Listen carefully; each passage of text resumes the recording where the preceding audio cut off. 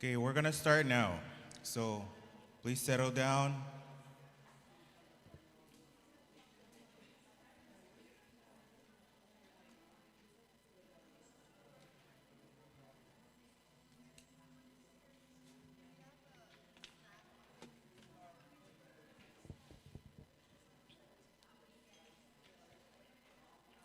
Kasalelia Mango, Raranim, Mokatin, Lenwo, and good morning to you all. My name is Joey Witchep, and I will be co-moderating today's morning sessions with Mrs. Emiliana Mushasha Carl, a superwoman herself, wearing numerous hats while serving as the director of our FSM Supreme Court. Honorable Vice President, honorable members of Congress, honorable governors, first ladies, traditional and government leaders, our church leaders, distinguished guests, women leaders from across our 4 states, partners, colleagues, and friends. My respects to you all. All protocols are observed and followed. Before I begin, I wish to humbly pay my respects to the people in leadership of Chuuk State for hosting us here this week.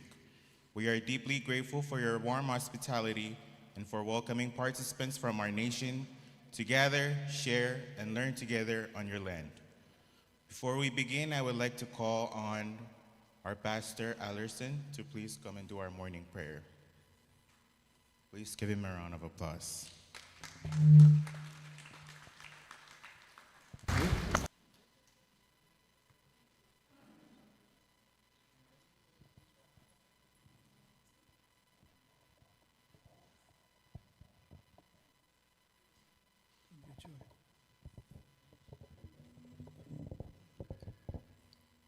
Good morning, everyone.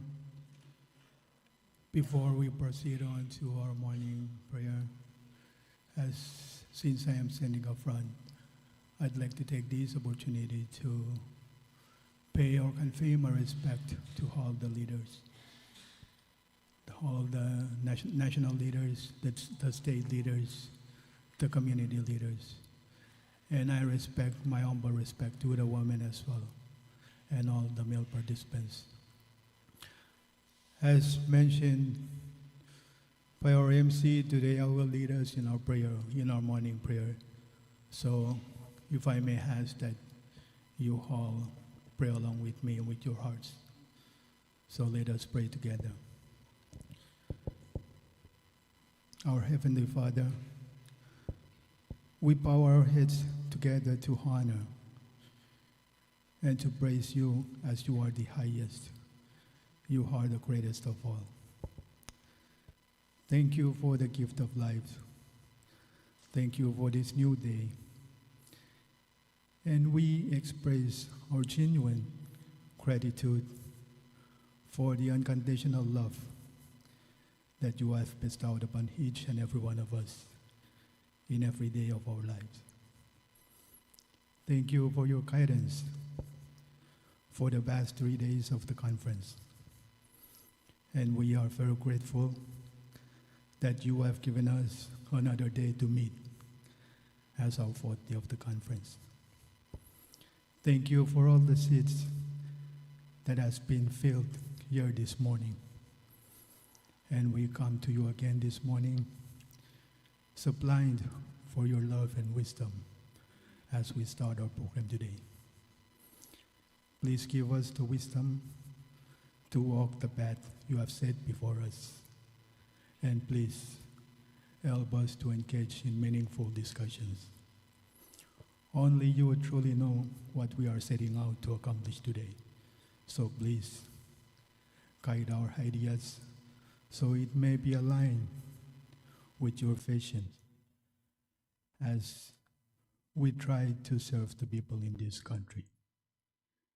As we work together to fulfill your purpose, we kindly ask that you again be with us. Please be with us today to protect us, to guide us as well. Guide our thoughts and actions so we may focus on what is important and help us to make good decisions that may be fulfillment to our auxiliaries and ourselves.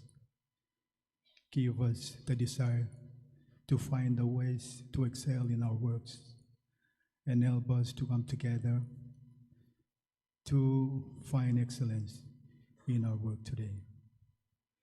Please continue to bless us today and make us know that everything we do today is for the betterment of our auxiliaries and every one of us. So please be with us. Remind us that everything we do, everything we accomplish is for the greater glory of you and for the service of our human being. May your will be done in everything we do today. And we ask all these things in the name of the Almighty Father and our Lord Jesus Christ. Amen.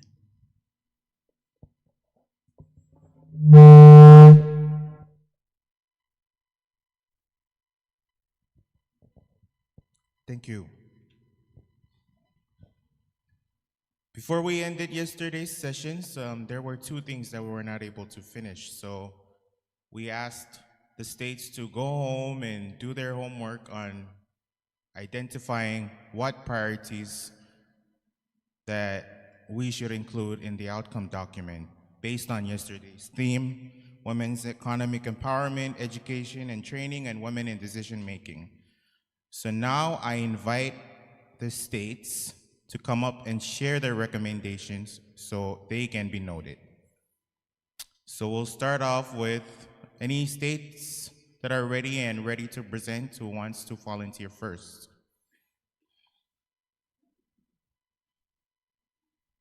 Chuuk, Yap, Kosrae, Pohnpei. Any volunteers?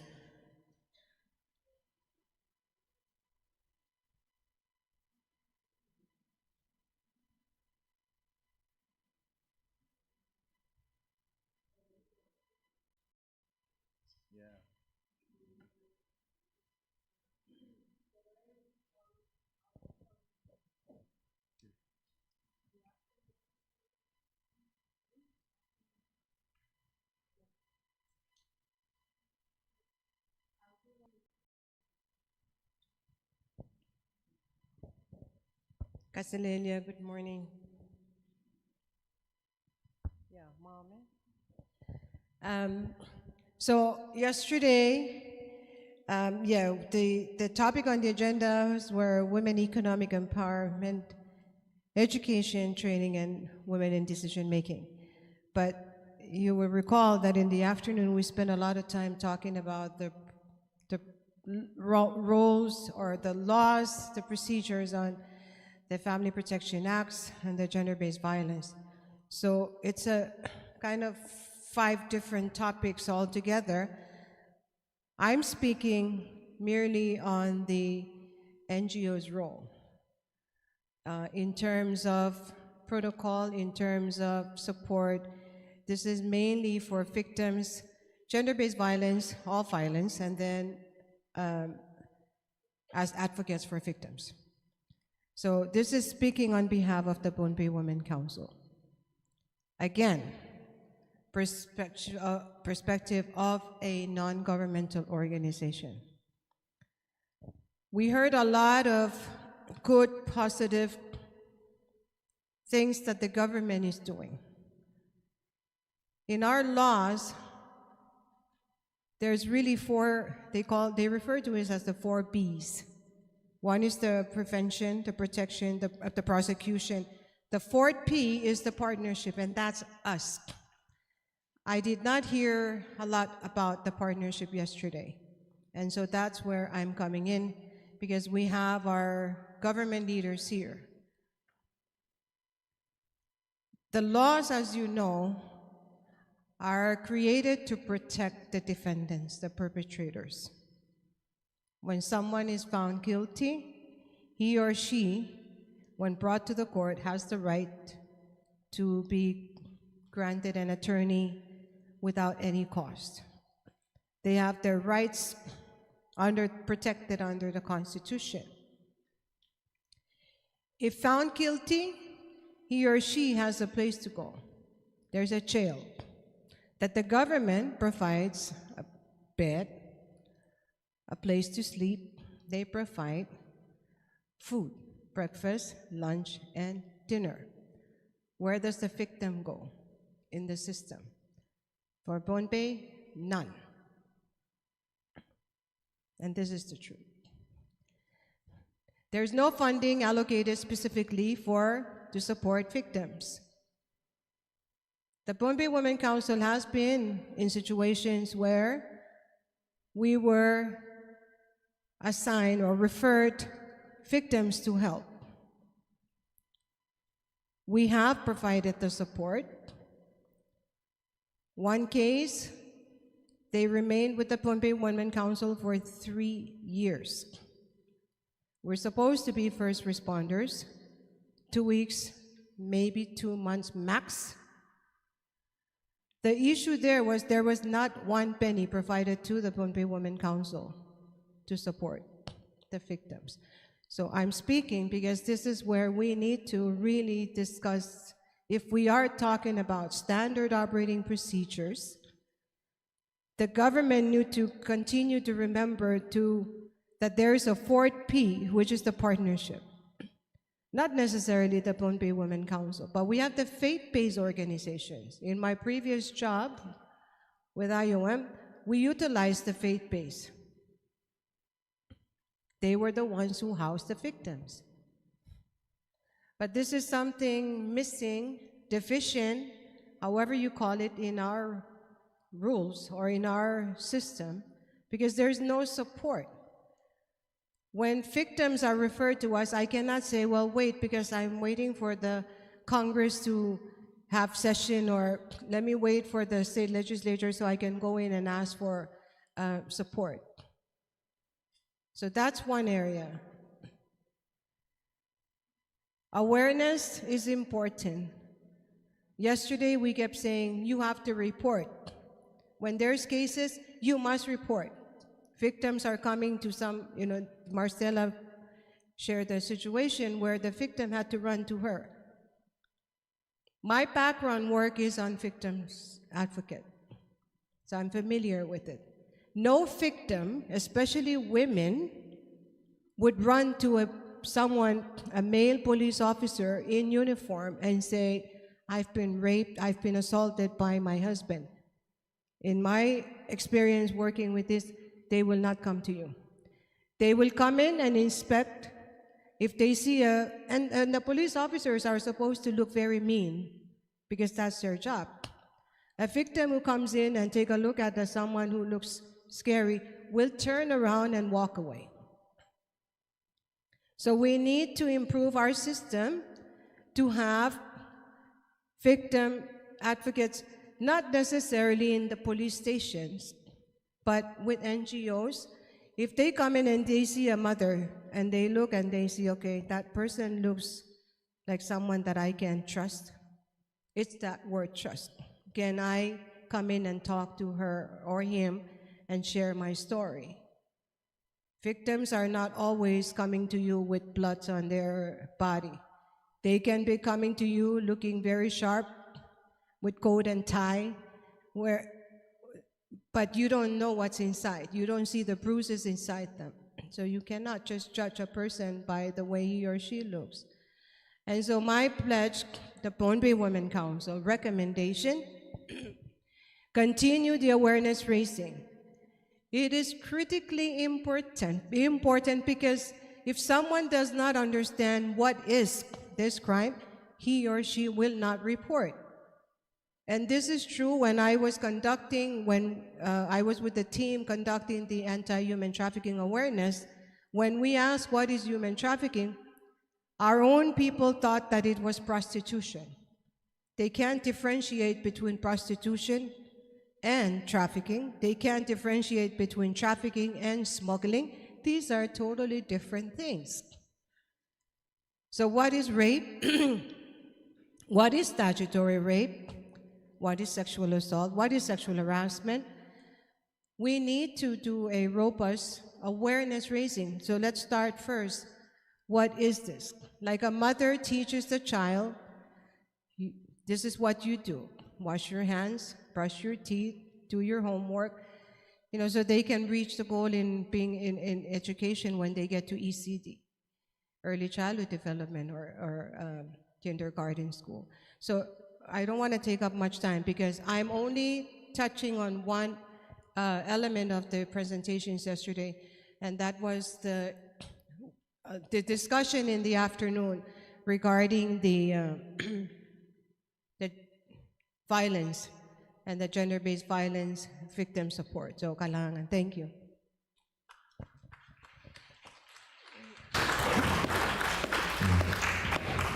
The most important thing that I failed to mention is the shelter. Pohnpei State does not have a shelter. Okay, we are using our Pohnpei Women's Center.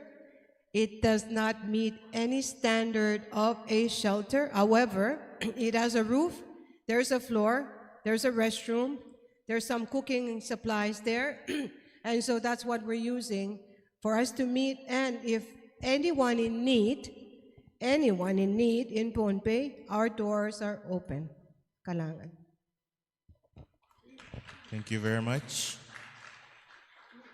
Any other responses from Pohnpei State or the other sister states? Kosrae? Beverly? Oh, you have something to share?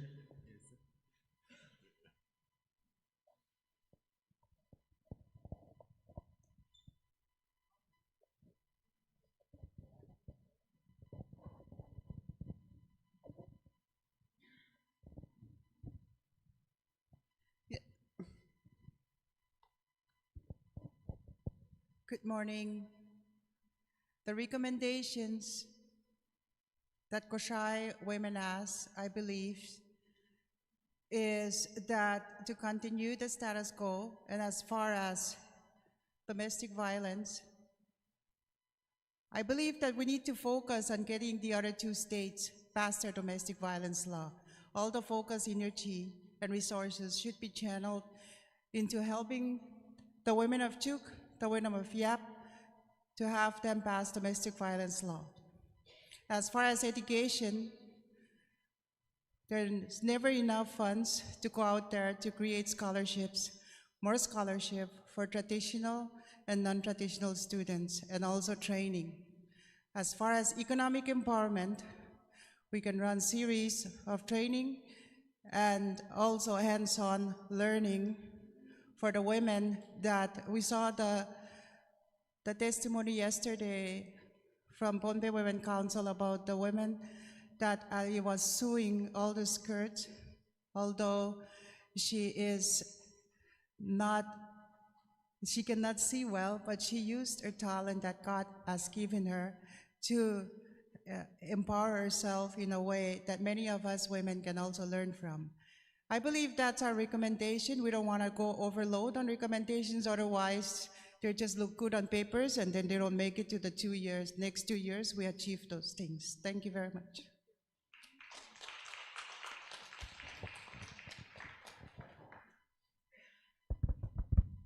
Thank you, Congresswoman. Any other responses? Yap or Chuuk? You're from Kosrae, right?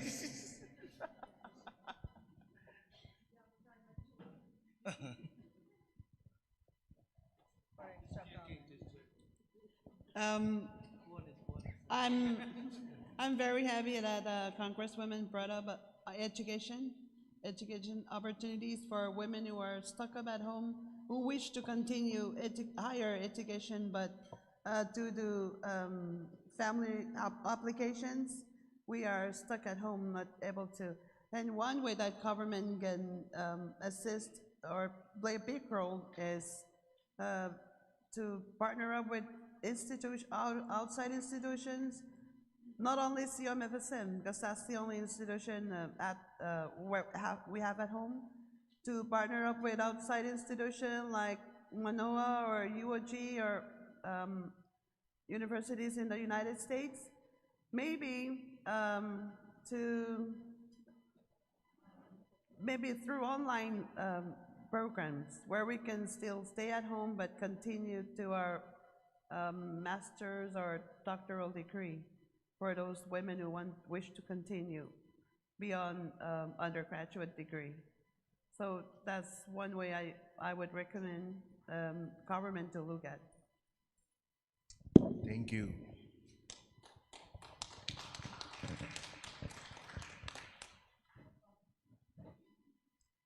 For the sake of time, Yap and Chuuk. Any responses? The rapporteurs actually took some notes. Oh, here, we have one.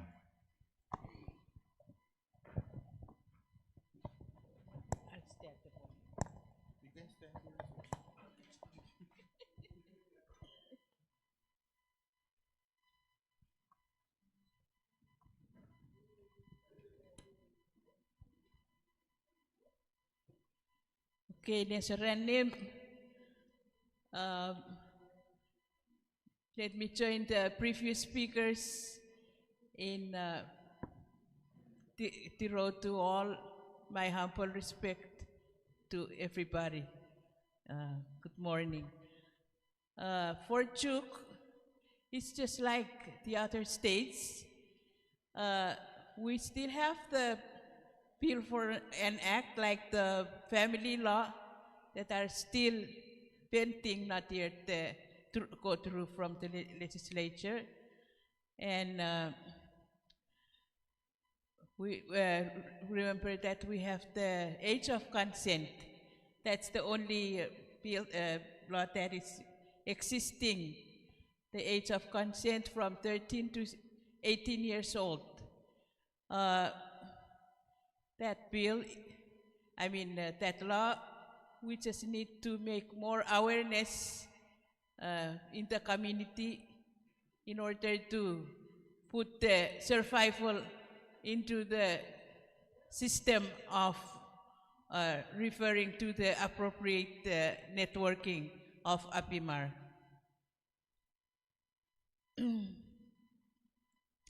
We also have the SOP for GBV for the health services that is already supported and done by UNDP. We just need to get together again and review before our head of the department will sign it. So we're very happy and glad that our SOP is already done, supported by the UNDP. We still have the system of referral, which inclusive of TICC, or Tongan Inapuira Counseling Center, which started in 2019. And this is the counseling center where it has the young women and young girls to refer to in order for them to be appropriately counseled and then refer to the appropriate networking of APIMAR. We have the TICC involved, Department of Public Health, Health Services, the Department of Public Safety, the FSM National Police, and the AG office. These are the APIMAR, or the networking for the referral system for GBV. We still need to do more awareness and education for women to know and to understand that we have these existing systems in place. Our challenges also is report and drop. Yeah, when wife reported and then afterward they go and requested to be dropped. And for the economic power empowerment, we have more than 50% of business owned that are operated by women. And this is a significant breakthrough for the island of Chuuk for the women. And we continue to strengthen all aspects within the states to make this empowerment be existed and strengthened. So this is all we have for Chuuk. We still need to be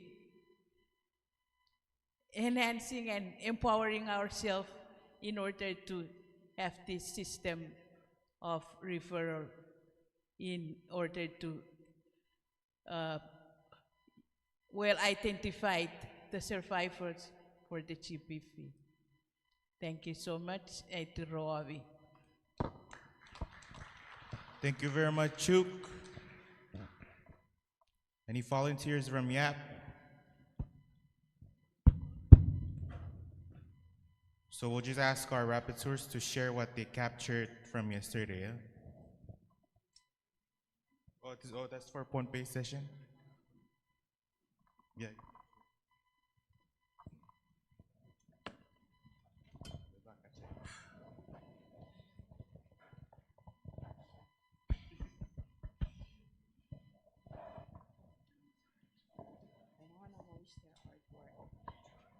Kasalelia Manko, Likont ng kanyang anak.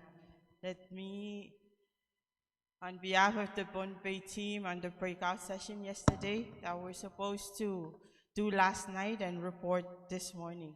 My respect to all of you. For the sake of time, let me share what the Pohnpei State group discussed last night in relation to the assignment from Augustine. The assignment from Augustine is to go back, finish from night market, and develop the responses to the guiding questions.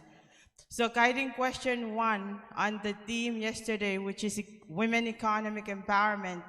Guiding question 1 is, what are the main barriers preventing women's full participation in the economy, education, and decision-making process in FSM? The team came up with certain points. 1, limited access to formal employment. 2, migration pressure, cultural perspective, stigma, male-dominated leaders, cultural discrimination against the younger people.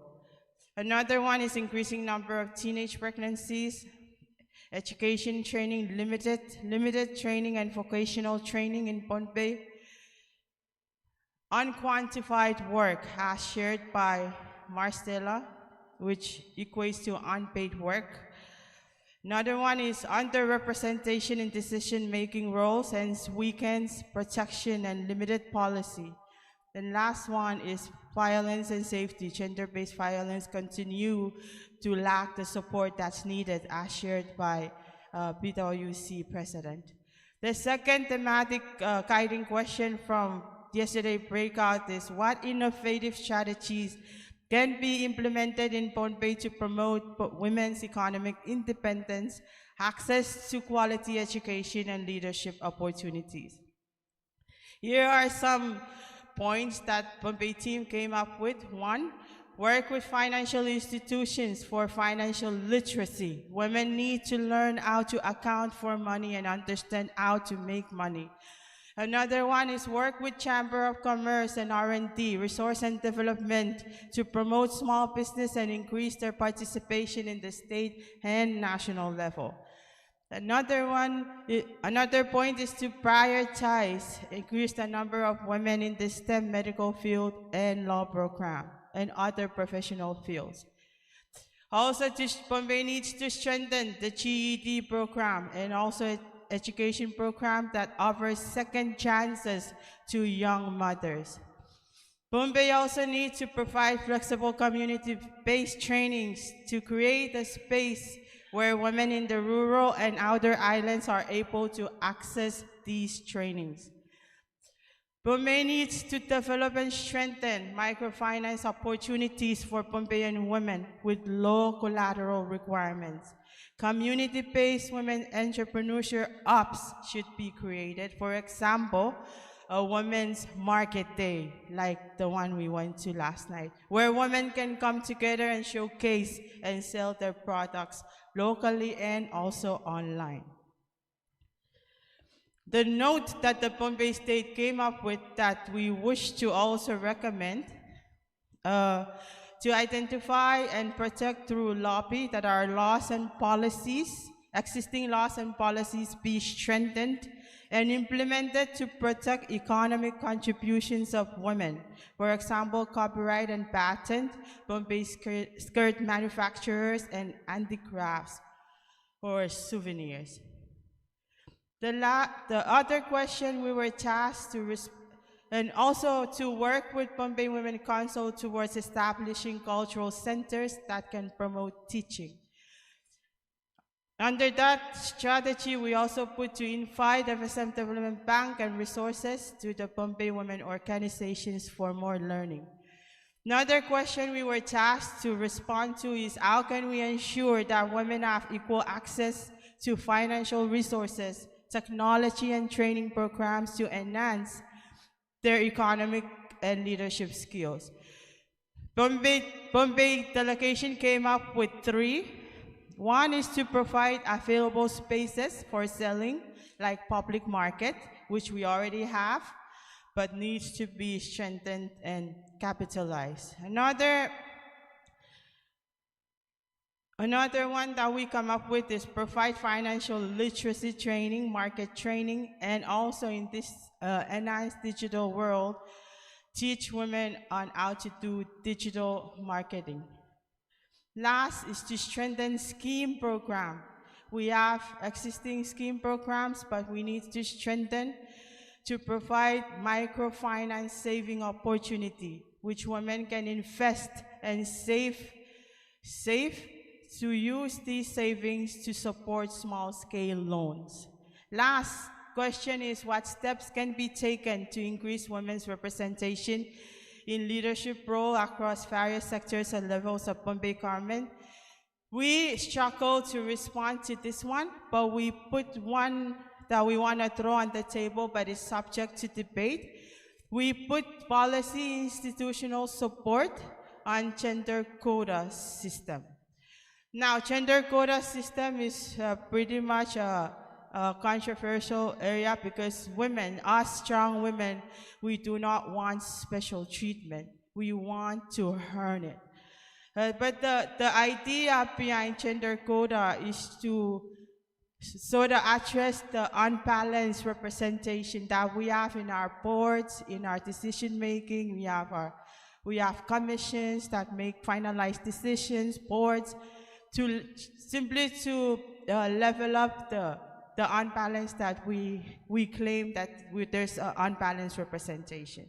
Our recommendation in a nutshell is to support, Pohnpei recommends to support, promote, and strengthen women entrepreneurship and cultural industries through policies and programs by enhancing community support system and cultural appreciation for women's economic and leadership contributions. Thank you.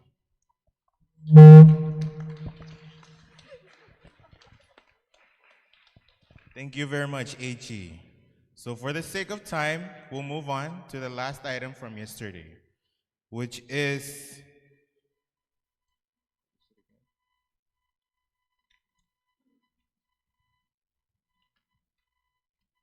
the roundtable for small grants. So this will be from our development partners. So Australian Embassy, World Bank, Japan Embassy, and ADB.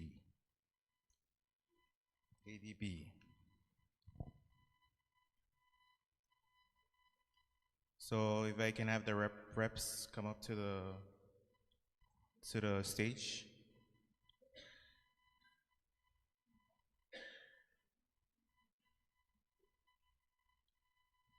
You can come to the stage.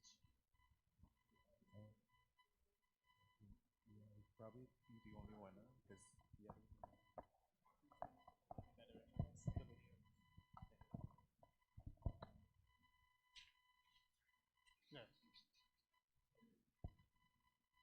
Good morning, all. Well, I'm very honoured to be able to have this opportunity to promote our small grants program in front of this conference.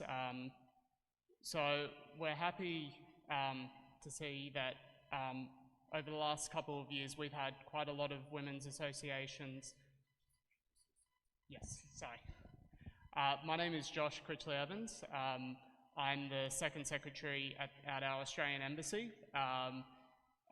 As I was saying, we have what's known as the Direct Aid Program, and over the last couple of years we've seen a number of women's associations that have received grants, which are up to $20,000 USD, to provide to communities, NGOs, civil society across all 4 states in the FSM, which supports local initiatives and projects towards reducing poverty and sustainable development of communities. These projects deliver practical and tangible development outcomes which contribute to sustainable economic growth and improved living conditions of communities for development assistance eligible countries such as the FSM. So as I've said, funding is available to not-for-profit community groups, non-government organisations and other entities in locations across the FSM. Funding for these approved projects is limited, as I said, to $20,000. However, in some exceptional circumstances, we have also provided some further additional funding if these projects merit that additional funding. So projects within our small grants cover a large range of sectors, but we're particularly focused in on gender equality and women's economic empowerment, supporting people with disabilities, economic livelihoods, food security and human rights, things that people have discussed at this conference over the last few days. These projects should be small in scale, contained and with limited timelines. So generally we have projects that we expect to be completed within 12 to 24 months. These projects we'd like to see have innovative approaches and collaboration with development local partners is welcome. Projects that have a clear plan on measuring success is also one of the favourable elements when we consider providing DAP funding. What essentially we want to see is change and impact to these communities, particularly the beneficiaries of the projects. So, for example, we've had a number of projects with organisations such as the Auditorium Women's Association in Yap. So one of those projects was the Auditorium Women's Zumba Centre, and as well as that we've recently provided some additional funding for a project that empowers and diversifies the livelihoods of the Auditorium youth and women through small-scale agriculture development.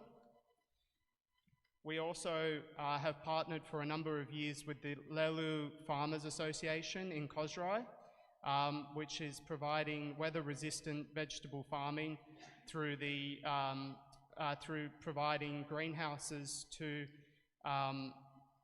rural communities within Kosrae. One of the main focuses of those areas has been older women, as well as those with disabilities, those who have issues with movement and getting out and to the shops from their villages. So currently we have our small grants applications open at the moment, and our ambassador and our public diplomacy officer Cav are handing out some pamphlets to provide information on applications. As I said, we have grants up to $20,000. We're looking to to fund about 6 to 7 projects this financial year. And so I would highly recommend that you apply if you have an idea that you would like to put forward. As I said, I've heard over a number of days some really great ideas that within the community that you would like to put forward.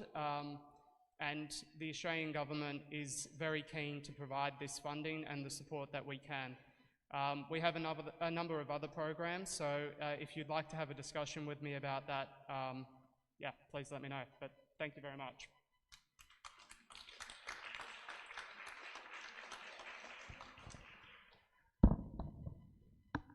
Thank you very much. Are there any representatives from FSM Development Bank, Asian Development Bank, World Bank?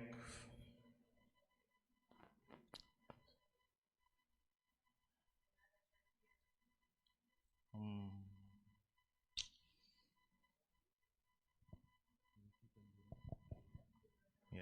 So that's it. We're done with the items from yesterday. So now we're officially on day 4. Let's give ourselves a round of applause.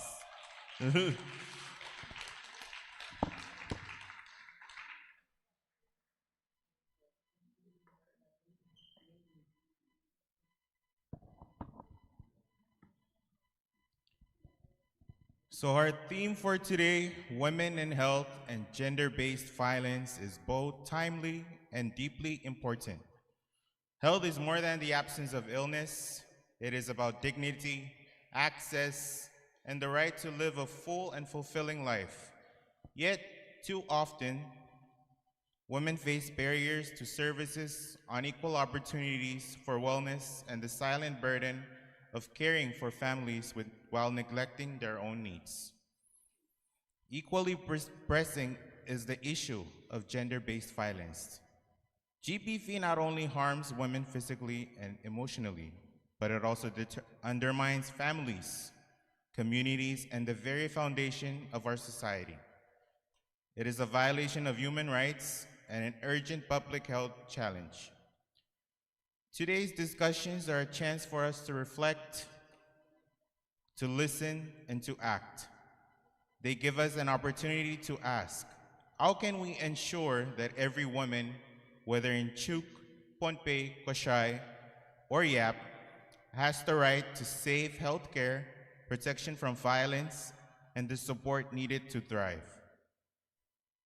As we go through this morning's program, I invite us all to keep in mind that women's health and safety are not women's issues alone. They are family issues, community issues, and national issues. When women are healthy and free from violence, our entire nation is stronger. With that, let us begin today's sessions with open hearts, open minds, and a shared commitment to building a future where every woman in the FSM can live in health, dignity, and peace. So with that said, let us welcome our thematic speaker, Miss Crystal. Please give her a round of applause. Thank you.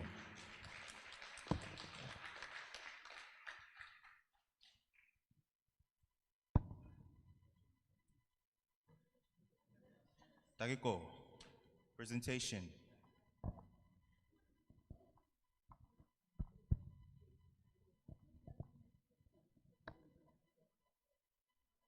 Okay, so while Takiko is setting up my presentation, I would like to do my greetings at this time.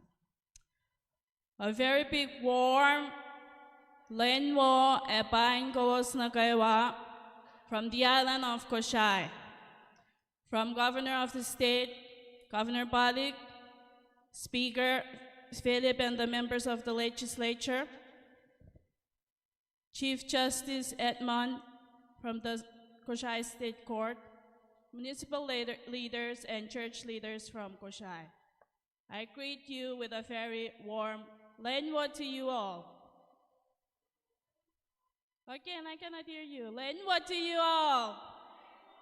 That's more like it. Okay, I would like to also say kamarale, or as my mom said, kamarele. Kasilelia, Mogadin, Rananim, and Lenwo. Also from the women that cannot join us today from the island of Kosrae. I join the previous day speakers in conveying my humble respects to the keepers of this land and to all traditional leaders, both male and female, church leaders, government leaders. Furthermore, let's not forget to convey our humble respects to our husbands back home who cannot make it here today. So before I start my presentation, if the IT can, the camera, yeah, we have a message to say to our husbands back home. Right? Am I right or am I right? Okay, so on 3 we will say kulamalalap. Kulamalalap means kalangan, tolul, or kamakar, or Kristo Chapur. So on 3 we will all look at the camera and we will shout kulamalalap. 1, 2, 3. One more time, please. Kulamalalap to the husbands. Please give them a round of applause, even though they're not with us today.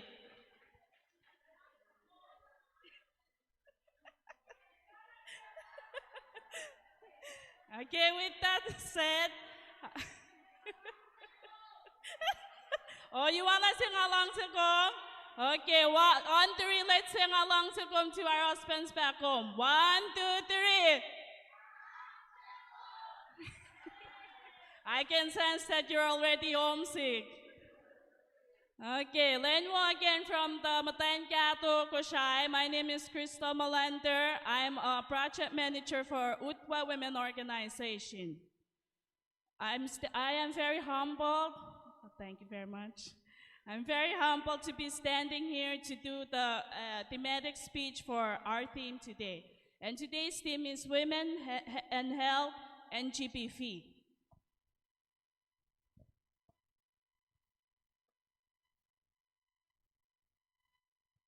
So I only have 3 objectives for my presentation, and those are the 3.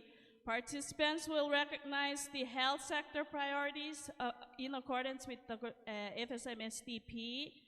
Participants will be aware of the health framework and health services that are available, and participants will develop a sense of their responsibilities in health, which is us women, or Kotmatan, or Li Serabain, Li Masamao, or Pipin.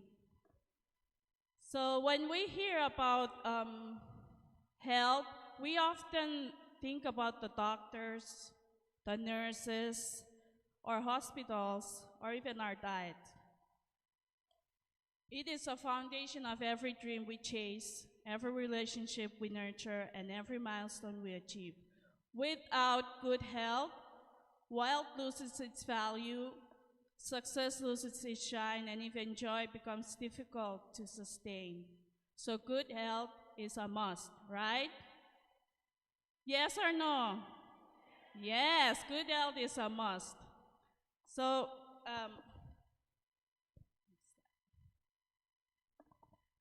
this is the overarching goal for the FSMTC, Strategic Development Plan. And I was as the coordinator of the state. I'm tired of seeing this, the overarching goals, outcomes, outputs. So I'm sharing it to you today. So when we do our advocacy work in our respective states, we use this to attack our directors, to attack our FSM departments.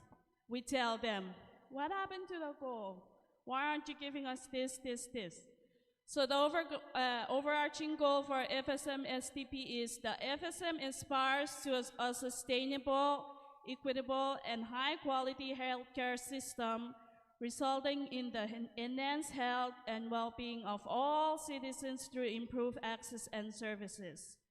I want you to see one word in this goal, and that goal is all. Not just Pohnpeians, not just Kosraeans, Chuukis, or Yapis, but to provide all citizens through improved access and services to health. So when the Department of Health in our respective states, they do not do a good job, we go like this. What happened to access to all, or improved services to all? I want you to keep that in mind when you go back to your husbands and back to your respective states.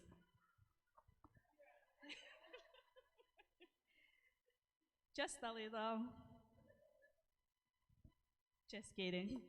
Okay, so the importance of health is recognized and prioritized by our state and also the national government as well.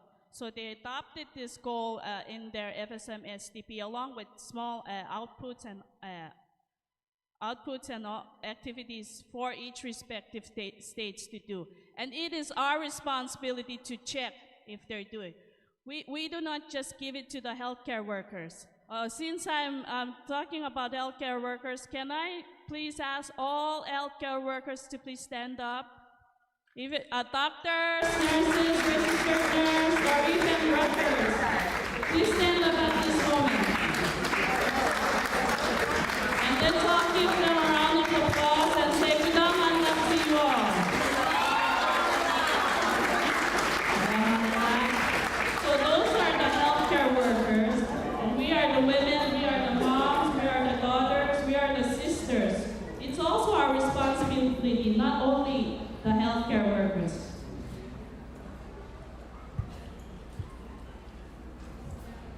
With that being said, I understand that some of the states have their SOP, stands for Standing Operating Procedures. 2 years ago when we were doing this same conference in Kosrae, the director, Ali, has signed the SOP for Kosrae. And we're still hearing from the healthcare workers that we need more enforcement on that SOP. And I understand one state had their SOP adopted during the health symposium last month. So those are the frameworks that are currently in place, not only for the healthcare workers, directors, governors, secretaries to use, but also us women. We can use that to also get projects from our friends from over there.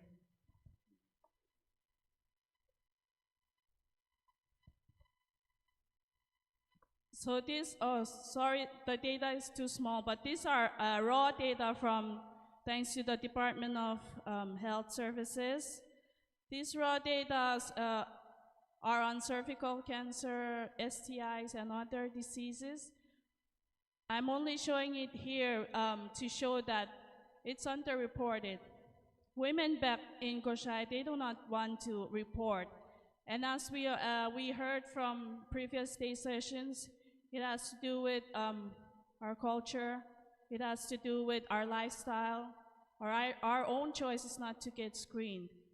And the data we have very few people who go to the services at Department of Health in Kosrae to use their services. They also women in Kosrae, there's a trust issue as well. So it's an issue that's not only relevant to Kosrae, but also the sister states as well. So simple choices like choosing water over soda, moving instead of just idling out there, kindness over anger, rest over burnout they're not small. Those are investments that we need to take as women. Kamatan Gatos, Lima Samao, Serben Masamao, Pipil, our Nemins. It's our responsibility to choose, or it's our responsibility to choose the healthy choices. It's both a responsibility and a gift, something we must protect within ourselves and promote in others. Health is more than the absence of disease, as our MC said. It is the presence of dignity, safety, and freedom.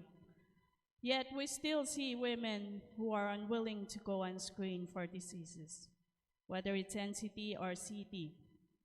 Gender-based violence is not only a violation of human rights, it's a profound public health crisis. It leaves visible wounds, but it also inflicts silent scars on the body, mind, and spirit. Survival of violence face heightened risk of physical injury, reproductive health complications, sexual transmitted infections, depressions, and anxieties. Those are only a few of the effects of gender-based violence. For women and girls, it too often means maternal death that could have been prevented. Children born into trauma and generations inheriting the same cycle over again. But health and gender-based violence are not separate issues. They are intertwined, just like the KIEKI or the KIEKI.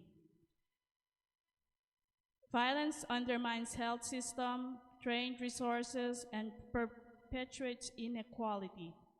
When survivors cannot safely access clinics or silenced by stigma, we fail not only individuals but the entire community that we live in. Health is a human right. Safety is a human right. So I want to share to you today these three words, nga, kom, eldan. That simply means me, you, and them, the health workers. So let us stand together, health workers, policymakers, educators, citizens, or Matayan Kato Pohnpei, Matayan Kato Chuuk, Matayan Kato Yap, and Matayan Kato Kosrae. Let us stand together and declare that health of our societies can no longer coexist with violence as humans. Kula malalap, Kristo Chapor, Kalangan, e Kamagar.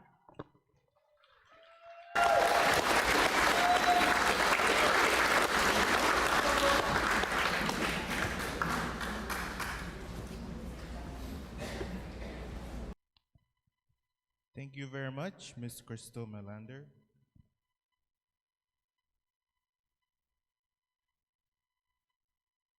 Let's give her a round of applause, a big one.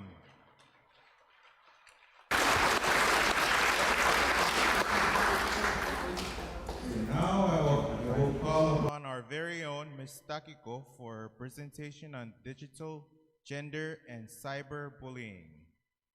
Let's give Ms. Takiko a round of applause.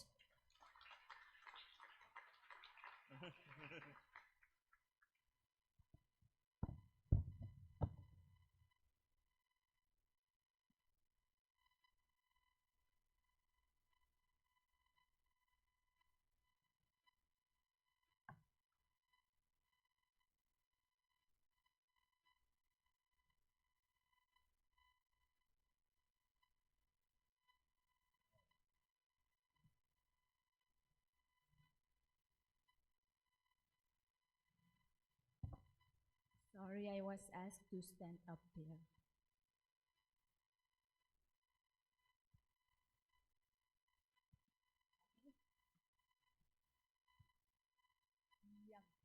Tiro yang sislakluk. Zero.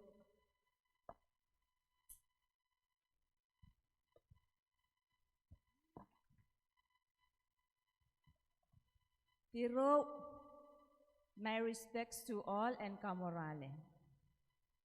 All protocols observed. I am Takiko as shown on that PowerPoint presentation. I'm a digital gender coordinator, project funded by the World Bank through the Department of TCNI, but based at the FSM Department of Health because the work of gender at the national government is at the Division of Social Affairs. Supported My purpose there is to support the GTU unit, Gender Development Unit, work within the Division of Social Affairs.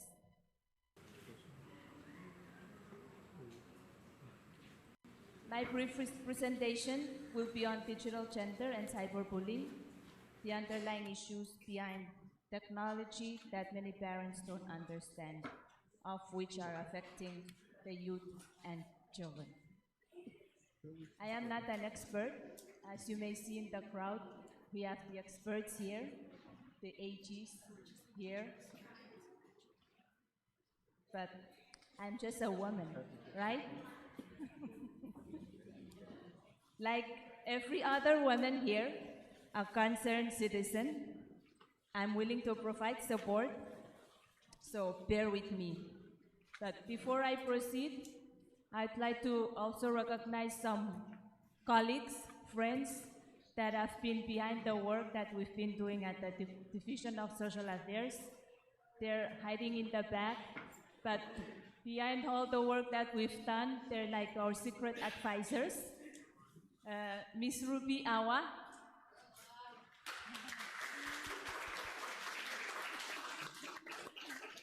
funded by Australia, Pacific Women Lead Enabling Services. Thank you, Australia. We have SPC colleagues, Lululin Santos, George Isam, and Carol Pitsopa.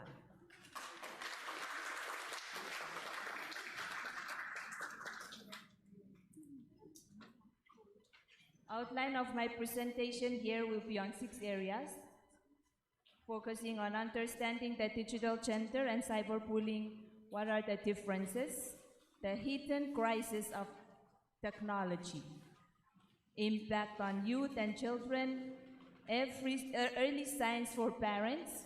It's really important to watch out for solutions and all those. In this digital era, we think that it's physical only, but the online one is the most important, critical one that we need to pay attention with. We will also look at the digital landscape and some possible solutions to address the issue of cyberbullying.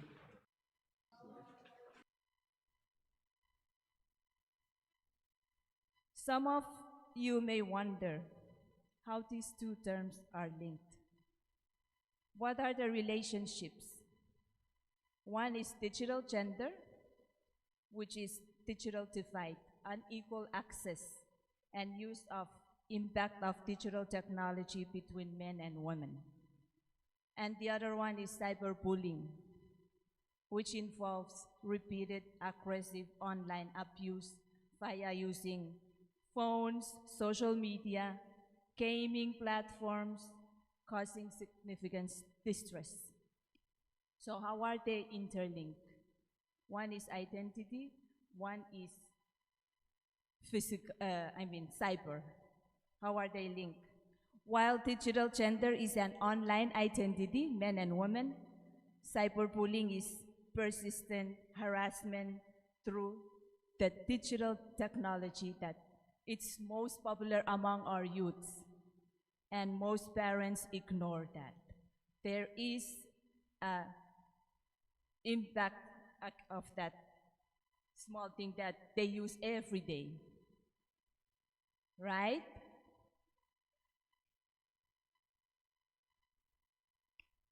What we see online is just the tip of an iceberg.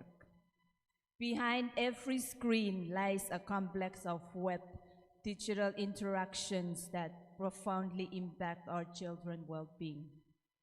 Unlike traditional bullying, where you see physical bruises, cyberbullying follows our children home, creating an inacceptable environment of fear and anxiety, and that's the most critical one.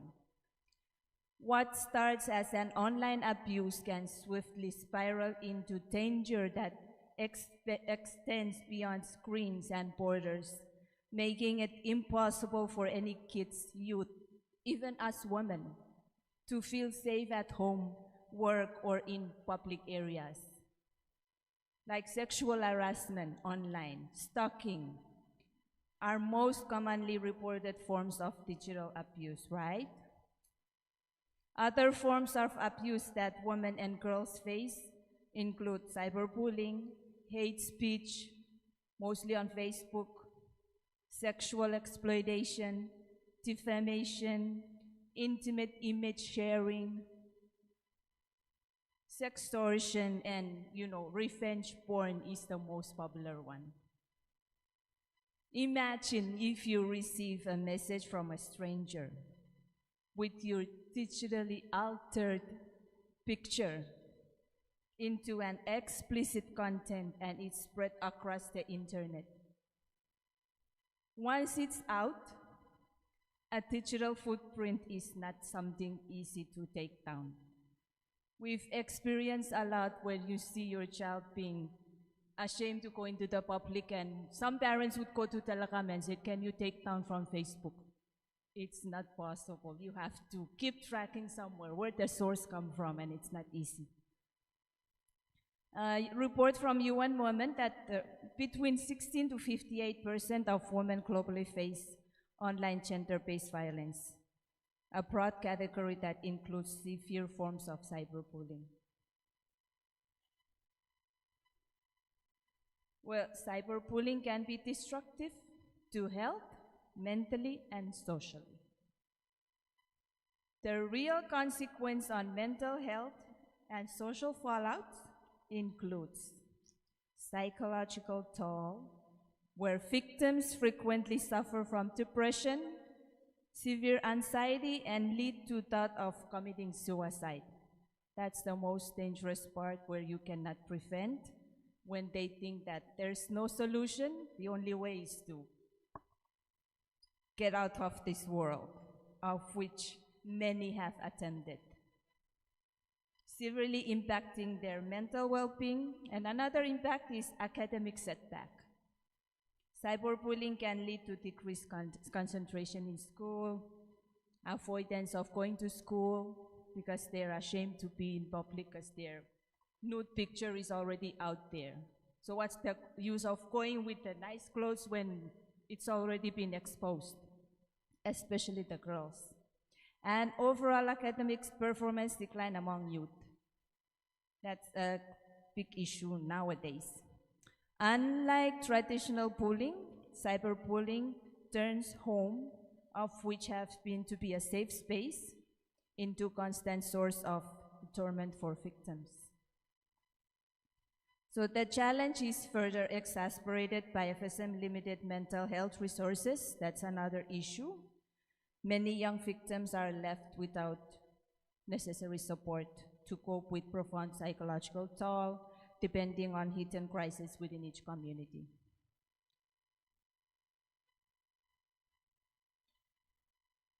So there is a gender impact. Why women and girls are vulnerable? Who experience more? You think it's men? It's the girls and women, the youth.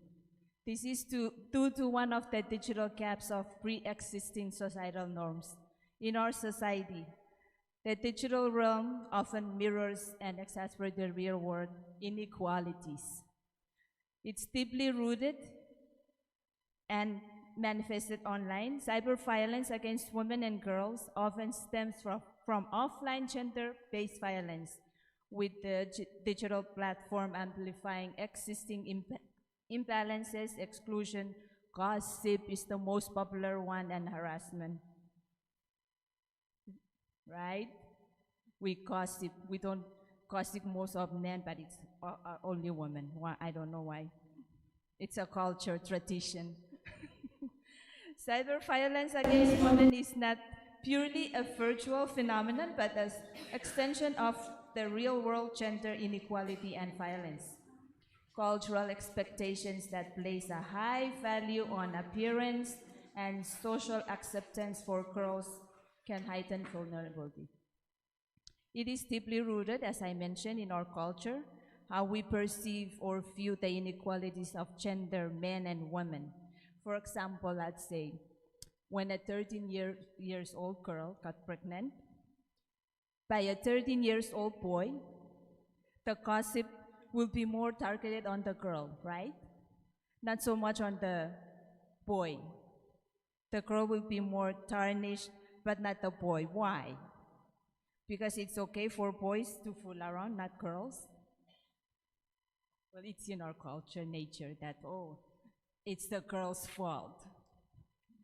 Anyways, let's leave that example as is and think about it later. Parents often overwhelmed with homeschooling and managing new routines might have missed subtle signs of digital abuse, allowing cyber bullies to exploit the boredom of stress, of isolated youth. Let's pay attention to the increased screen time. It is important to pay attention to these signs, as I put them up there. You may notice that some of the signs that your child is being cyberbullied, there will be behavior change, sudden withdrawal from family, friends, loss of interest in activities once loved, or reluctance to attend school or social events. Emotional shifts, persistent sadness, anxiety, irritability, or easily get angry, unexplained mood swings. You have to watch out for physical symptoms as well. Frequent headaches, come up with excuses. Oh, I have headaches, I don't want to go to school. It's popular these days. I have stomachache. Sleep disturbances, insomnia, or excessive sleep. They sleep until it's 9 o'clock and they wake up. Okay, school has started already, I'm late. Something like that. Online distress, secretive phone, computer use. You can also watch out for that warning, or physical distress after online activity. Avoiding discussions about online interactions. So those are some of the signs that your child is being cyberbullied.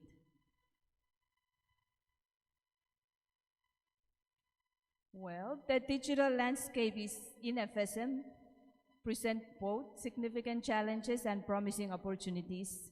It's not too late yet, but in this world, the rapid increase in smartphone use and social media engagement among youth has heightened exposure to risk. So it's not easy to tackle this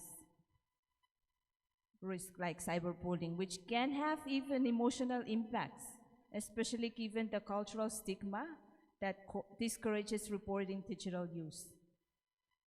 Coupled up with limited digital literacy, as someone mentioned, that it's a need in FSM. These issues make it difficult to communities intervene effectively.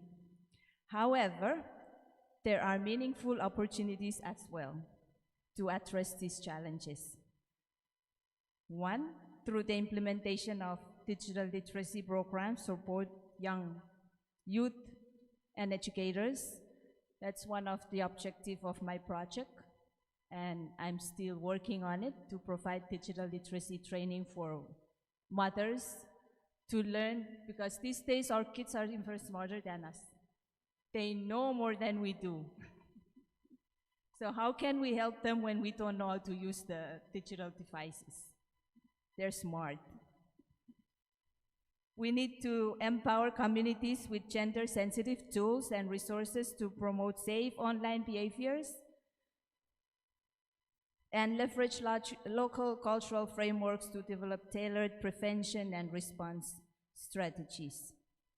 By doing so, I think we can foster a safer and more inclusive digital environment that respects cultural norms while ensuring our youth are protected and empowered online. One of the thematic areas on Tuesday speaks to culture as an enabler. So let's think of this. What is our role as mothers or women in the digital world? So let's think of solutions. Some prevention strategies for us mothers, women as agents for change. It is important to encourage children to share online experiences regularly without fear of judgment. It is in our nature as mothers to react quickly when our kids talk openly about sensitive things, right? Please try to listen to the whole story, evaluate and think first how to educate or advise or reach out for support. Some parents I know when they talk about sensitive stuff, oh, kabang-kamakan, I'll beat you up, stop there. Is it right? But it's good to listen, open for communication. Teach the kids, teach respectful digital behaviors and how to use privacy settings. I know it is a challenge because our kids are more smarter than us, but that's one of the objectives, to teach women how to use digital devices. Monitor what your kids are doing online is very important. Many mothers are neglecting your children's online activities. In the digital age, many mothers, especially us working mothers, we rely on cell phones as babysitters, right? You want to do something, you just turn on the cell phone and give it to the child to watch movies so you can continue on with your work. I admit I am one. But I do control what my son watches on the screen. I would ask, what are you watching? Something like that. They would often play a movie on cell phone and just hand it over. It's like a digital babysitter nowadays, right? Yes. So, let's build a safe space together by prioritizing gender-responsive cyberbullying education on mental health support in all schools across FSM. That's one of my recommendations. Engage communities to actively challenge harmful gender norms that perpetuate online abuse and discrimination. Work with tech platforms, government, and civil society to create protective, comprehensive digital safety policies. We are women, right, after all? And we said we are the agents of change. So we can do this. Little by little, gradually, we may have speak soft. I know I speak soft. But you never know the impact of those sexy voices, right? How much they can influence many men. There's a saying in Pohnpei, but I don't know how to say it. So, thank you. Like the Savior student said, let's go out and set the what? World on fire. Yes, so the woman can do that also. Thank you.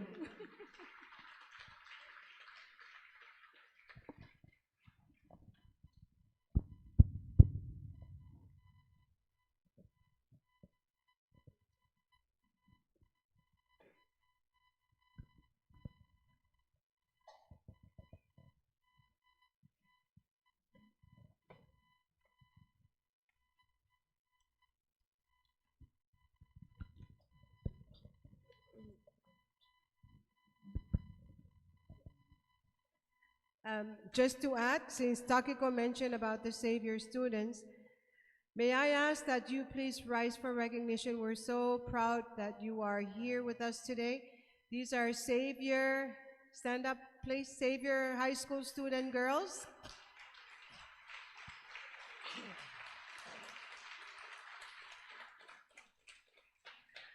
I must mention also that two of them debated at the recent FSM National Law Day debate, which was held in Kosrae.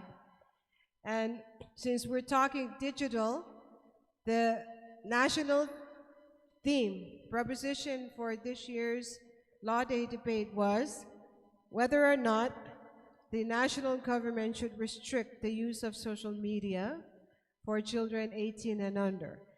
And the debaters have to argue both the pros and the cons, the positive and the negative.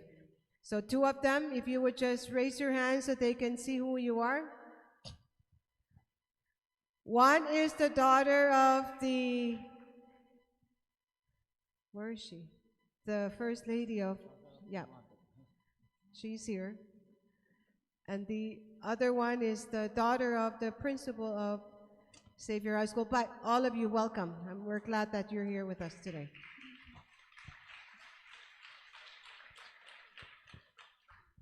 Augustus, you have something to say? Thank you, MC. Of course, my respects to everybody. All protocols observed, of course, given the time that we are working with. And just going off of what Takiko said, I know, I'm just holding the mic because I'm gonna get ready to pass it off to the powerful woman in the room to echo or strengthen, empower the message that is put forth. But I'd be remiss if I did not take this opportunity as well, because we did not recognize during the first day the contribution of a corporate company that actually helped make you guys feel at home while away from home, keeping in touch with your loved ones, posting videos, pictures, being connected while away, home away from home. We're trying to create that space for you, and thanks to FSM Petrocorp for providing that. And we also have, I'm not sure whether you're tuned in, here, iSolution, Terror Nation in the house, camera back, forth, going live from day one up till now. So if you're not tuned in, let your loved ones know that from day one. Sorry, we did not.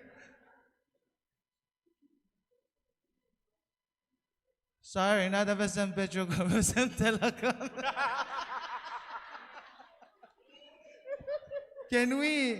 Can we go back and scratch that? And like I said, it's live. So again, going back to what Takiko is saying, whatever you say, especially when it's live, it's being broadcast in real time. So again, it doesn't hurt to make the mistake, but go back, recognize, and, you know, be in the know. So what way to live it, experience it, to really showcase what she was really going for. And again, digital literacy, I really commend her with that. She's the one who pushed for it. You come in, you see park holes around. We're trying to save the trees, although we're cutting down trees to clear power lines, but we're joining the whole world in terms of helping the environment. Climate change is part of the topic here. So again, we're doing our part, but we're also trying to stay at par with where the whole 21st century is. Even though we're lacking, but we're trying not to be the last. So with that, hey, not remember, not Petrocorp, the FSMTC. We're still waiting on Petrocorp's contribution, if anybody from there. And remember to log on and subscribe to the channel and let your loved ones know that it's being streamed live. We're only seeing like 21 people watching, but look for 10th FSM Women's Conference on YouTube. So day 1, day 2, day 3, it's all on there. You can go back and watch. If you move in the right way, you still have time to correct whether that's the angle you're going for or not. But again, thank you. Thank you very much, Augustus.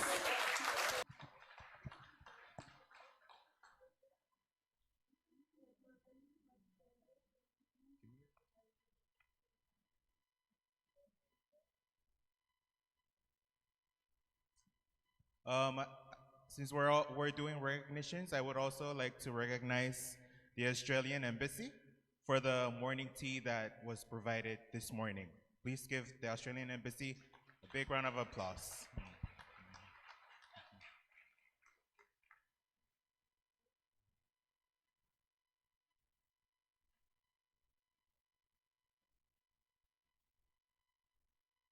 So moving on into the next item for today, we have the panel presentation discussions. And may I please have our panelists come to the front, to the stage. So for Chuuk, we have Dr. Rita Mori and Sherry Jane Edmond. And for Pohnpei, we have Dr. Galen. And for Yap, we have Erica Ruepin. And for Kosrae, we have Marcia Kefas. Oh, and also our First Lady from Pohnpei will also join the panel. May I please have you guys on the stage? Thank you very much.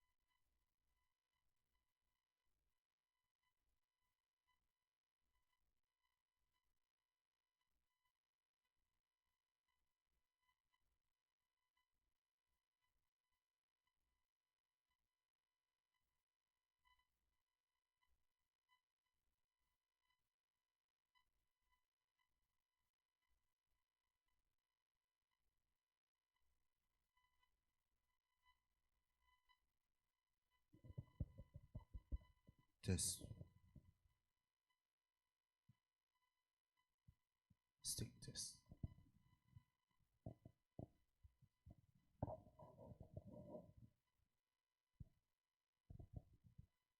So we'll go ahead and start with the panel, and then we'll start with the topic on women and health first. So I'll give it to our Dr. Galen first. Okay. So we'll start with Pohnpei and then we'll go down the line.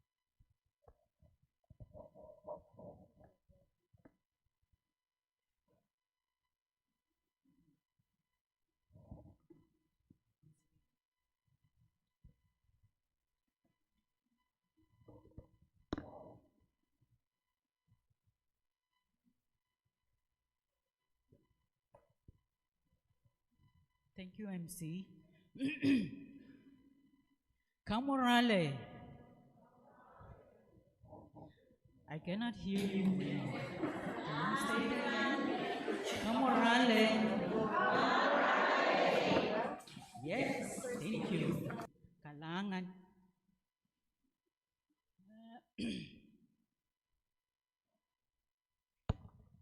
I been tasked to say something very nice, which came as a result of the last conference in Kosrae. Please give me 10 seconds.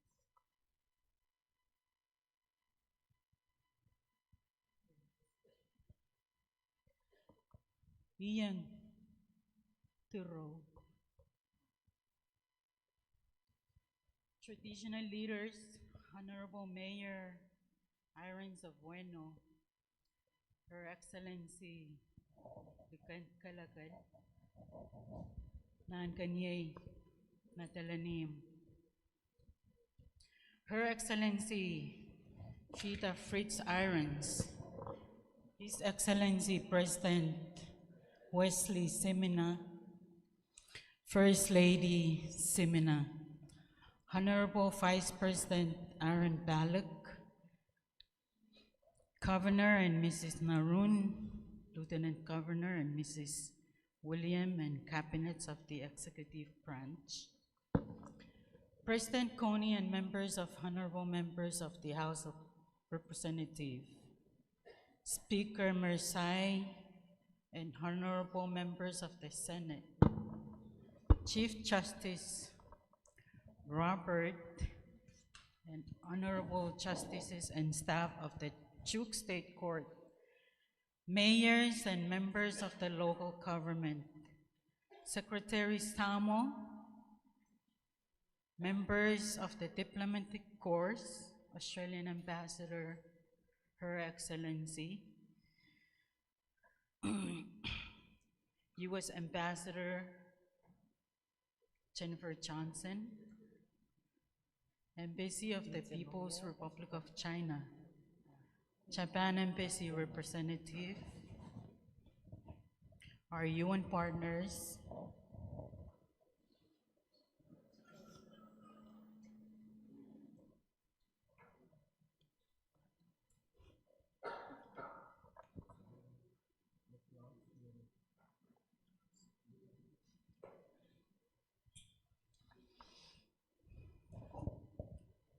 and all traditional leaders, government leaders, church leaders in the house.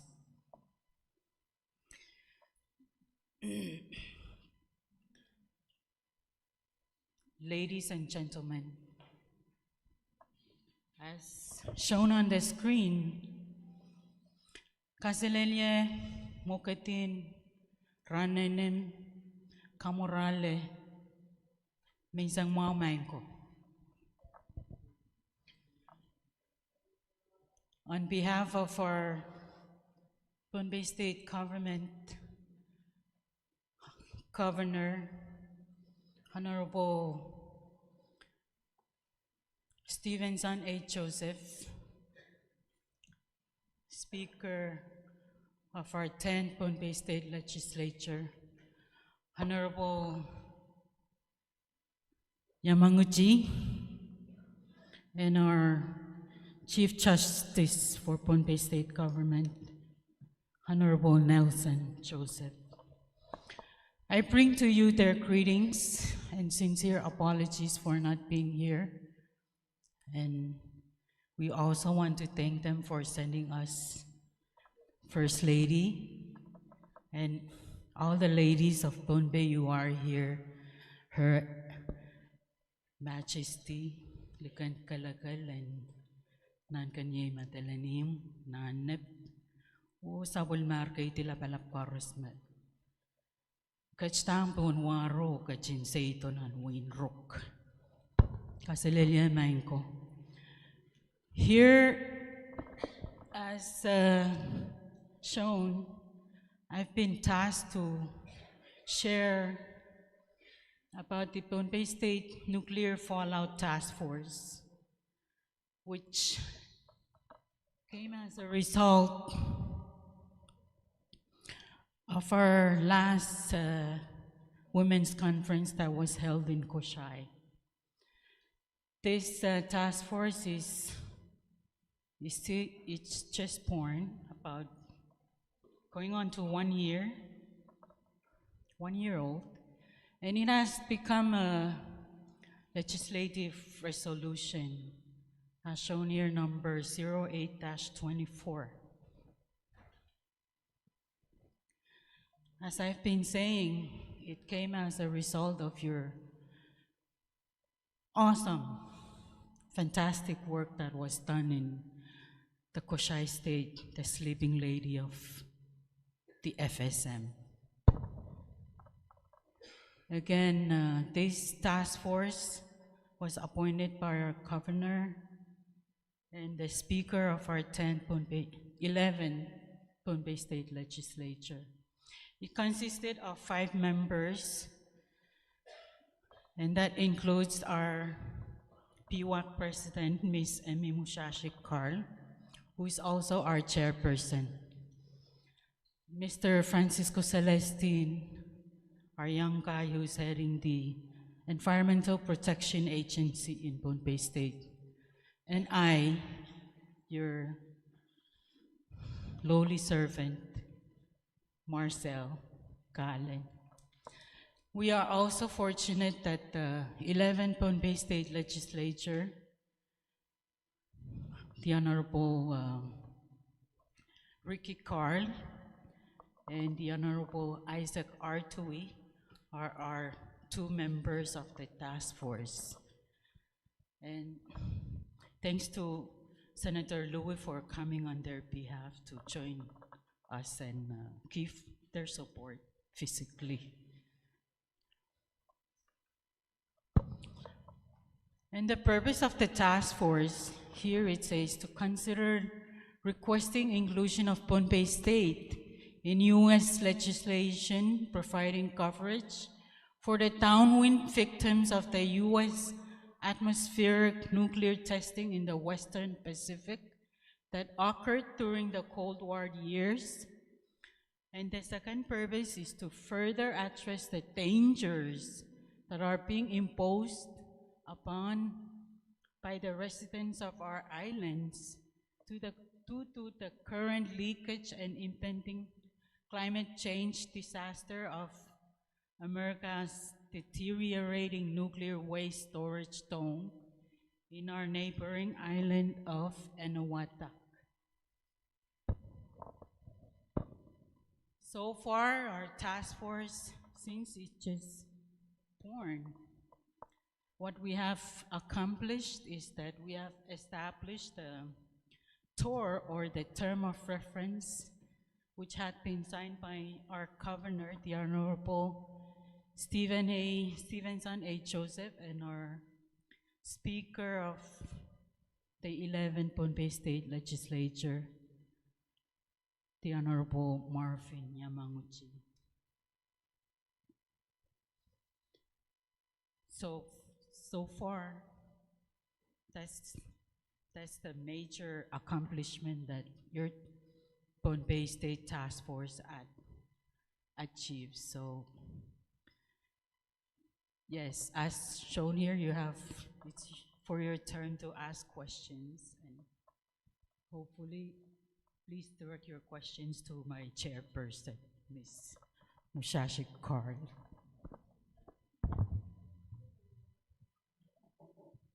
We're gonna leave all the Q&A after everyone is done with their presentations. Thank you very much, Dr. Galen. Next on health, Dr. Rita.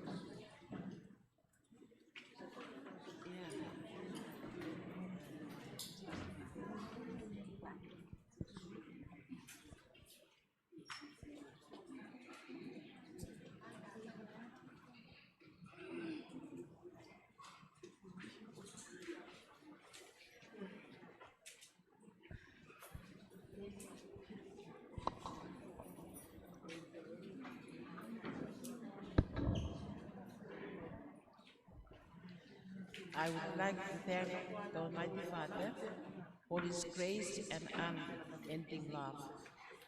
God is good to all of us. Good morning, Komorale. And my respect to everybody in this room, especially the Nikan and Nanchenie, our gorgeous ladies in government, the politicians and the guests, the donors, and everyone in this room, but not forgetting the men in this room. Thank you very much. We're just waiting for my slides.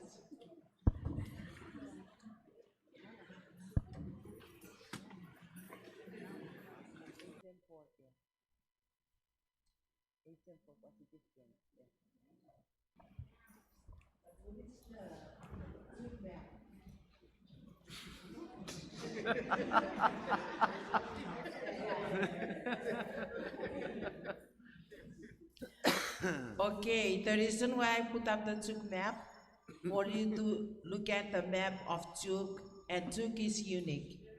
Because Chuuk is divided by water, so getting to island, it's very hard.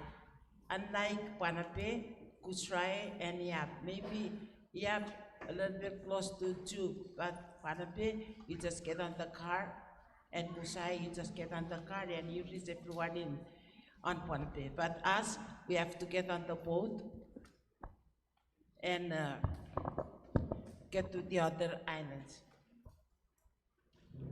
Oh, so that's islands of Chuuk. So I'm going to talk about Family Health and Safety Survey result in 2014. The result of the survey in 2014, 49.9% of Chuukese women experience some type of violence, TPV. And the types of TPV that was found in the survey were sexual, physical, social, and finance. Number two, most of these abuses are done by immediate partners, and some abuses are done by strangers, and some are done by those people that they're already known of. For example, in the families, the neighbors, and trusted friends. And it was so surprised that the taxi drivers were also shown on the survey.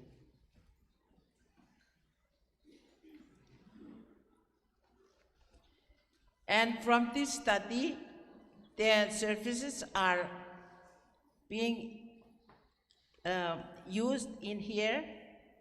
In a Puire Counseling Center, it's in CWC, it's a counseling center where those abusers, they came and seek help in the counseling center at CWC.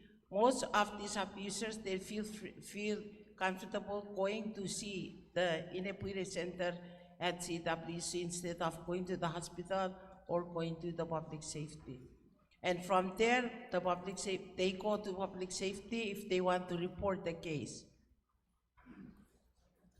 Many of these cases, they feel much better to go to the faith-based for counseling services. They rather go to see the priest, the Baron, and those people who work in the churches. The other services that was started after this survey, the Apimar referring system.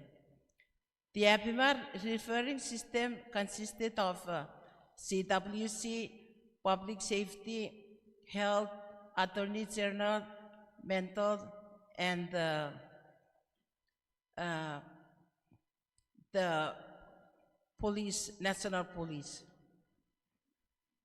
When they come to the Inepuire Center, they brought them to the hospital, seen by the physician at the hospital. So from there, they carry on to the public safety and all the way to the HC office. And from the HC office, they drop, it was mentioned earlier, either they drop the case, the report, the cases were being dropped by their parents, their mothers. So it's the mothers that drop the case, because most of them are young, those that they come and seek help from the Inepuine Center. And you can ask question later, because the other one is, we'll talk about the laws here in Chuuk.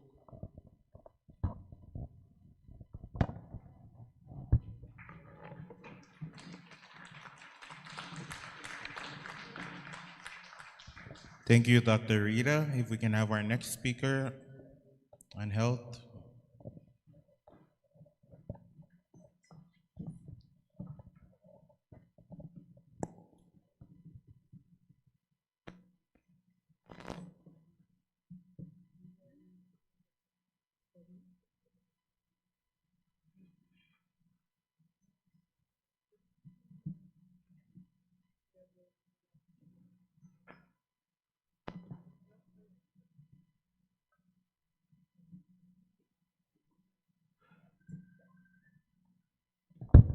Test.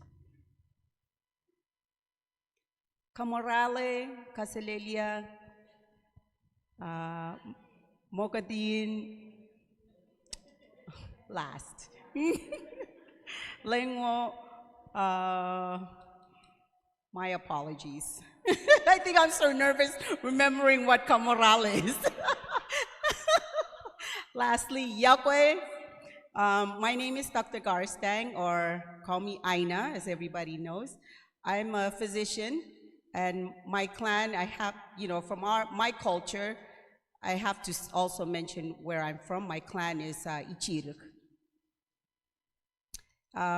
Before I start, I'd like to also join along with the rest of the speakers before me, just so that we can, with our time constraint. But I always like to first acknowledge our heavenly mighty God, which is the only and one true doctor amongst all of us, for all of us.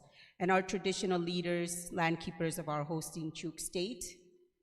I chungal sakaradan wawapan, kuburan lukan kalakan matilenium, pachawan wauniki nankenya matilenium. Mauniki nalep sokes, li somas o sobeti. All the traditional leaders that I have, if I did not mention, and the Chuuk State Governor Alexander Narun, First Lady, Lieutenant Governor of Chuuk State, Makoshi William, and Second Lady, and all the government officials and the funders. My apologies if I didn't mention everybody, because due to the time constraint. So I really recognize and thank you all for joining here today, also on live. So without further ado, I am so happy to be here, and I really wanted to talk about what our work, but I don't want to bore you to death, so I want to put my talk and how you guys can help us, health workers, not just doctors, but nurses and everybody else, as you all are our partner. Without you guys, we can't do our work. Just like what Mrs. Moshashik mentioned, collaboration. We all need you. So barriers, or what is it that ladies or even men, everybody, what causes them that they don't come to the hospital? What is it that affects? So many things. So I'm not just sticking to Pohnpei, because it's everywhere. All the Pacific Islands, it's actually the same thing. It's not just Pohnpei, it's not Marshalls, Chuuk, it's every one of us in the Pacific Islands, and we're all unique in our ways, in our culture. Number one is our culture. And somebody mentioned earlier, we're women, we don't want to see men. That's number one. Two, language barriers. Sometimes we have outsiders, other doctors, nurses that come in and work in our area. So how is these ladies or the patients gonna talk to them? Sometimes we don't have enough staff to actually translate. So we can't, or the patient can't really express what they want to say. Fear of medical checkup. And I know a lot of people, not just us ladies, we don't want to know. We don't want to know if we're sick. Especially we're scared if we might have cancer. Right? Financial. Do we have enough money to go to the hospital? If we live far, just like what Dr. Vita mentioned, in Chuuk, you have to go to the outer islands. And I just want to correct with Pohnpei, it's not just car. Even going up the mountains is very hard. And I've traveled, we've all worked in Pohnpei when we were in medical school. We have to climb up the mountains, go across rivers. It's another barrier. So those are all geographical barriers. And coming to the hospital to see a doctor or nurse, it costs money, gas, your time that you could be taking care of your family or doing your own work. Misbehavior of hospital staff. So if you had any problem in the past with us, doctors or nurses or anybody in the health, you don't want to come back to us, right? And I'm sorry if you ever experienced that on behalf of my colleagues. Lack of reliance and trust. So eventually you don't trust us anymore. You don't want to come back to us. So why do you want to come back to us if we don't give you all that we want to? Staff shortages. So you come in, you take long time sitting the whole day, or if it's lunchtime and they said, okay, come back, or you wait. That's going to make you frustrated. You get angry. Traditional healing practice. Sometimes we like to wait till it's last minute. Wait because I'm going to go to a traditional healer first. I'm not against that because I also have families that are strong with traditional healing, but we all have to work together. So I'm also for traditional healing, but you also have to check up. So these are the major stuff. And if you see some of those pictures up there is disability. I don't want to forget them. A lot of these patients, either they're elderly, they're blind or they can't hear, like what we have one of our inspirational women here from Pohnpei. Even autism, now that we're seeing a lot more of these kids. So disability is another barrier why they don't come in to seek services or health care. That's why we see a lot of cancers, we see a lot of NCD, and so many diseases.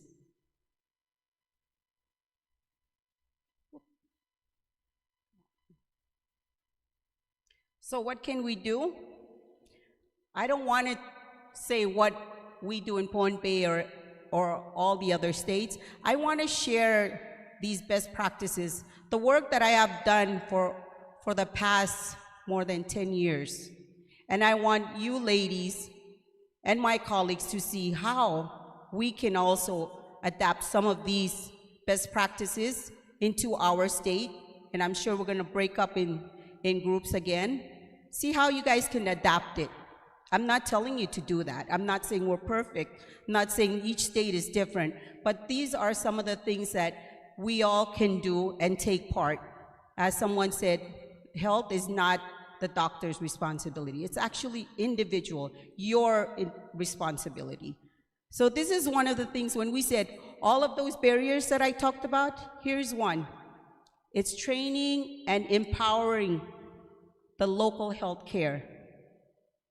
It will tackle a lot of those things that I just discussed earlier. And this is one of the best practices that just recently happened in Marshalls. I actually trained local ladies from the outer islands.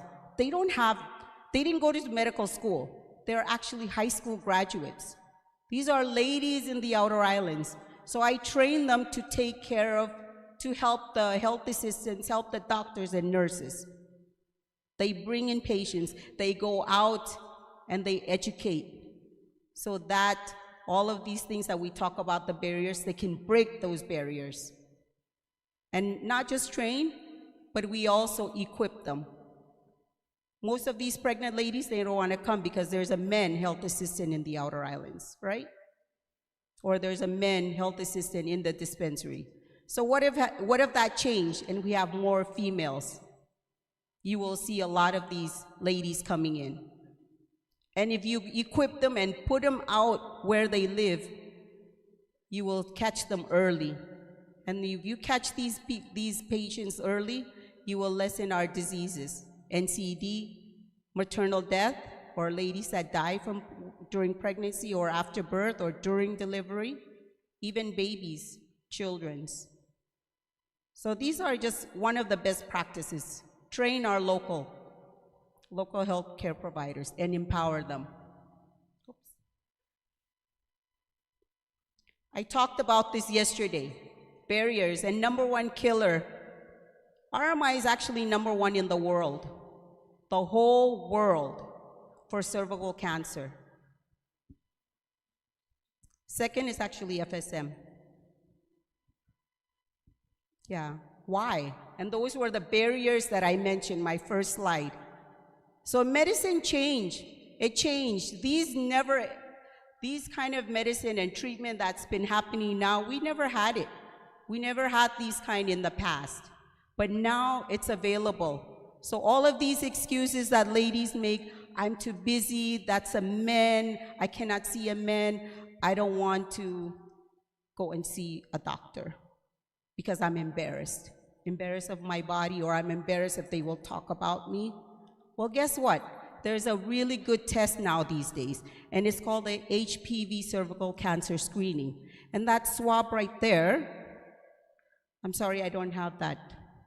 But if you see like the Q-tip, do you remember the one I was telling you about, the COVID Q-tip?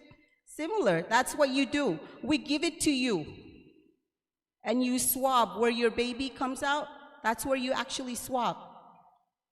You swab 10 times, 1, 2, 3, 4, 5, 6, 7, 8, 9, 10. Finish. You give it to the doctor or the nurse, or those, you see those ladies that I train? They're the ones who's gonna take it. And it can last long time. Could last long time. Second step, that's the test over there. That's the machine. It's available in all of the islands. Do you believe that? It's available in Pohnpei, all of the FSM, because that's the same machine that tests for TB. But it's the test kit that's different. It's only 3 steps. And you know how if we do that test, you will get your result in 1 hour. That's how fast it is. So what were those barriers? Cost too much, we have to send everything. We don't have those professionals. So now we have that.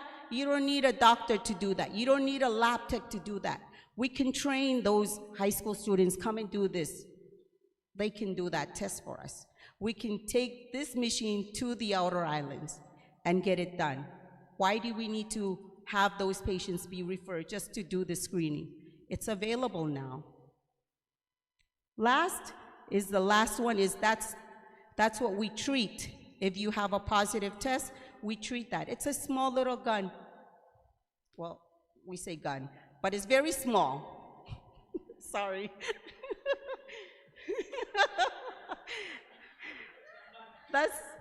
It's actually very small, maybe about the size of this from here to here. That's how small it is. So we can carry it and we charge it. And the treatment, it takes, the least is 40 seconds up to 8 minutes. That's it. And you're done. So if you said, I'm very busy, no, this is not an excuse anymore, because that's gonna break that barrier. Okay? So the whole test, if you're gonna go, should be less than 1 hour or less than 2 hours. See? That's one amazing test that we can actually break that barrier and say, is there an excuse for the ladies to die of cervical cancer? No. No more excuse. No, all those excuses you guys made, gone, out the window, out the door, because we have this now. Unfortunately, we don't have it here in FSM, and I wish you all ladies today to fight for it. fight for this test, because this will save us and our future girls. Okay.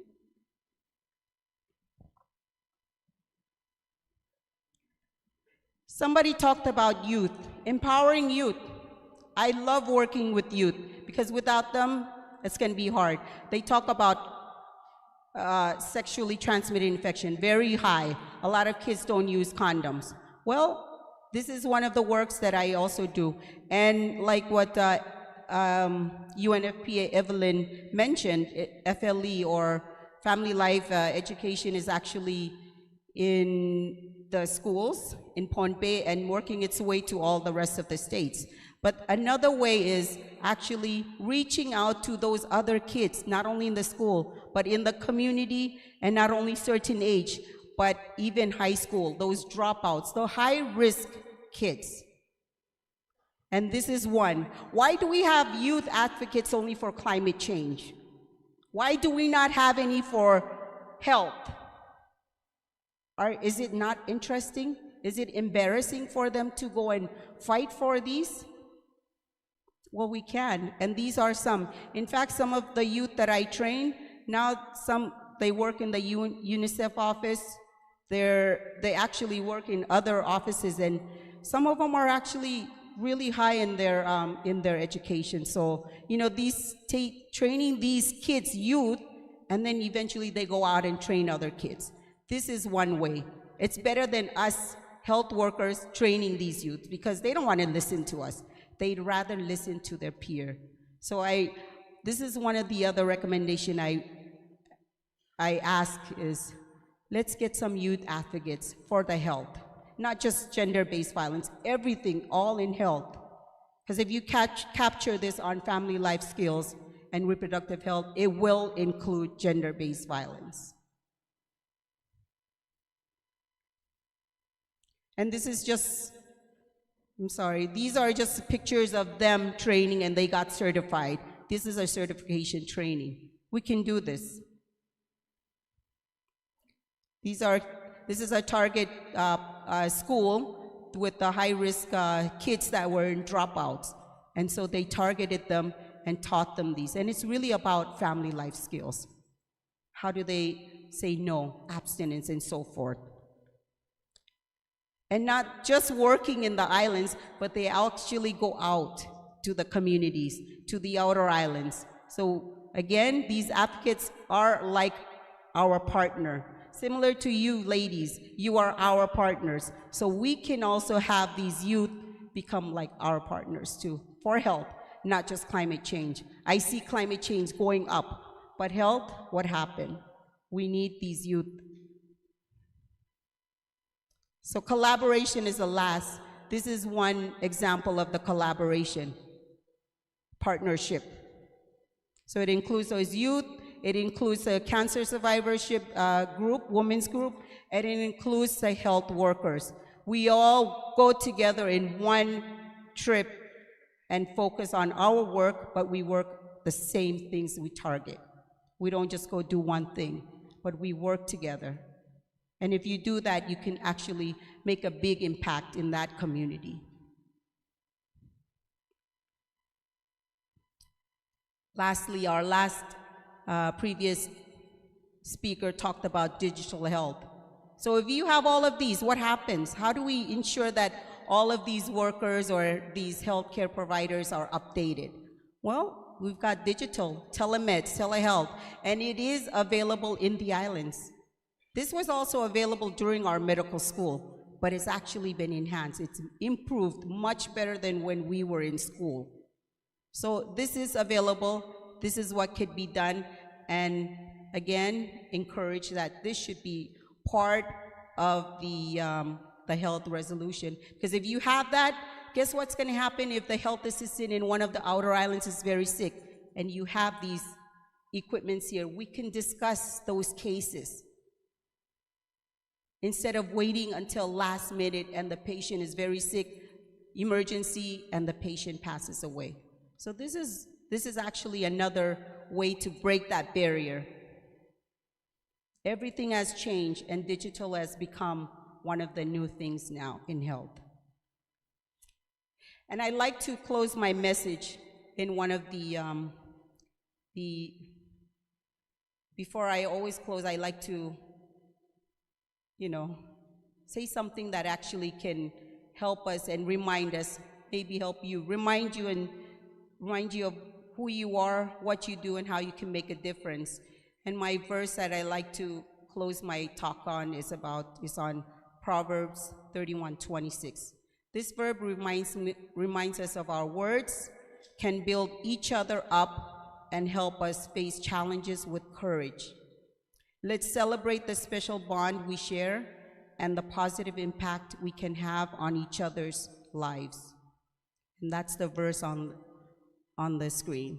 She opens her mouth with wisdom, and the teaching of kindness is on her tongue.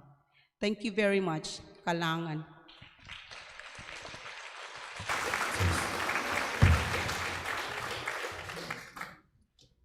Thank you very much, Dr. Aina. Do we have any more speakers on women and health, or should we move on to GPF? Health? So I have.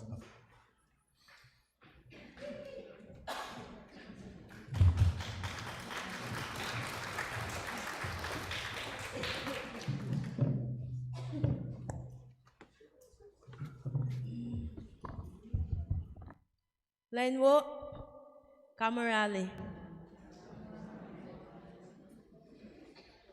Wow, I'm nervous. I'm not gonna do any PowerPoint presentation. Mine is a verbal presentation. Maybe because I'm nervous. My humble and warmest respect to our distinguished guests, leaders, not forgetting the brave organizing committee, beautiful and devoted moms, wives, sisters, dear friends, and most importantly, to all the men who join us in person and also in spirit. I would also like to acknowledge our very own Thematic speaker, Crystal Melander. She's the only wife of our youngest senator, Senator Yamado Melander. I just want to uplift the other gender. So we're not just promoting us, we're also promoting equality among us and our husband. Okay, so to briefly, So I acknowledge you all with respect and gratitude. Gulon na Malala for your support and participation. To briefly introduce myself, my name is Marcia, last name Kaifes. I am a nurse by profession. And I'm currently the NCT coordinator for Kosrae State Hospital as the NCT program coordinator and specialist. So today I will be sharing my perspective on women's health and gender-based violence, or GBV, with a particular focus on the importance of prevention.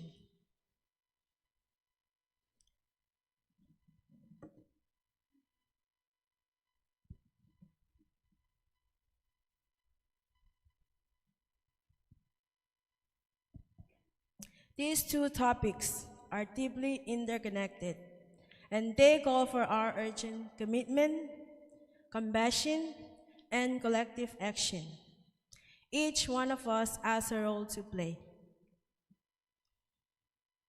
And today's dialogue is an opportunity to share our perspective, our responsibilities, and solutions. Among the greatest threats to women's health is GBV, an issue rooted in inequality and power imbalance. Violence against women, whether it's physical, emotional, or sexual, it has devastating consequences. not only on the individual or the victim, but also on families and societies as a whole. So this also leads to physical injuries, mental health issues, and also limit our ability to participate fully in social, economic, or even political life. Gender-based violence, or GBV, its impact goes far beyond the individual. Moreover, it is not just a violation of human rights, but also a public health crisis. It leaves physical scars, invisible wounds. Women who experience violence face higher risk of injury, unintended pregnancy, and etc. The drama also takes a toll on mental health, leading to depression and anxiety and long-term stress. And we know stress doesn't just stay in the mind. It increases our risk for chronic diseases like diabetes and hypertension or heart disease. Most importantly, violence creates fears and barriers, keeping women from seeking the very care they need. Therefore, the reason why women's health and GBV, these are the reasons why these two topics are inseparable. We cannot address one without confronting the other. Now it clicks. We can all relate the connection there. GBV is both a cause and a consequence of poor women's health. It creates a cycle where violence worsens health, and poor health makes women more vulnerable to further violence. When we talk about women's health, we're really talking about a foundation of our overall well-being and human rights. Yes, there have been advanced healthcare where services are available, but the reality, as discussed in the previous discussion, is we still face barriers. Whether it's access to reproductive care, mental health support, or even basic preventive care services. These gaps continue to affect my people and your people. We are stakeholders. We are health and human rights. It is our responsibility, my responsibility, and your responsibility. It is clear to advocate for policies that prioritize women's health, ensure access to comprehensive care, and eliminate GBV in all its form. Only then we can build a future where us women live free from violence and enjoy the highest standards of living. In Kosrae, the beautiful island of Kosrae, we continue to promote gender equality by gradually increasing involvement in promoting programs such as Health Week, and for the first time, Men's Week. In addition to staff shortages, we also launched a new initiative last year we call Mobile Clinic, where we extend our services directly to underserved community and those with limited access to healthcare. Well, I would like to talk more, but I think I only have 1 second left. So I'll just come to my conclusion. In conclusion, I would love to share one key message or one key takeaway. Kosrae, my home, is the smallest and the only single island state in the FSM. accommodates around 6,000 people. In a community this small, every life, every voice, and every action carries weight. So even a few cases can create ripples that affect all of us. That is why our commitment and your commitment, no matter how small it seems, can bring about powerful change.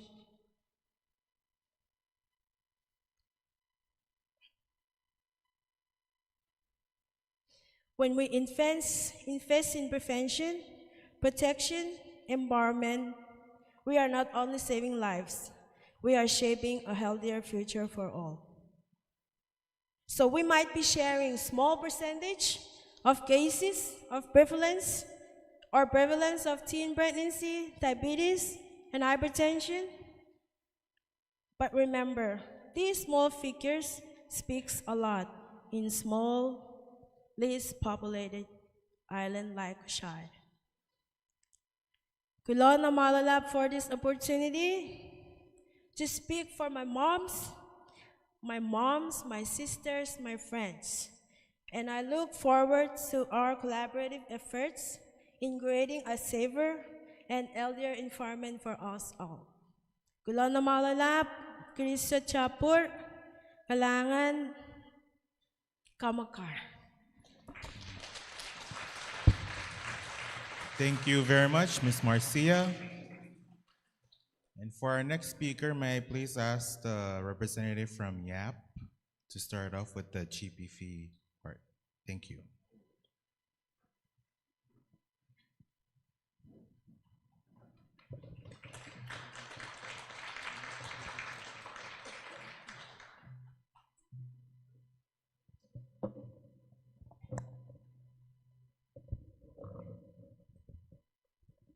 Good morning.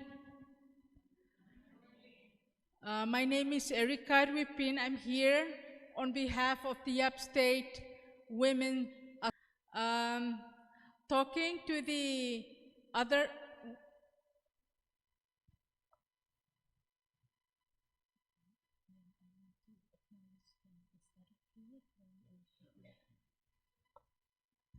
Before I continue with my talk, my very short talk, I want to thank the Chuuk Council, Women Council, for the hospital. I'm sorry, I think I'm really nervous to the point. Thank you very much.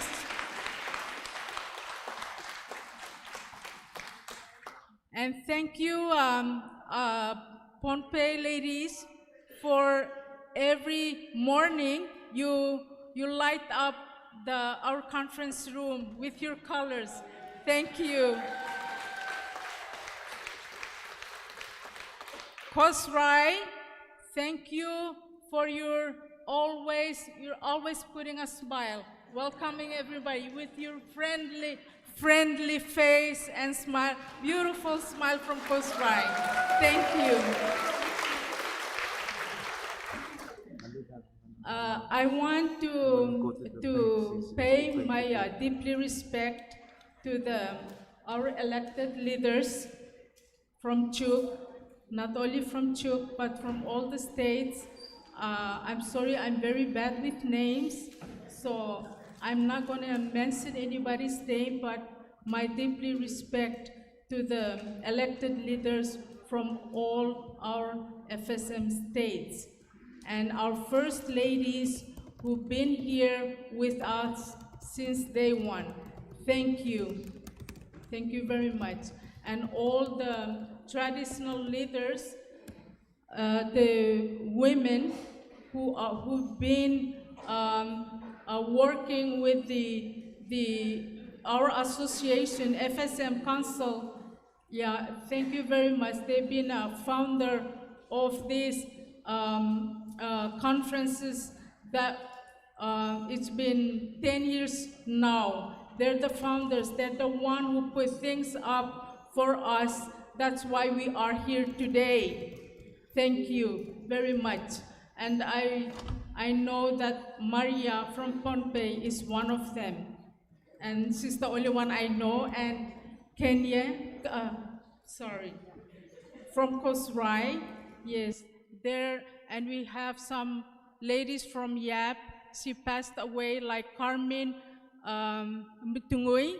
Yeah, they're the ladies who put everything together, and we've been, I know that we are very slow on moving forward, but growing up in Yap, I know that we've been accomplished so much, especially when it comes to domestic violence against women and children. So as of now, I know that we have the Family Protection Act at the legislature in Yap without introduced into law because of our customary, Marstella, customary law. Is that what you call it? Okay. So hopefully, since we have Senator, our First Lady, Senator Lamar, the Yap State Women Association are working with her. Hopefully, we can push that into law with her help in there. So I know that we are very slow. It's been years that our policy is there, but I know that we'll get it through. I don't know how long, but we will. We will.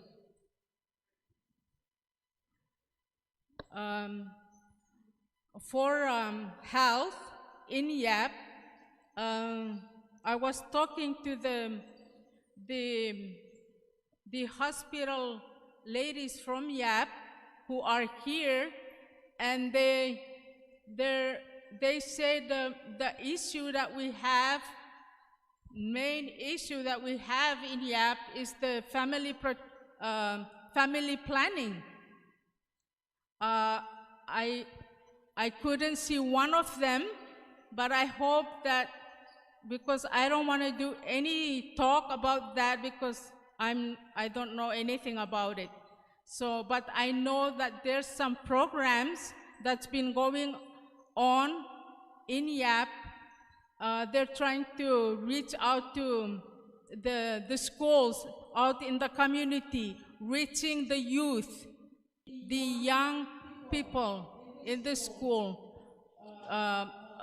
It's like an awareness that they're doing with the OE, Department of Education. So that's a very good program that they're doing.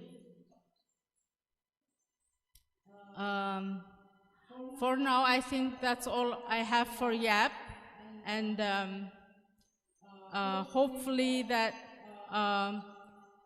from this conference we'll have something to look upon and look forward to happen in the future for the health of us women and domestic violence against us and our children back home. Thank you.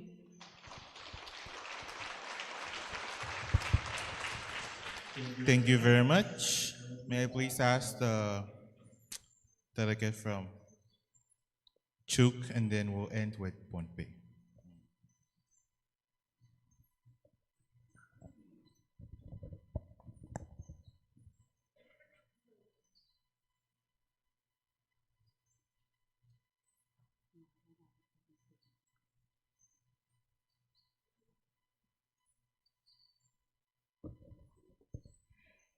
Give thanks to the Lord because He is good, because His mercy endures forever.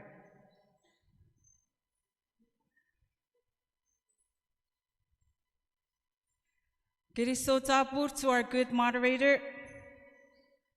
Before I begin, let me convey my deepest, sincere tiro to first our loving God above, and to each and every one of you sitting here in this room today.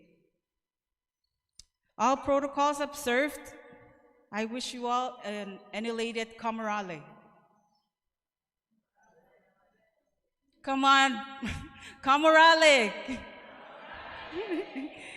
Thank you. Before moving on, please let me introduce myself so that we can all be familiar with each other before we start discussing.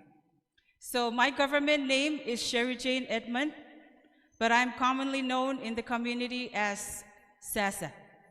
I am from the clans of Masara and Fesirim, and it is a pleasure to be with you all today. My relevance here on the panel as the Chuuk representative to speak on gender-based violence, I think is related to the fact that Chuuk ranks second in gender-based violence prevalence with 49%. Therefore, the voices I humbly bring into this sacred space are: one, the voice of the Chuuk State Prosecutor that has been handling gender-based violence cases since 2015. Second, I am bringing the voice of the youth. I know you guys will look at me and like, girl, youth where? Although I may be regarded as an antique youth, I am still considered as a youth within my church. Third, I bring the voice of the Chuuk Apibar Safe Net, which is a multi-sectoral coalition for combating gender-based violence. It comprises of government, non-government, private sector, and civil society stakeholders. So to begin, as we know, gender-based violence refers to the harmful acts inflicted to individuals based on their gender, and is often rooted in gender equality, stemming from gender perspectives, the abuse of power, and harmful norms. A gender norm for women in FSM is women are expected to take care of household chores, including cleaning, cooking, and taking care of children. True or false?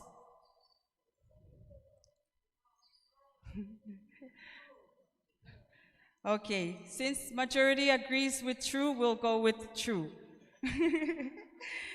So, since that is a gender norm, an example of gender-based violence is a man coming home and beating up the wife just because he thinks she should have cooked dinner. So that is a simple example of gender-based violence. I've already mentioned the statistic for Chuuk State from the 2014 Family Health and Safety Study. Kosrae comes in first with 55% of gender-based violence prevalence. After Kosrae, there's Chuuk, and then there's Yap, and then there's Pohnpei. But these data are already old.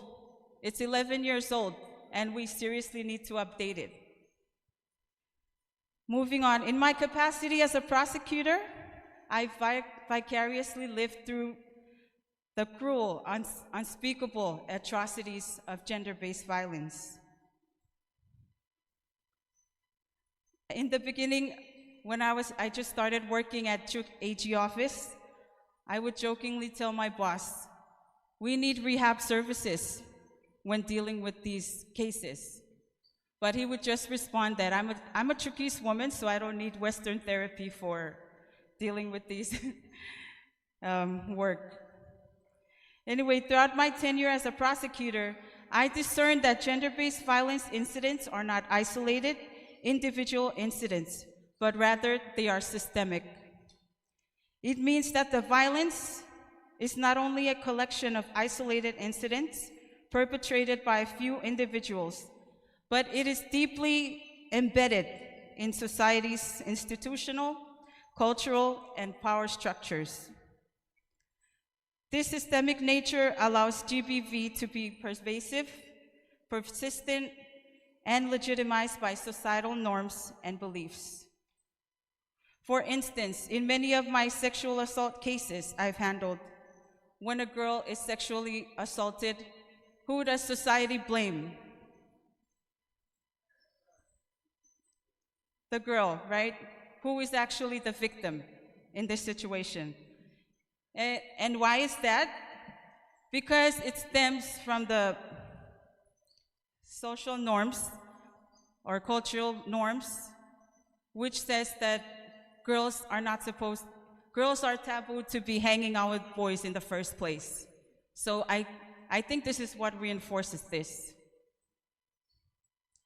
I had a case where a minor girl was sexually assaulted by a gang of boys, and people, including women and girls, provided their 2 cents and said that it's the girl's fault. Another thing I've come across working as a prosecutor, it is common for wives or sisters to come to the AG's office and plead for their cases to be dismissed. Why? Because they do not have any means of providing or sustaining their families. They rely on the men to sustain them. This is also closely related to gender norms. We think women and girls' job is just to stay at home, do house chores, and not expand beyond that. As a youth transitioning into womanhood in my profession, I bear witness to the dilapidated traditional households and fragmented family structures within our communities. Families have become increasingly dispersed and disconnected, which has weakened and eroded traditional family support systems that once offered protection against all kinds of violence to their female relatives. Knowing that the root cause of GBV is grounded upon what we as collective people regard as culture or societal norms, it is my humble belief that the best way to uproot these oppressive norms is by bringing about meaningful change that will hopefully shift our mindsets. In all levels of community, we can blaze trails of meaningful change. As women, within our family units, women have pivotal roles as mothers. Can we agree on that? As mothers, the future starts with us, with the power of bearing, nurturing, and molding children who are the future. If boys and men's mindsets these days continue to contribute to GBV, we as mothers need to revisit our nurturing style or techniques with our sons. We must question what we are doing and not doing in our role as mothers to enable this. Also, as mothers, we must mold our daughters, our sons to have great values, to treat other women as they would want others to treat their mothers and sisters.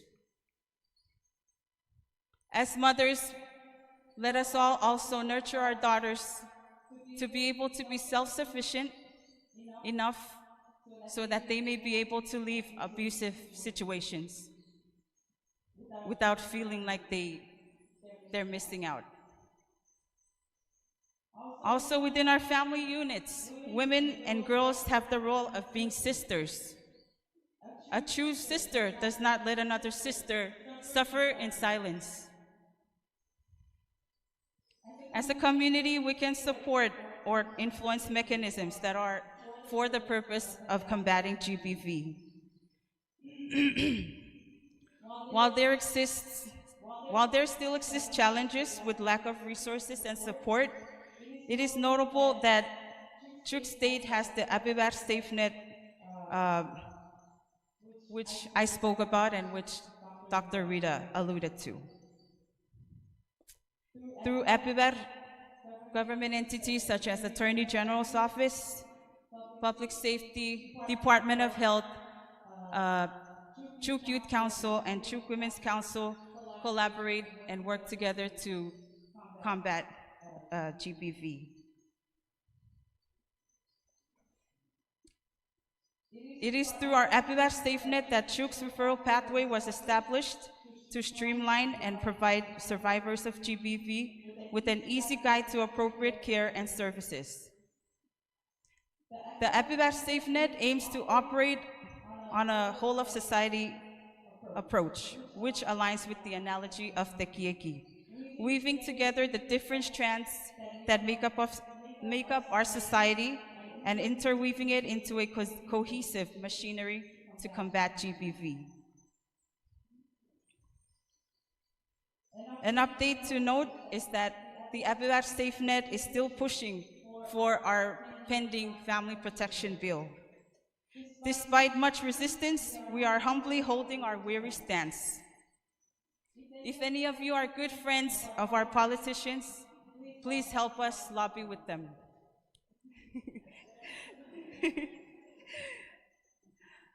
The Apibar SafeNet is also working on a draft bill of a revenge porn law to criminalize the act of disseminating images of media with explicit content.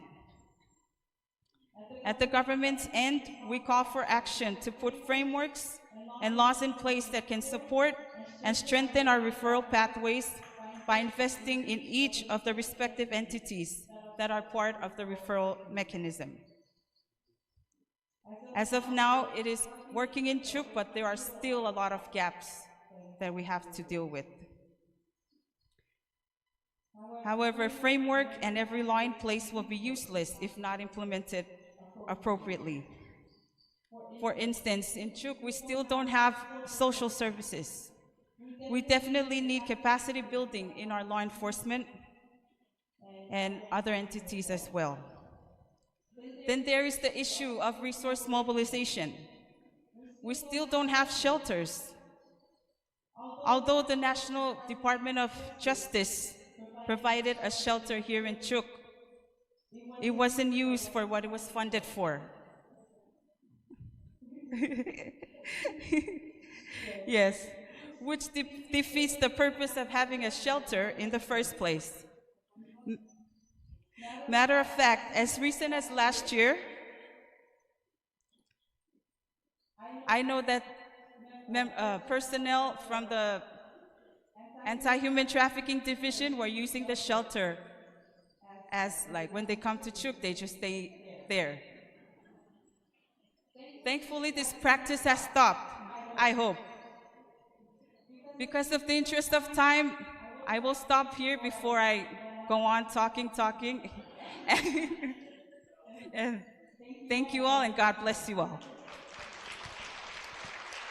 Thank you very much. And lastly, our HE from Pohnpei.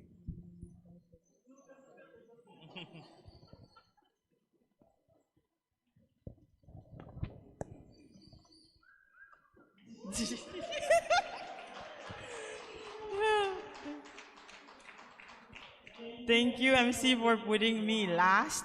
I don't have to say much. But let me associate my humble respect and warm kasalelia to all the greetings that has been shared from day one until this morning. Just save us time, because I think in the program right now, I'm the only person sitting that's going to present between you and your lunch. So let me just please accept my general respect to all the three branches of our lives: the governments, the traditional leaders, and the churches. My deep respect. Thank you to the thematic speaker this morning for leading us in guiding the direction of our dialogue this morning. Thank you, thematic speaker. Thank you to my panelists.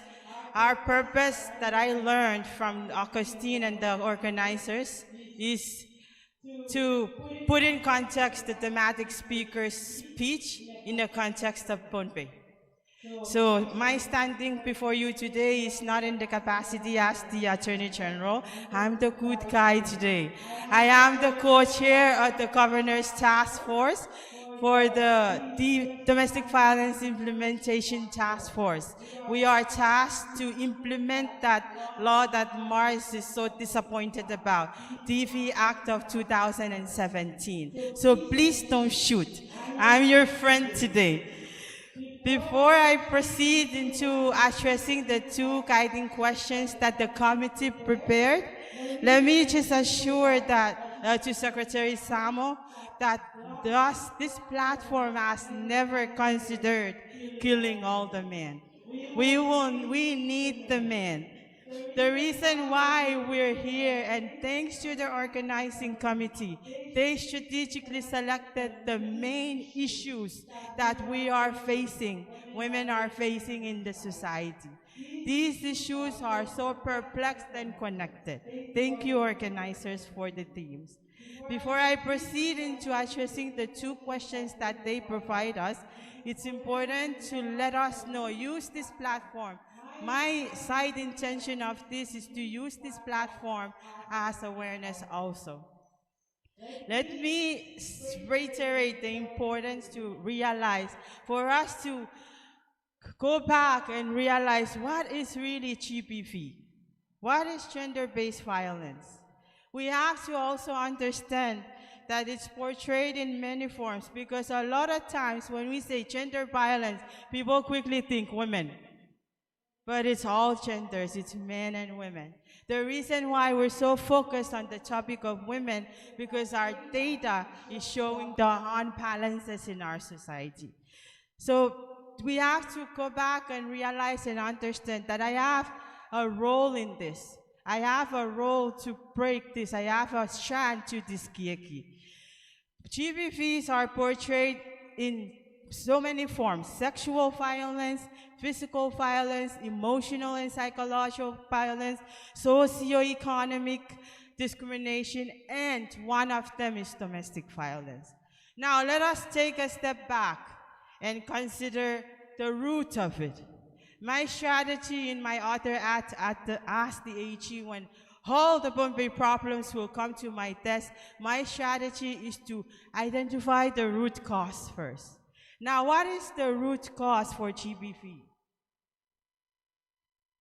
The root cause of GBV is simply the biases in our society. We have so many biases in our society.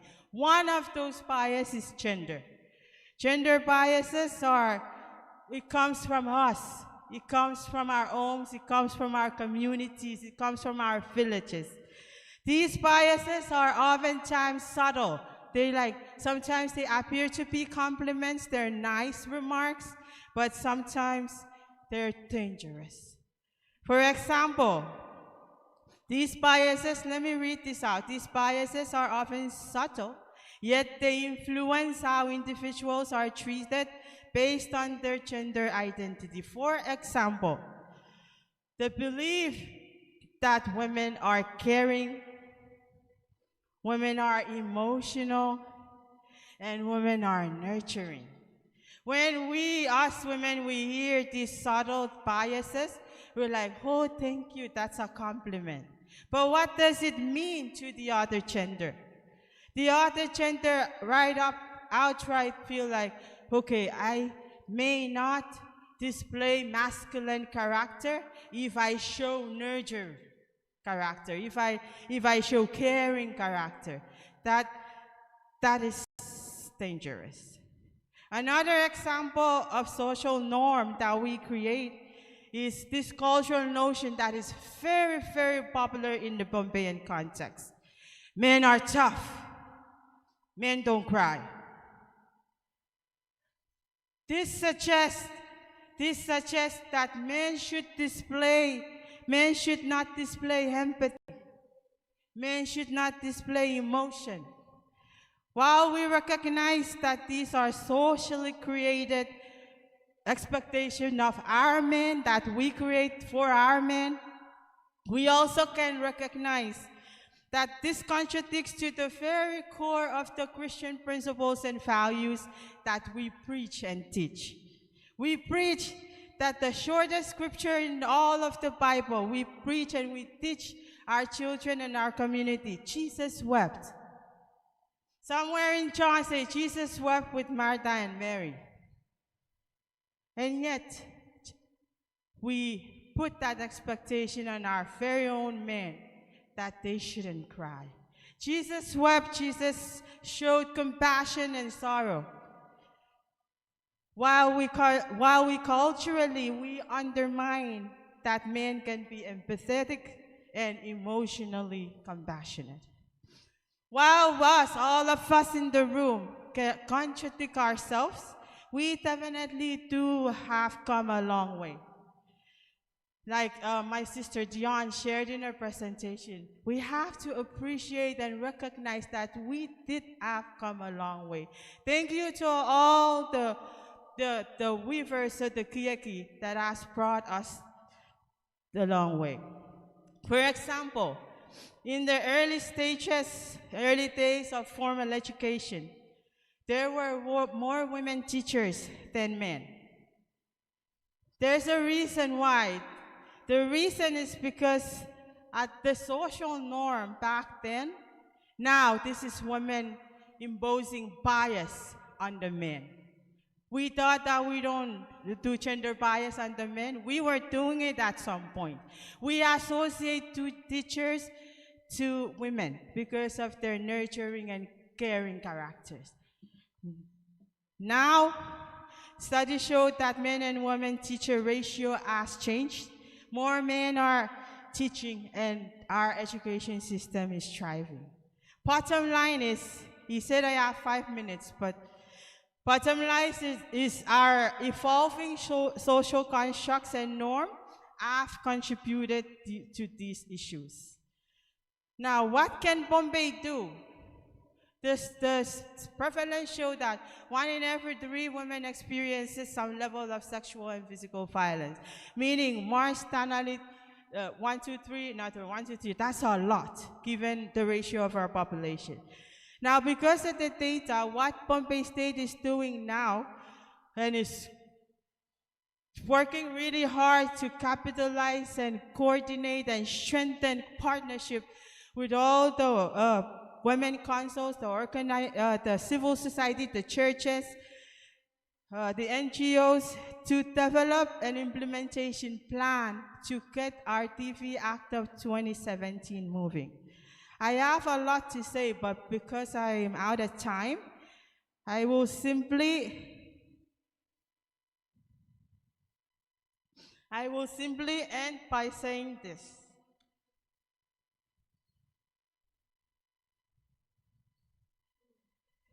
The important question that this is so funny because the organizers gave questions and they give me the time also. But one of the questions, the last question they gave is what actions can be taken to strengthen mechanisms to address GBV in Pohnpei. So I wanna just run down through the list because I want appreciation to be given where appreciation is due. Even though some of us haven't have a TV Act in place, but there is support services, social support services like Chuuk Women Council, Pohnpei Women Council, the women group in Yap, they're thriving. Thank you for being available while the laws are still in the process of getting implemented. So what Pohnpei State needs to do now is coordination and partnership needs to be strengthened with all the groups in the room, capacity building to synthesize, train police, judges, prosecutors, and on learning survivors' rights, trauma-informed approaches. Further, capacity building needs to be exposed to first responders, old caretakers, and counselors. Another thing that Pohnpei needs to do is integrate early systematic change to kind of shift away from this passive approach, but get in line with the ELD's motto of prevention is better than cure. By doing that, education is a valuable member of the task force in order to integrate systematic change, for example, including quality life principle learning programs to become part of school curriculums. There's some other more, but my time is up. Thank you.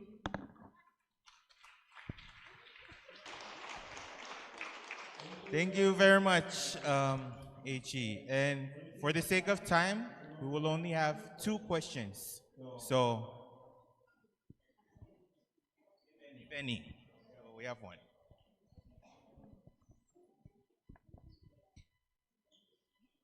Thank you. Thank you, moderator. Monai ban pato ay tungal sakratan mo wan pato ngata tamet tiyanger likon nang kanye bueki anso. I always wondered, this is on GBV. I've always wondered when we talk about GBV, it's always about physical violence. How do we categorize mental violence? Because violence is not only physical. You know, there are husbands who don't beat their wives, but mentally they beat them. So how does that fit into the discussions of GBV? Because everything, laws, policies, everything relates to gender-based violence as in physical aspects of it. But, you know, I think mental violence is worse than physical violence because you see it. But mental violence, you don't see it. When you're abused mentally for a period of time, it really brings a woman down. And no one sees it. And no one believes her because they don't see it. So how does anyone address the issue of ensuring that that one woman gets the same help she can get from all of the support groups that because you know, as all of your presentations have put it, women tend to be the victims even when they are the victims. So how do you get someone to believe you when you don't have any marks on your body? People don't see you being beaten up. How does that? Can someone help me with some answers to that, please? Thank you very much, Lieutenant Governor, for your question. Panel, your response? And that affects children as well.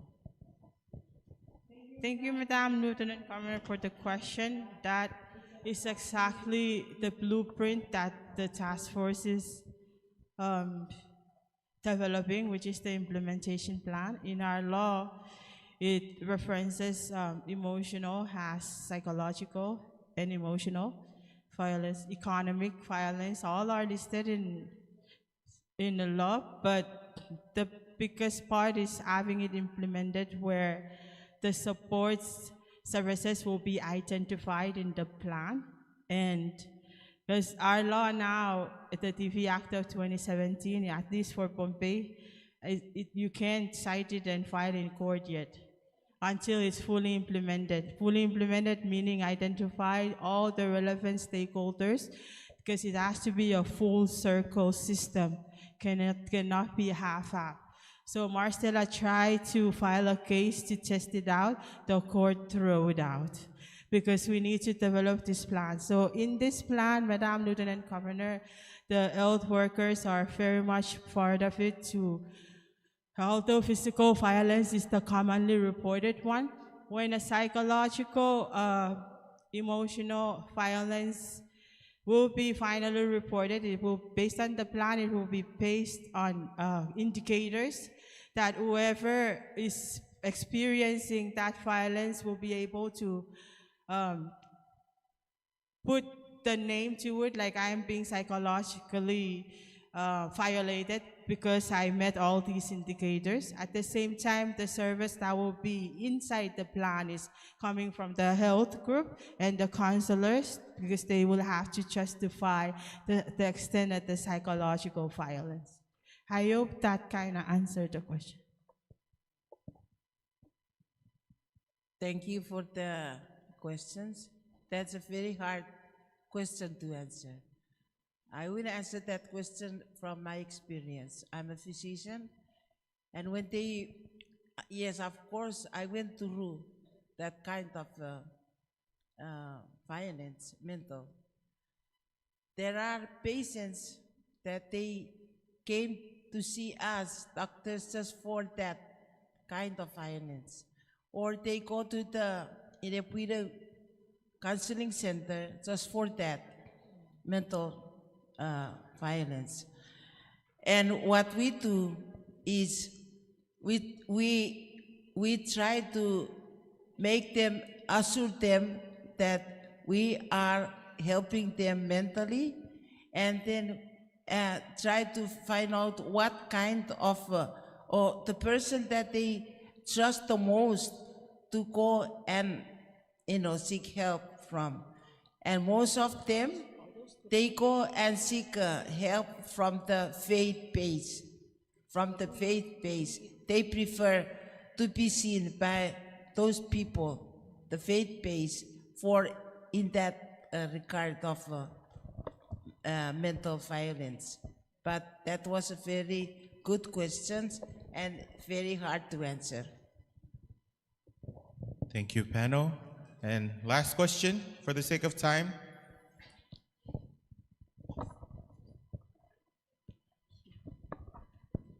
Thank you, moderator. Just I would like to also add on to the responses to previous questions as a social worker. In terms of the violence, is when it's as she mentioned, it's mostly common to be identified as physical, but it's similar to children and women. When it comes to mental, we look at their psychosocial and emotional abuse, and this is something that UNICEF is going around to talk about it, train service providers, community, young people, children. And to just add on generally in terms of both GBV and health, one very important aspect that we're overlooking or not really prioritizing is having the allied health workers, like social workers.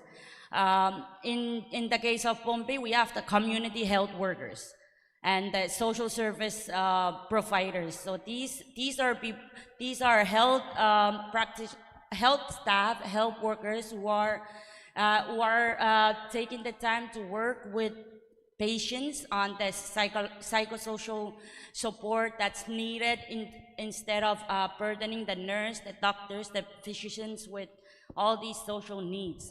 So recently in Pohnpei, we supported with the SOP on case management.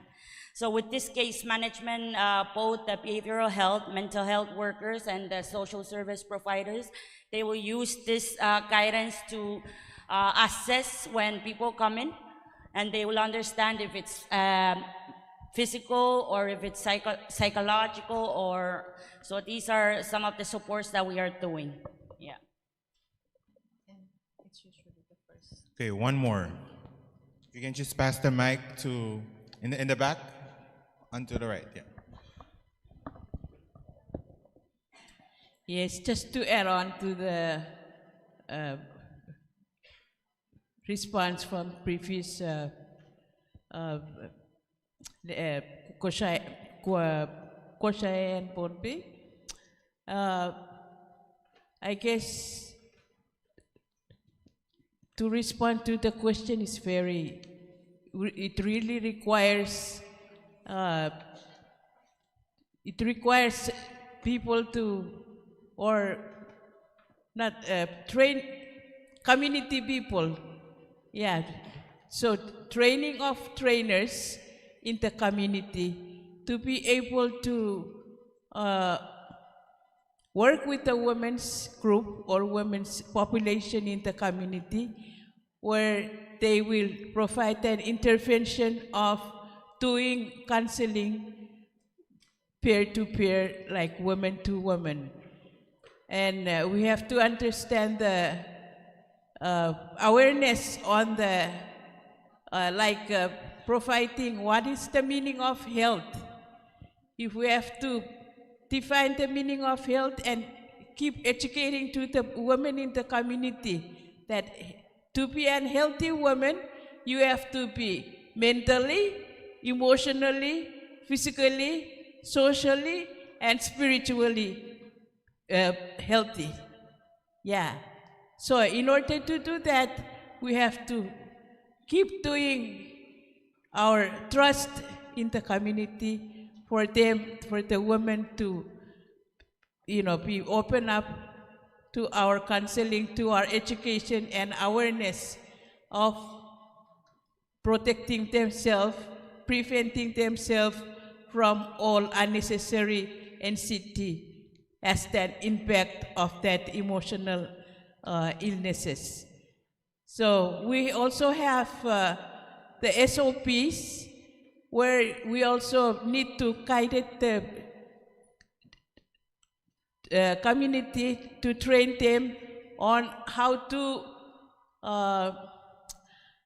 how they can cope with the problems, with the daily problems that they have, in order for them to speak out, in order for them not to live in a silent, unhealthy, and hazardous health that will really put them at risk.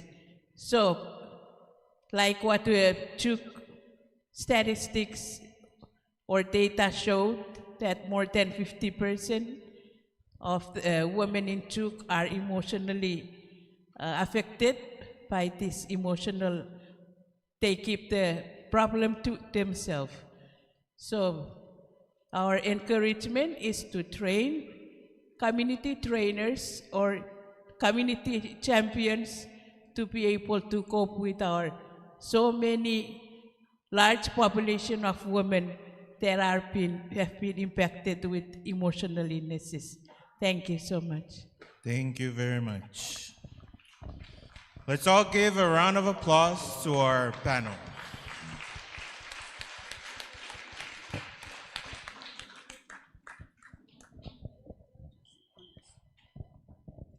Thank you. Kosrae. Good morning, everybody. I have to share this because this is in the law. And because because Yap and Chuuk doesn't have the law, family protection laws yet, it doesn't say anything about mandatory reporting. Now, what is mandatory reporting?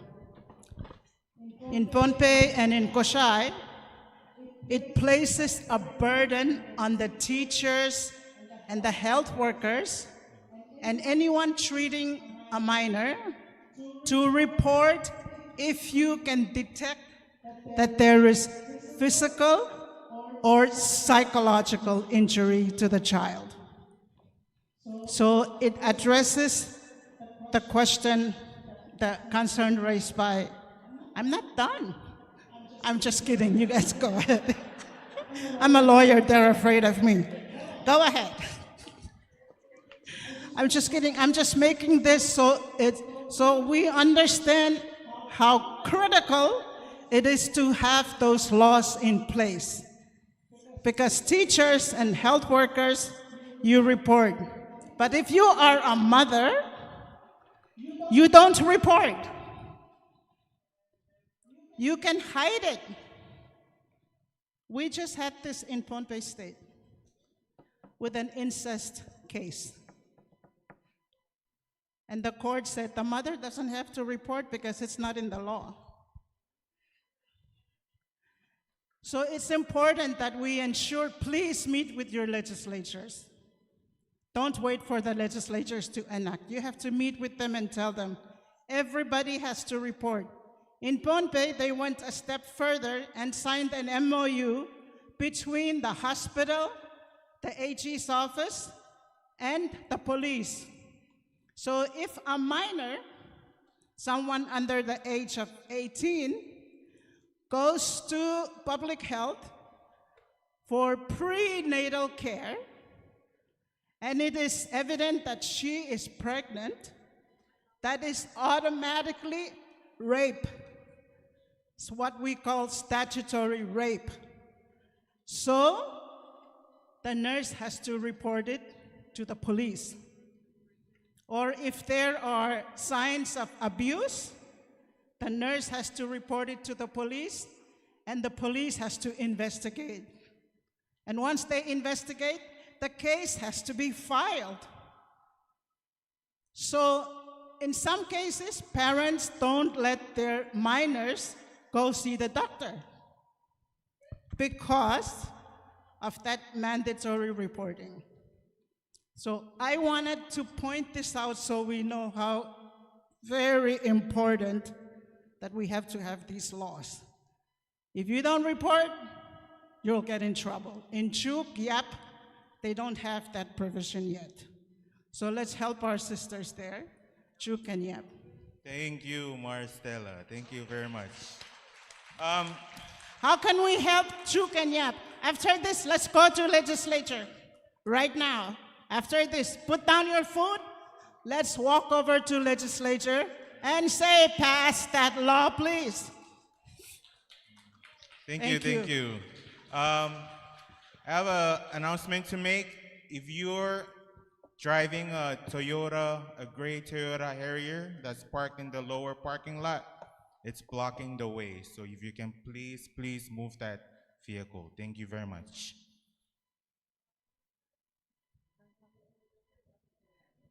Okay, so we are way out of time. So we've asked if we could kindly, respectfully continue on, just a few more presentations while we're having our lunch. So thank you for that. Takako, could you please put on, there's one presentation that is was to be presented by Mrs. Mary Ellen Sulpenus. She's the Pohnpei NCD coordinator, and unfortunately, she was unable to join us for this conference due to some, problems financially, I guess. But she sent in her presentation and asked if I could present this. It's 3 slides. So I could present this on her behalf because she really worked hard on coming out, but unfortunately, due to some unforeseen circumstances, she's unable to join us. So if I may just have your, that's it, your attention for just a few minutes.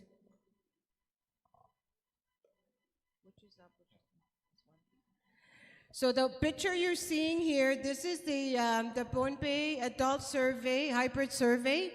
I mentioned yesterday about the survey that was conducted by the Pohnpei Women Council in partnership with POA. This survey, we conducted 1,100 households all over the island of Pohnpei.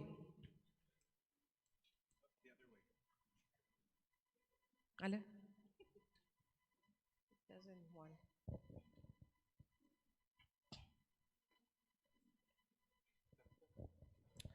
It's okay, I'll continue.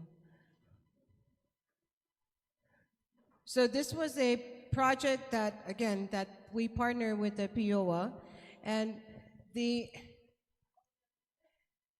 NCD, or the non-communicable diseases, are leading causes of morbidity and mortality, not just in the United States, but throughout the Pacific, all throughout the Pacific Islands, which includes Guam, CNMI, Palau, Samoa, American Samoa, FSM, and the Marshall Islands.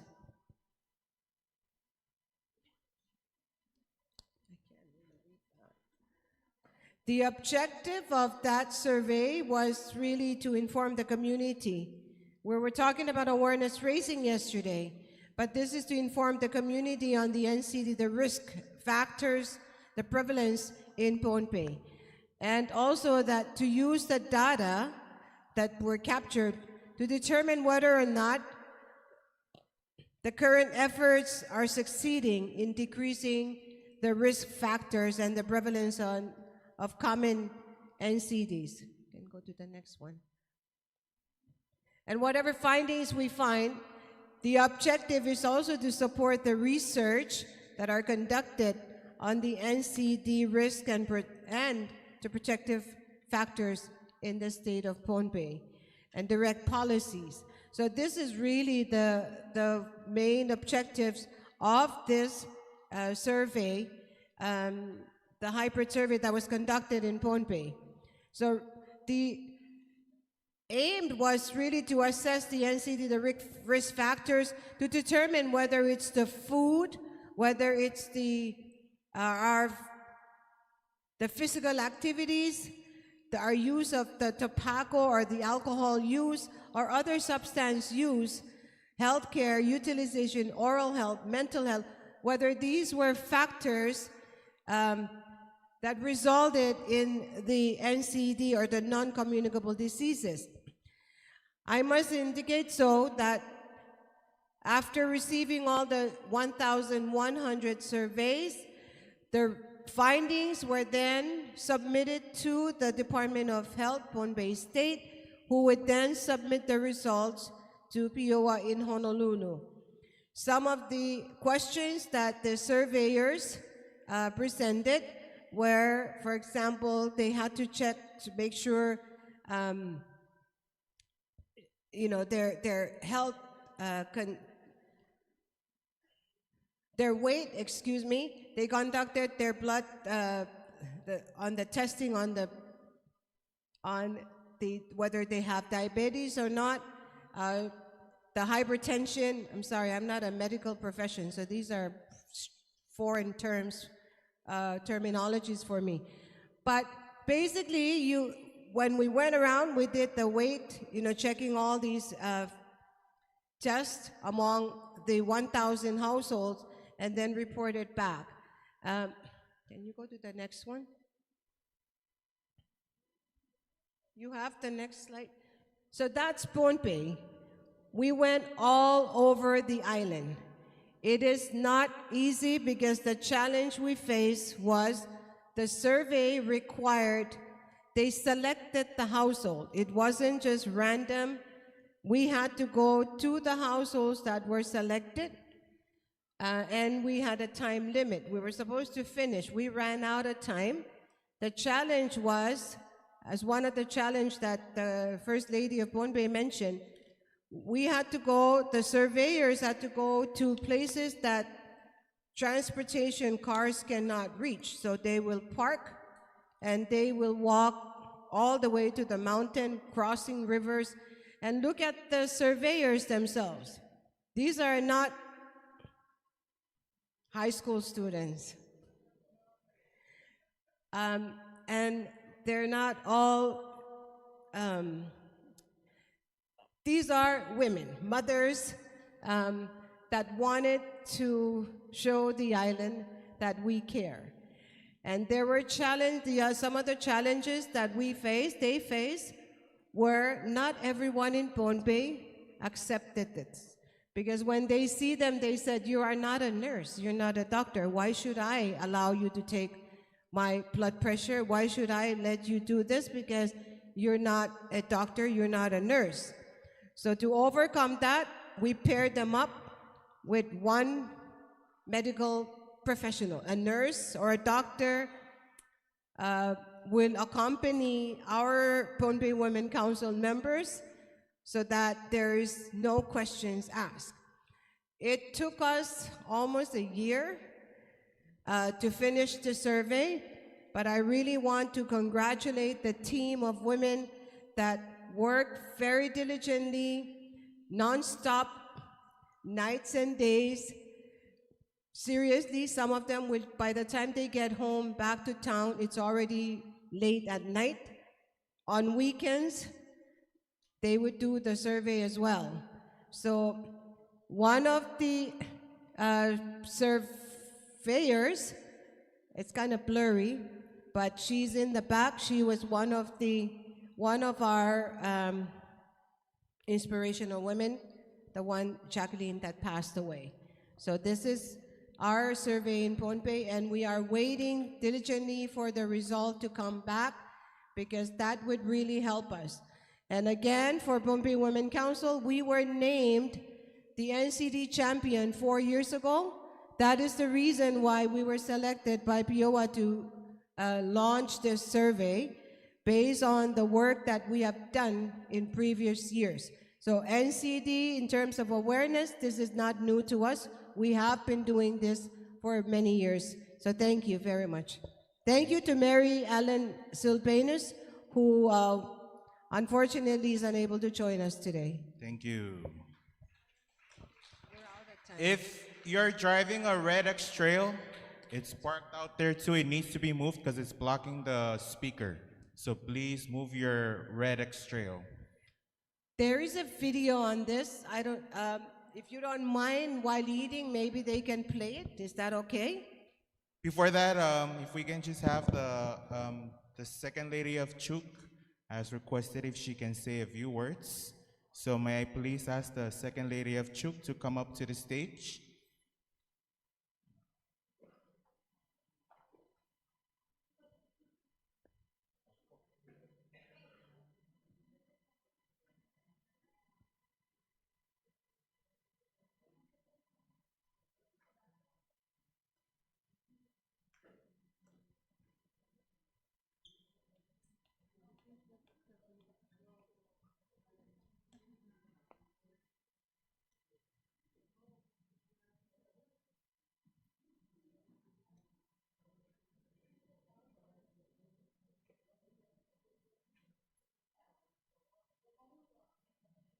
So for those who have not registered, if you can please go and register yourselves so you can participate in the afternoon raffle.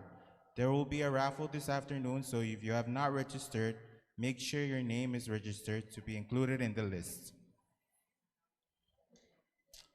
And there's also a special remark from our Savior community. If I can please ask one of the students to come and read out the note.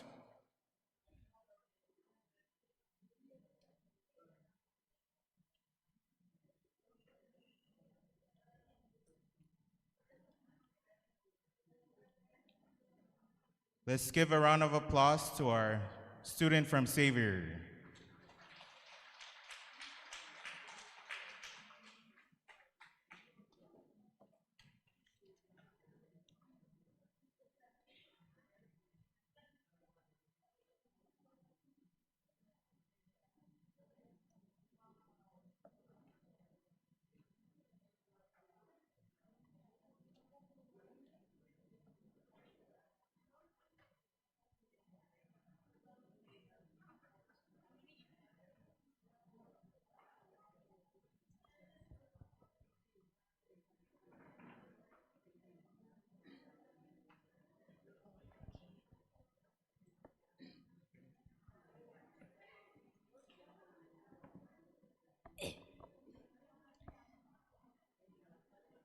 Good afternoon,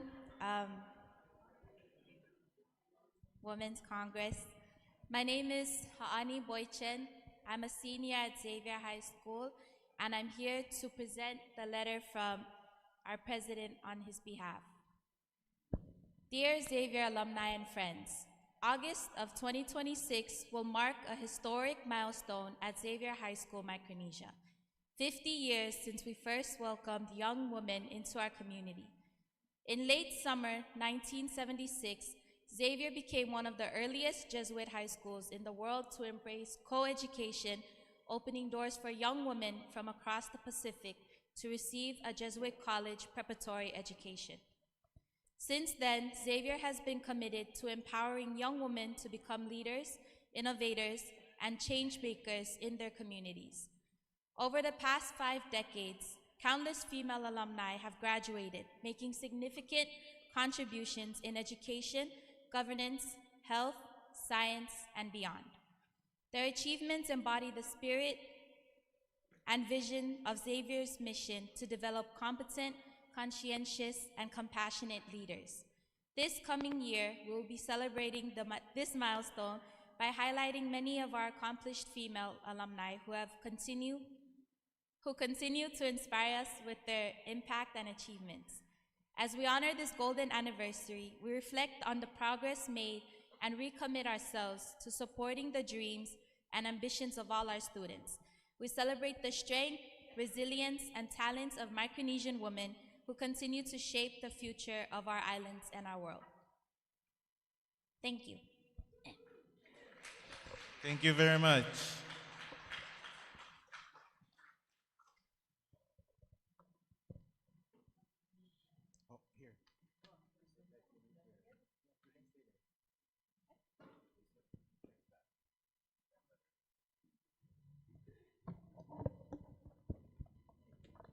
Hello. Komorale again. On behalf of Tsuki's women, the First Lady and the Second Lady, I would like to express our sincere thanks and appreciation for those who participated last night in our marketing night. Thank you very much, Pohnpei. I think also, I don't know if Kosrae also was participating last night, but most especially Pohnpei. And thank you very much. We are very thankful that last night was very peaceful and calm, and everybody enjoyed last night. So thank you again. Tonight we'll continue what we did on the talk outside this building. And if any of you still have something to share, we continue tonight outside this building. Once again, thank you very much. Very much, Dr. Rita. So for the sake of time, we are very, very behind. So for the breakout sessions that will focus on today's theme, we will do it again by states, how we did it 2 days ago. And it's gonna be a working lunch. I'm sorry, but we're just very, very behind time. So all the states, I think you know where you were in the last breakout sessions that we did. So, and I understand Pohnpei State wants to make an announcement to their delegation. So I think it will be a perfect time to do your announcement in your group while you guys are doing the breakout session. So let's get it on. Thank you.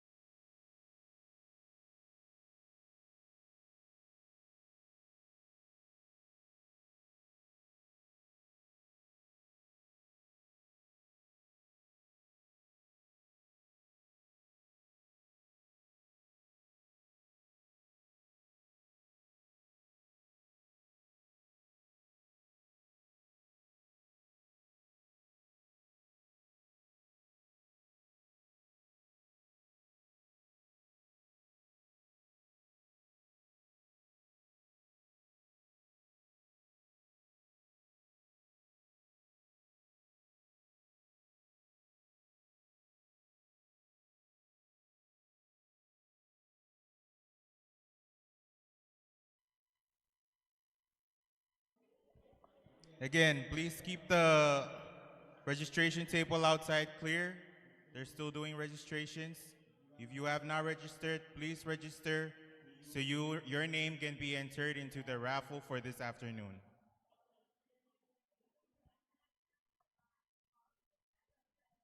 Again, please keep the registration table outside clear. They're still doing registration. If you have not registered, please register so your name can be entered into the raffle for this afternoon.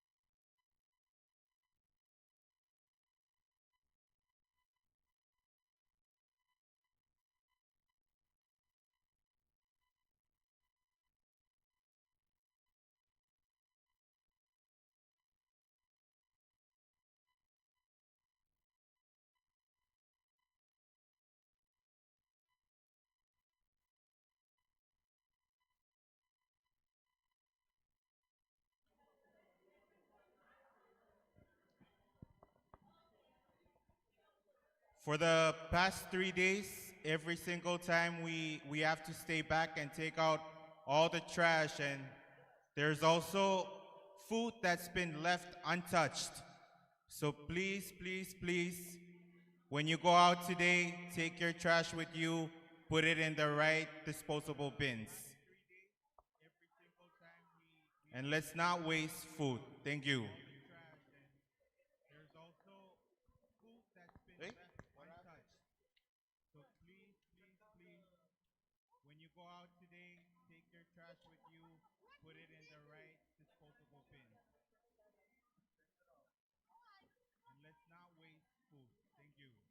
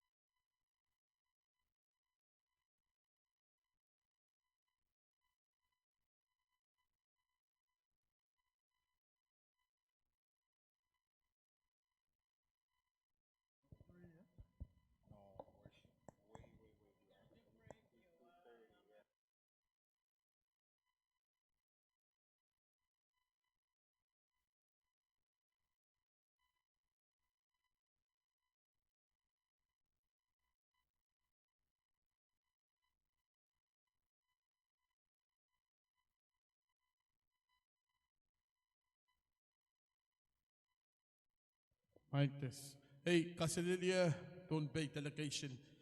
Mono iban yang patchoy jol sa kardan wow, the kent, one can the kent, nang kaniye, and my respect to you all. When ako na challenge up yata sa pulmatay breakout session. So, if you're part of the Pohnpei delegation, Nano is going to moderate us, and I'm going to take notes. So let's get going. They only give us 30 minutes for this breakout session. So this is an important one. So everybody's passionate about GVV and, oh, kuburmat, but don't why. Everybody,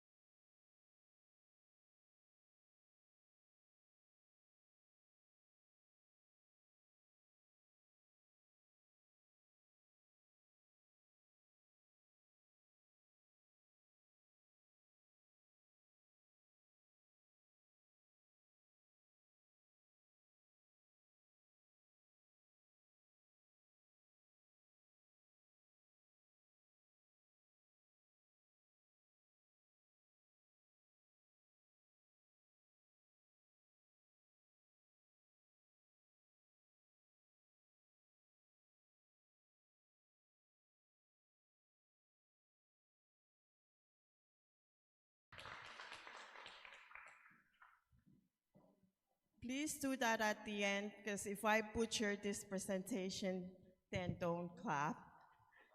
Thank you all. Mon me koras ay chingal sakaratan wow ang sama child coach. Pwede sabal ma limbak sabal ma kapay me alata miniminenli nan FSM. Kaistak and miniminenli nan Wayne Rook nan week watch apoy tamelel. Wow choror toke likon kalakal matalanim nan kani matalanim nan nepsakos look pain and langso so lukan bonu o li so mas chocho me pachong child ranwach wan kemelel kay tilapalap kan koros nan palian chiak nan Wayne FSM o meyang coach te pachawa success. I want to start by acknowledging our distinguished guests, and please bear with me. They told us we won't have 1 hour, which they say we have. We're only gonna have, I think, 15 minutes. And because we have something that you all like, raffle, gifts, we need to give time to that. So I would like that all my recognitions, I'm so sorry, be woven into the KIEKI that we already, my previous presenters already woven because of time constraint. But each and every woman today need to be recognized for whatever unique thread, strand you hold to be woven into the KIEKI that would make our nation prosperous. I would like to recognize the very few men that join us today. You know, in Pohnpei, we say, "May tayol ng panganliyakan." And translation, consider yourself blessed, lucky to be among these beautiful women, right? Thank you all so much. And I'm not gonna be the only one presenting, because I have my fellow veteran here. But let me just introduce us. My name is Daniel, and as of September 1st, 2025, I have joined your FSM Department of Justice as one of your assistant AGs. Yes, but prior to that, and a deeper meaning of this project to me came from my former job as the former directing attorney for Micronesian Legal Services. I've worked there 17 years, and I just left last month. But today, I stand before you representing the U.S. Veterans of Pohnpei Association with my fellow veteran, Mrs. Kanita Rilometo Nakamura. Yes, we did serve the U.S. Armed Forces, so thank you all. Let's start this presentation if we can, as time is running out.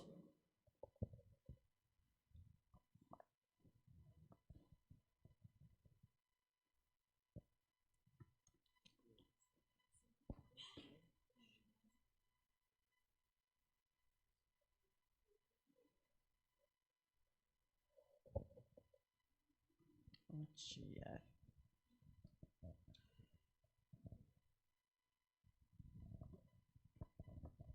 Iyango kasalelia mango.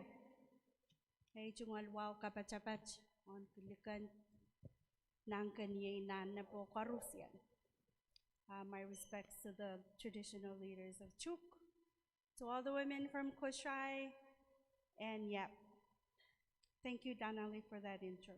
Since the motto and the theme for this conference is the KIEKI, and it has to do with weaving, and I am a student of weaving, I figured I would share this with you. So, weave what we already have. Free coconut and pandanus leaves, fibers of bananas and hibiscus trees.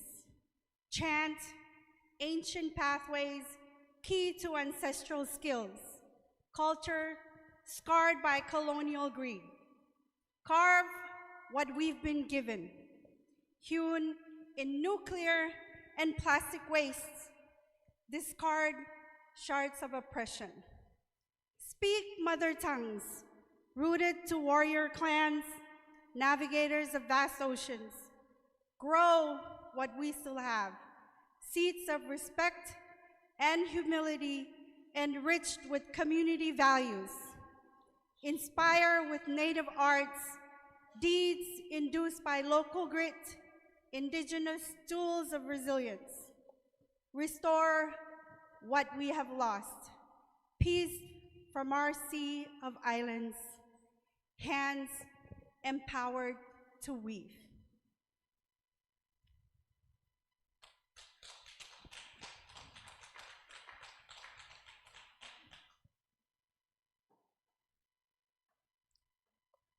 So Tanali and Tanali is actually the vice president for the U.S. Veterans of Pohnpei Association, and I am the money lady. So we are here not to teach you anything, but to share about a small project that the Veterans of Pohnpei received from the Australian Embassy, the Direct Aid Program, right? Okay, so we called it the gender bias and its connection to gender-based violence. So these were our partners: Australian Aid, Micronesian Legal Services, the Pohnpei government, especially the youth of Pohnpei, and the College of Micronesia for always housing us whenever we request. So objectives, we're just going to share some background and highlights from what's been done in Pohnpei. So hopefully the other states could also maybe follow some of the model. And share some outcomes and ways forward. I'll let Tanali talk a little bit about the background of the project. Thank you. Okay, so this project started 2020, right after COVID-19, when the world was, at a standstill. Micronesian Legal Services, our main focus truly is just helping people provide civil legal actions for their cases, and we provide free services. Comes COVID-19, the board of MLSC decided to add more objectives to our mission, and they chose outreach, GBV outreach, and collaborations with entity. In the beginning of this project, I'd like to recognize those funders that help us promote this project. And when we started with the now AG, it was the two of us who started this. And we have no idea how this project would explode to reach other communities outside of Pohnpei. So I want to thank the US government for giving MLSC the first $10,000 to start this project. I would also like to thank our Department of Health and Social Affairs, FSM. They gave us $50 to continue. I would also like to thank the UNDP for extending that project to the communities of Palau, Aramai, and Chuuk. And today, thank you to the Australian government that continue to promote this project. So thank you to funders. Oh, $50,000 for... I'm so sorry. And we received to those 20,000. watching live, I'm so sorry. $50,000 from our Department of Health. But the amount from the Australian government is $20,000 for 1 year. And what we did with that $20,000 was we trained our US VPA members to be gender-based violence and gender bias advocates. And then we conducted 5 youth outreach events, the College of Micronesia, National Campus. So all of you mamas who have students at staying at the dorms at COM, we've been there. We also conducted for the Pohnpei Youth Council at CTEC in Colonia. So just sharing, this is from the recent one that we did last month. Some pictures from the students.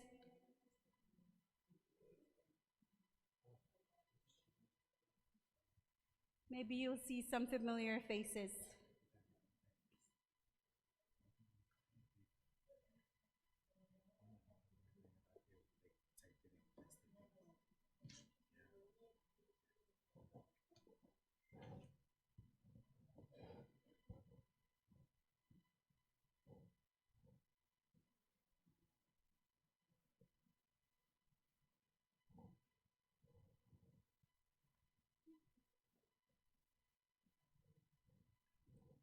So just a quick preview, since we have to keep this really short.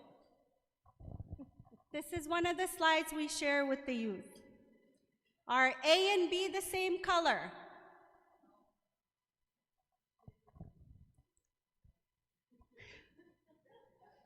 Next. Okay. Okay, so A and B at first glance look like they're not the same color. Let's take a closer look. Now, are they the same color?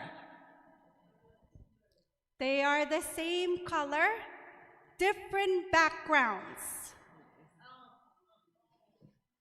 So one of the important things that we get the youth, the younger generation people to stop and think.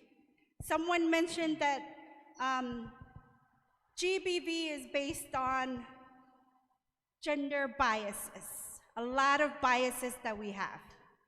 So when you see somebody, they obviously look different. Maybe they are different. We're not the same. But this is to get us to look closer and be conscious of our unconscious biases.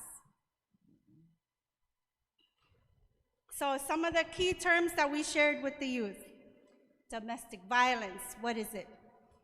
Lieutenant Governor mentioned earlier, most people think of domestic violence or gender-based violence as someone being beaten up, only physical. So we spend time to sit with the youth, the college students, and actually talk about the different types of gender-based violence. Mental, just because I'm not covered in bruises and cuts does not mean I'm not being abused.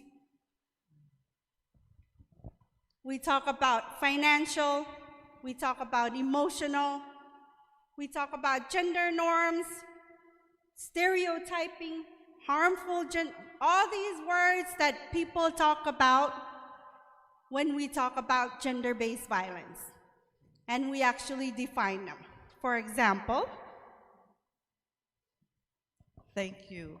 I think we already touched this. H.E. already mentioned earlier. It's our stereotype that connects to violence later on in our youth life when they are limited to that intimate space when they get married. A child wiya, a child mata-mataw, niyan sa mag-child kung kachora pa sang ololi, yehi mata-mataw puko, ta wiya puko, me euran kakalata, irakarampakan, merabanut wiya, ansaw merawya rapopodla. Ari, songan gender stereotype riyaw, mese tatak yang rain, benign and obvious. Obvious gender stereotype is negative. It's easy. So men are dumb, women are weak. That's easy to determine. That's bias because it's negative. But like H.E. mentioned earlier, women are loving, women are caring. Those are more dangerous because we don't see it, but we continue to practice.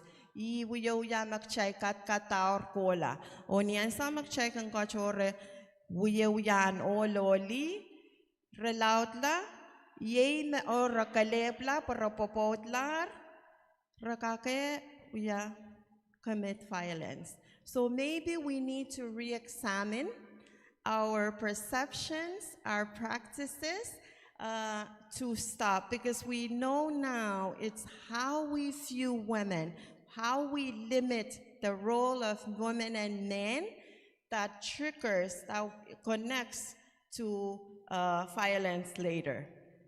Next, sorry, we only have 10 minutes. Some examples close to home. Yeah, Go what ahead. we did with this is we actually used the veterans, and the men were the best ones. The veteran men that participated and got trained, having them talk to the younger youth about some examples of their own biases, their own experiences, was very powerful.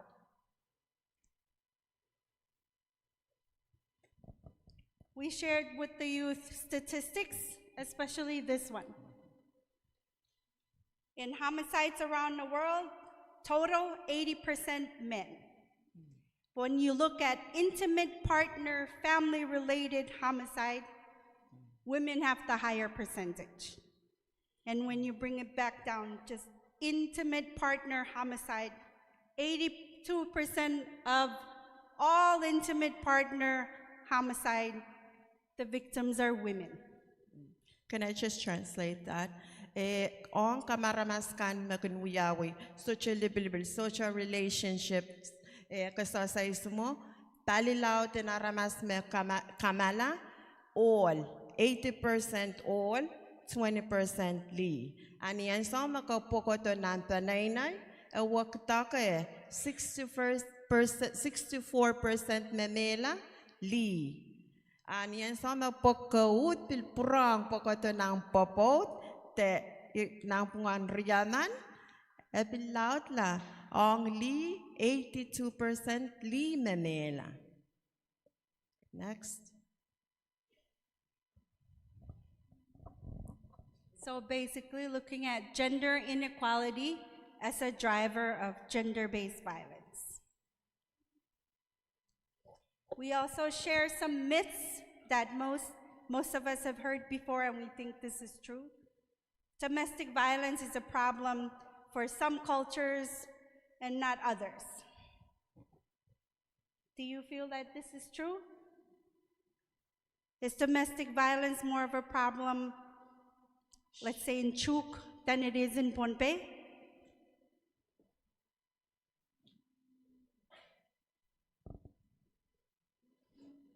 So this is a myth. All across the world, family violence is a problem. So domestic violence, family violence, it does not discriminate. And it's caused by anger and rage, like they just lost it. It's anger and rage. We also show that this is a myth. If the husband has been beaten on the wife, or the kids at the home because he's angry, but then he goes to work, does he beat up his boss when he's angry at the boss? No, it's a choice. And then children are impacted by domestic violence if they are not there to see it. So this is a myth as well. Even though the kids are not beaten up, the kids are not being direct victims of the violence, they see it and they're scared. They hear it, it's around, it's in their surrounding. Or domestic violence is caused by excessive drinking or drugs. Some people get drunk, they pass out, they don't beat up somebody else, especially their spouse.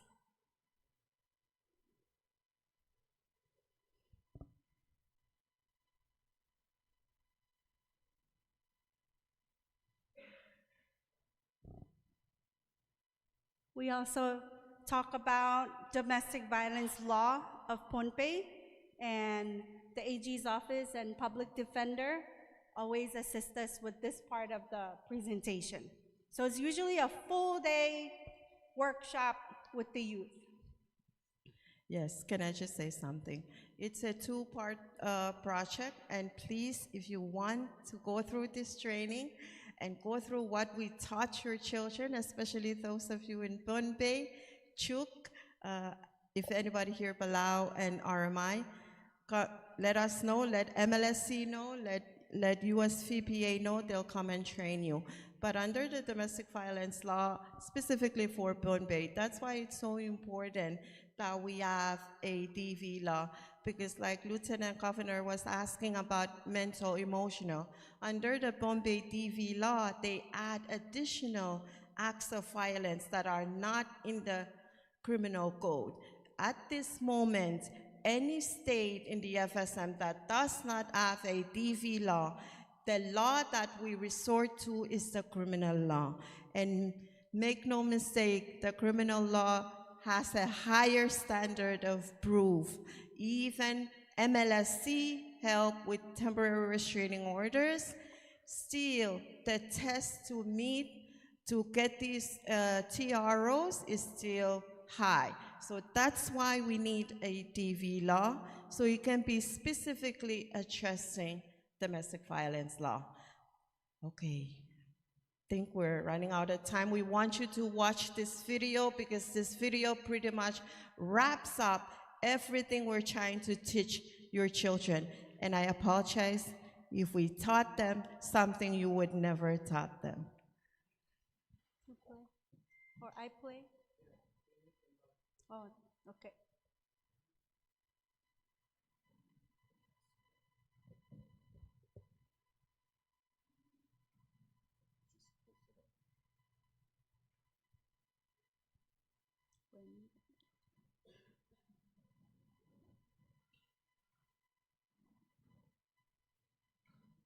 One, two, three.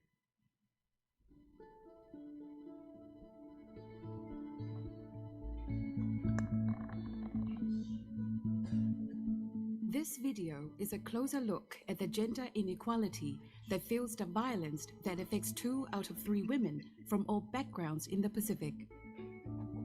So what does cause domestic violence?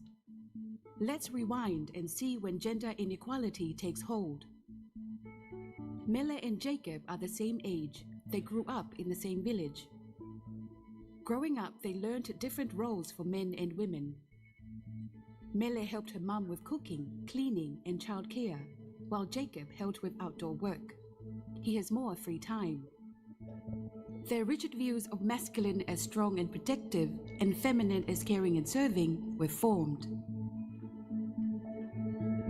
Jacob learns that anything feminine is associated with weakness. He is teased if he shows emotion, and told he kicks like a girl if he plays poorly. Jacob learns that women are valued less, boys are better than girls. Mele learns that she can't do everything the boys are allowed to do. As Mele grows into a teen, men start commenting on her body. She is told to cover herself, don't walk alone or after dark. She is made responsible for preventing men's behavior. Meanwhile, Jacob sees his friends harassing women. It makes them seem powerful. He does it too, so his friends will respect him. The two start a relationship and both begin looking for work after high school. Mele struggles to find work. She accepts a low-paid office job. Jacob finds a higher-paying job more easily and becomes the breadwinner. Mele is dependent on Jacob for financial support. Mele does all the household chores and cares for her grandparents and their growing family. Jacob gets angry if the dishes aren't done or his clothes aren't clean. He expects dinner to be ready when he gets home. He makes major decisions for both of them. After all, he earns the most. When he starts to hit Mele, he blames her for it. He says she provokes him, that she needs to try harder. That it's her role as a partner to serve him. They are not equals. Mele turns to her pastor for help. He asks her to consider her own role. He reminds her that we cannot change others, but we can work to improve ourselves and be patient. In this way, church teachings can be interpreted to justify gender inequality and maintain the status quo, leaving Mele without help and Jacob in control. The police visit the house. They discourage Mele from pressing charges, downplay her experiences, and encourage reconciliation. Gender inequality can be reinforced even by people who are there to help, leaving Jacob unchallenged. Mele's safety is considered less important than maintaining harmony.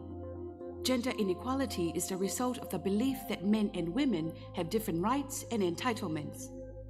It means that men's opinions and desires are more important than those of women. It is created and maintained through social norms, socialization of children, and institutional and structural barriers, as we've seen with Mele and Jacob. This inequality is the cause of domestic violence. Inequality between men and women and parents and children gives some people power over others, which can lead to abuse. It is embedded in the belief that women's purpose is to serve and obey, and men's role is to lead. When domestic violence is recognized as a result of gender inequality, it becomes clear that a lot of excuses for violence are just that, excuses. Domestic violence is not caused by alcohol, poor tempers, disobedient women, uncompleted household tasks, or any other excuse. It is caused because of the belief that men are entitled to have their desires met and to be obeyed, and this is power, this is gender inequality. Gender inequality is deeply rooted in our society and the source of domestic violence, but domestic violence also reinforces gender inequality.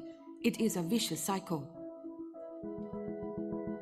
Family, school, and church can address gender norms and attitudes in children before they become ingrained. Media affects how people view each other. Working towards representation of equal relationships between genders can help change people's minds. Gender inequality programs, such as improving support and response services, must include men and women. To summarize, gender inequality causes domestic violence. Domestic violence is fueled by inequality, power, and control. Domestic violence is often blamed on excuses. Gender inequality and domestic violence are a cycle. Domestic violence is a violation of human rights. We can stop the cycle of violence by working together to transform harmful social norms. In an equal society, everyone thrives. That's a video. Let me close, because we really don't have time anymore. Let me close by saying that gender inequality has no place in our communities. Why? Because the foundations of the sectors of our society are great foundations: tradition founded on respect, government founded on rule of law, and the church founded on love. There is really no connection with those three foundations to GBV. And lastly, you know, GBV is not just a woman's right. I think, this is my personal opinion, I think it's more of a man's right, but it's mostly a human right, which is all of us, a violation of a human right. And your most favorite, we have 5 gifts, tickets to the 5 winners. I know you guys like this. You want to start something?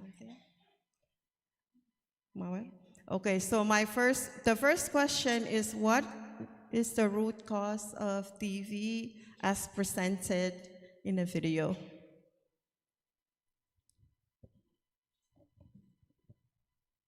Raise your hand, please. Okay.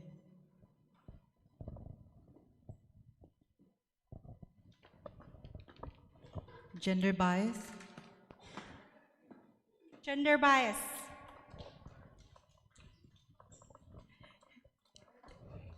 Yes. Gender bias. Yes, it's part of the answer, but what's the who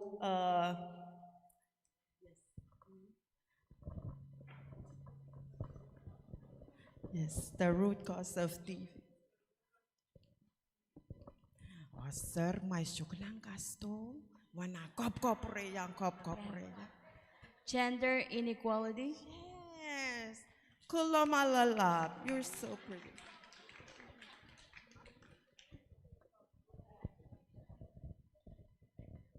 That's the endowment ticket. If you win, you get $4,000 and other prizes.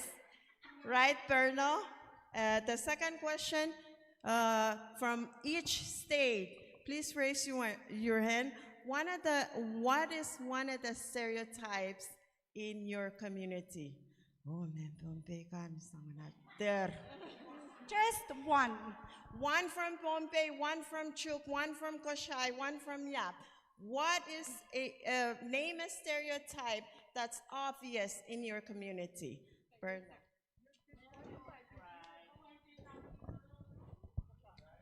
Kosrae, we think men are stronger physically. Is that right, Kosraeans? Yes.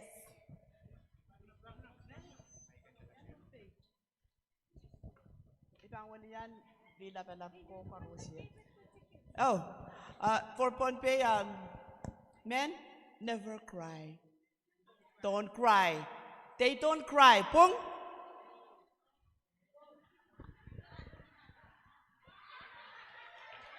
She's disqualified. She gave us the ticket. Okay, next one. Someone from Yap or Chuuk.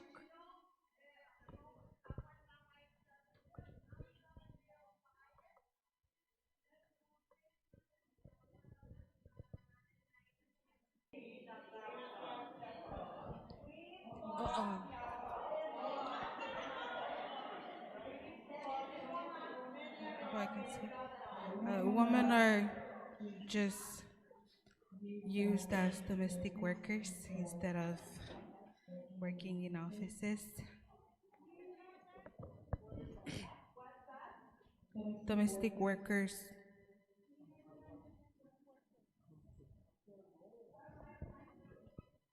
Chuuk. Okay, someone from Yap. Where are the Yapese participants?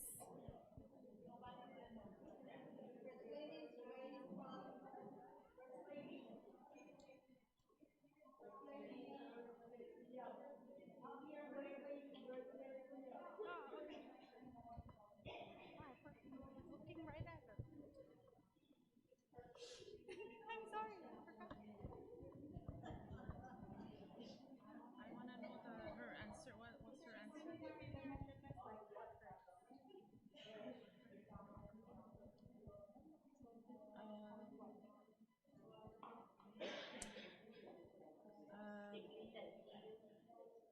Women are not supposed to go off for more education or be in higher positions.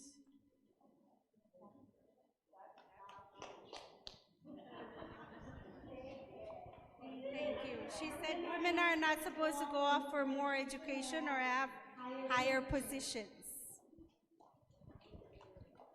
So that concludes our presentation. We're being kicked off. Thank you. Thank you very much, MLSC and USVPA. So now we will proceed on with the reporting of the recommendations based on the breakout session discussions. So who would like to go first? Pohnpei, Chuuk, Yap, Kosrae? Can I volunteer the group that I was with? Because we had a really good discussion. Chuuk. And I would like to ask Dr. Ana Maria to please come up and present what we discussed in our group.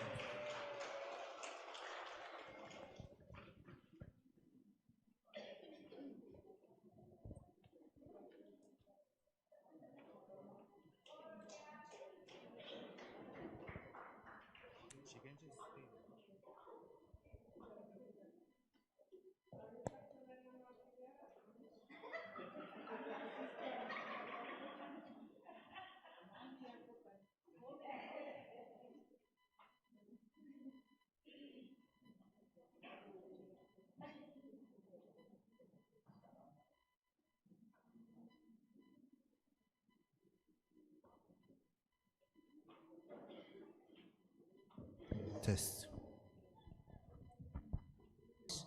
And profound respects paid to all our leaders. So I echo their traditional respect paid to all leaders, traditional government and faith leaders from all the sectors and all the level of governments, national governments, state government, municipal governments, and our communities. And I also would like to recognize all these esteemed ladies, all the mamas that are sitting here ever since day one until today. You are the voices at the back of the curtain. Usually there are people that sit in front of the curtain, but you are the voices that make the curtain lit. So I respect each and every one of the women here. And I would be remiss, but I look around, I think I only see two. I was planning to also pay my utmost respect to the men that have been showing us their support from day one until today. I mean, the men, your presence in the Women Conference is a testament to your commitment, to your support, and to your love for your mothers, for your sisters, for your wife, and for your daughters. I applaud you all. Now going on to the presentation, I was a bit shocked that my name was called. I was not expecting it, but without further ado, on behalf of the Chuuk team, that we had a lengthy discussion, and I would like for further references for the organizers to please give one statement at a time.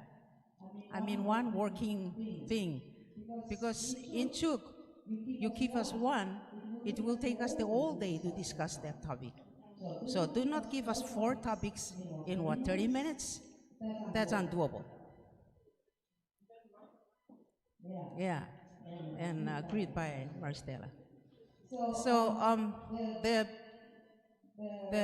topics that we were asked to answer is, again, with TPV, women's health, and really looking at what's in the way of the woman receiving these services, and what's in the way of the woman voicing their voice and being empowered to eliminate TPV.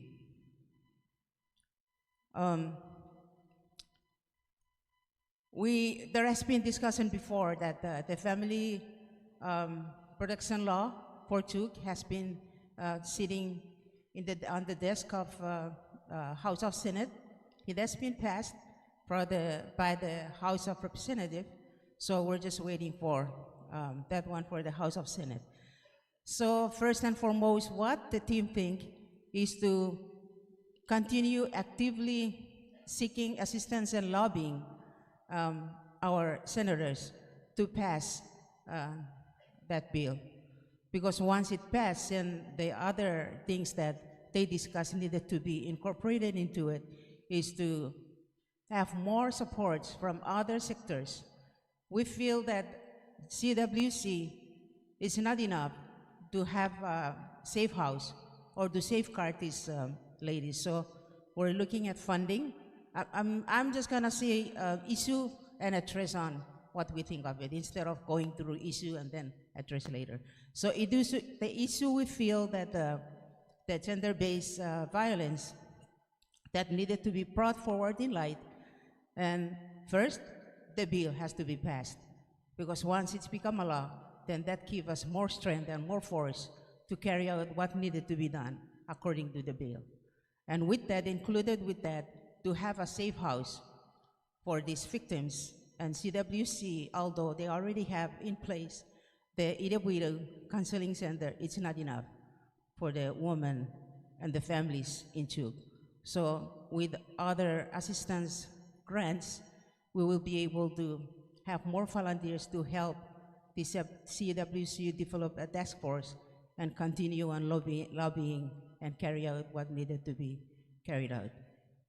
There is also some discussion on some misunderstanding from our senators or from our leaders that some wording of that law It's already stated in other laws, state law. So they want some tweaking and some fine-tuning to this law in order for them to fully understand and pass it. So the task force with focal point of CWC with other volunteers to also look into this bill and try if we can align it with other existing laws that needed to be tweaked. The issue on why are the women not seeking assistance when they need to in health, in social justice.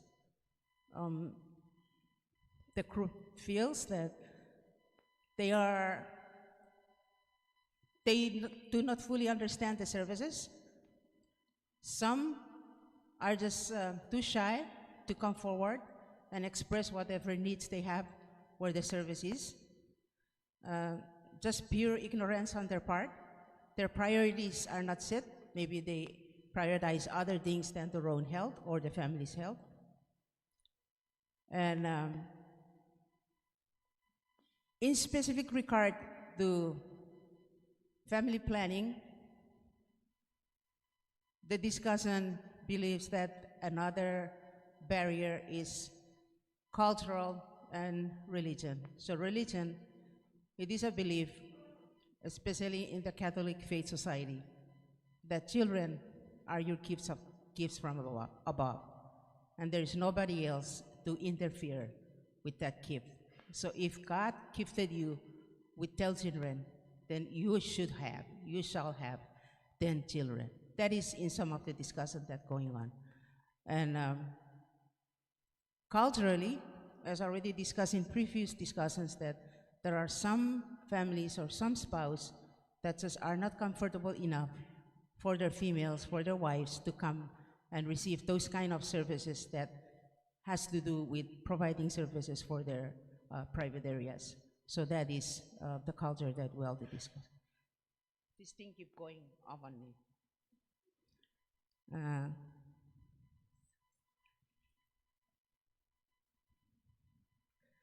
And of course, our geographical layout, we cannot exclude that. Because of that, the service is not accessible to all. Although, in every islands in the state of Chuuk, we have small community health clinics. They're not as fully equipped as we are at the hospital, so that's another reason why the population prefer or rather come to the hospital than go to those places that are more accessible to them because of equipments, because of skilled and knowledgeable service providers that are not available out there. Where am I?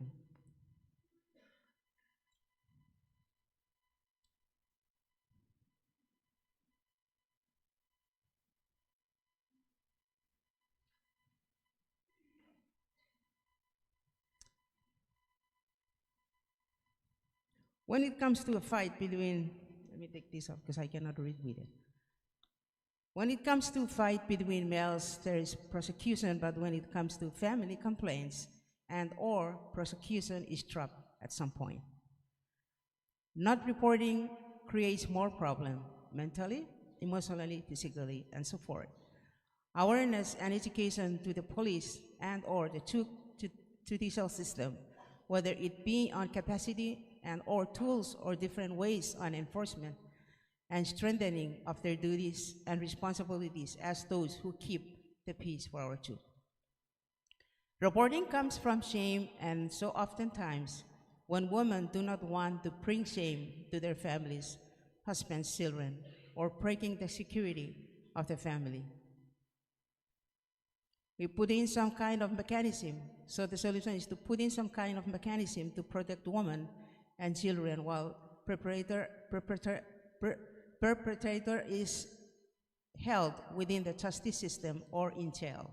For example, a safe space and or shelter at the hospital or within the means of Chuuk State. Maternal, child, and social issues, resources, facilities to be built on each island. partnering with health programs. There's a talk about Planned Parenthood program to be initiated or implemented to assist and address the issues, especially for the young adults that are going into family. The cost of family structures, and that this may be incorporated into the health services family planning program to be addressed to young adults.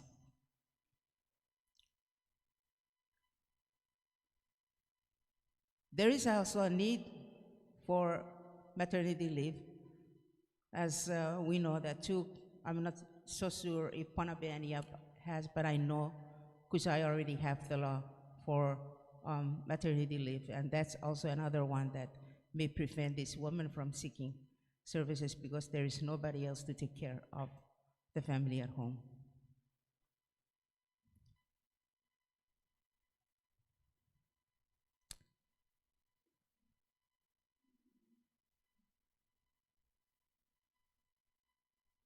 Women do not seek help because shame, unknown, or service providers. Spouse do not want. So the seeking help is also go both ways. The women do not know where the services or do not, the husband do not want them.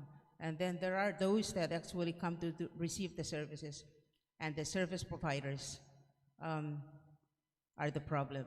Either they not giving out the sensitive type of services, or they're just the kind of service provider that the women do not like when they come. There is also talk about really the breaking of our traditional values in Chuuk, that it's, I would say, it's the central core of all issues and all problems. There are certain roles that it's traditionally known, and because of other introduction of concept, that the population are beginning to rethink these roles or rethink these practices. So it's because of this rethinking of roles and rethinking of practices that it's also creating some of the issues that we are facing today for TPV, as well as the lack of services that are given to the woman. Awareness is also the big topic discussed, that the women need to be aware of everything from bill to services to anything in terms of their own health, to own their own health and to do whatever needed to be done. It's not so much, it would be less taken when they are being told from somebody that they need to, but for them to own their own life and to own their own health, that will take a lot of improvement. I think that's pretty much what's discussed during the discussion, but I also invite along any of the members if there is something so important that missed from the discussion, you are welcome to take the mic. Thank you.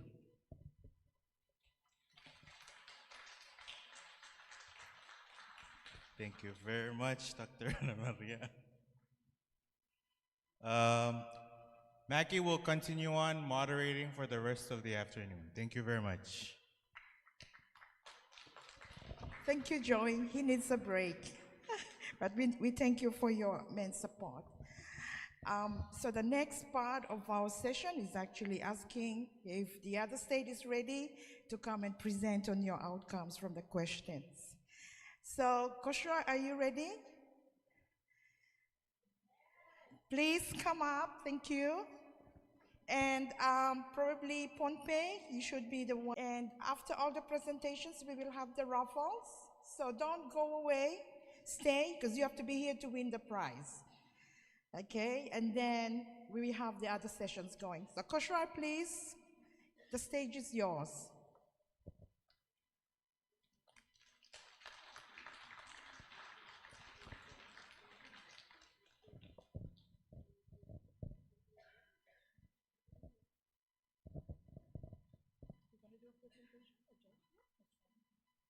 Okay, while she's preparing her notes, don't forget, we have to look after our health. So that means you need to get screened. We have free service there out here every morning. Get your sugar level and your weight and your height. We need to be healthy for our children. That should be our #1 goal. Thank you.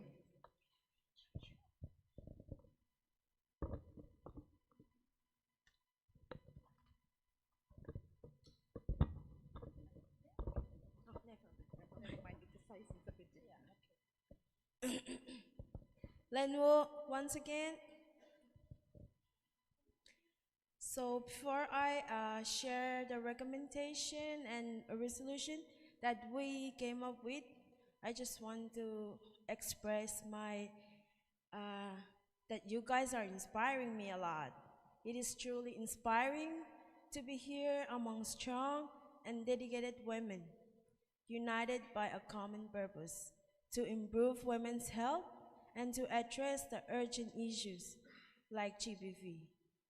So today we come together not just to discuss the challenges, but to put forward concrete recommendations and resolutions that reflect our collective voice as the sleeping ladies. So we come up with a lot of recommendations, but I'm trying to put them together. So the first one is to have a safe shelter and a referral bandwidth system. So currently in our situation, there is no safe house in Kosrae, or they call it safety haven, if that's the right term, yeah. So currently we don't have any, but there is an existing one for human trafficking, and this is sponsored by the national government. So the recommendation is to expand to the state and also to include all forms of violation, but not just human trafficking. And we also to enhance the referral and reporting mechanism to ensure immediate protection and support for survivors. So as I mentioned, we have an existing one for human trafficking in Kosrae, but that's for national government, and we love to expand to other forms of violence. The second one is expansion of SOP, or Standard Operating Procedure. So right now there is one existing one, but that's only for the Department of Health Services in Kosrae. So we recommend that this existing SOP also expand to include all relevant agencies and stakeholders, such as Department of Justice, counselors, social services, and public safety, to establish a clear and coordinated referral pathway for timely and survivor-centered responses. The third one is we recommend that our government issue an executive order, or we could call it declaration, on GBV response, to form or reform committee with representation from state agencies, civil society, and key stakeholders to strengthen legal protection.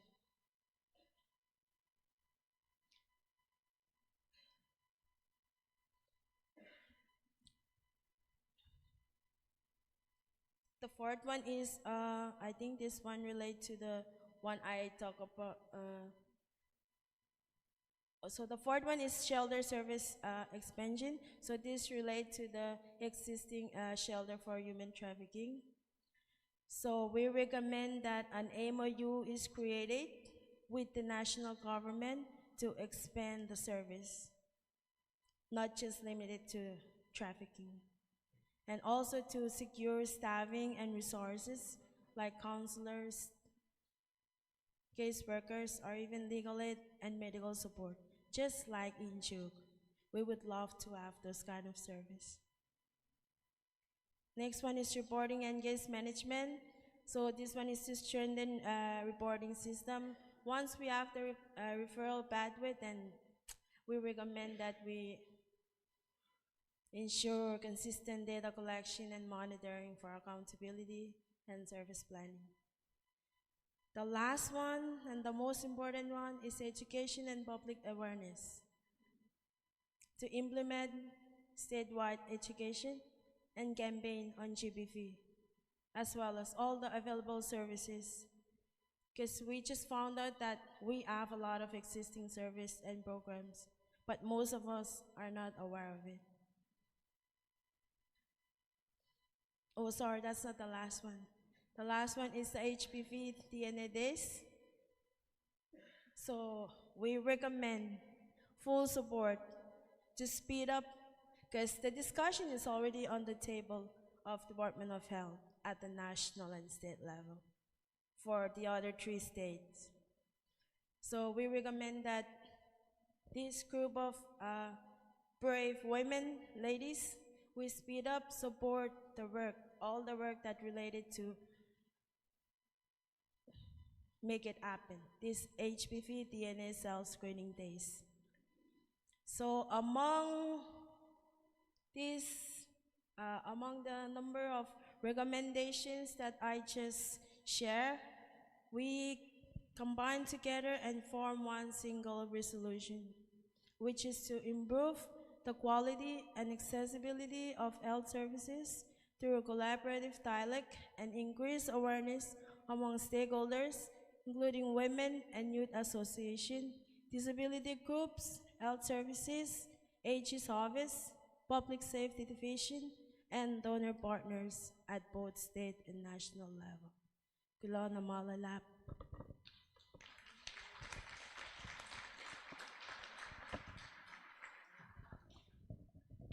Okay.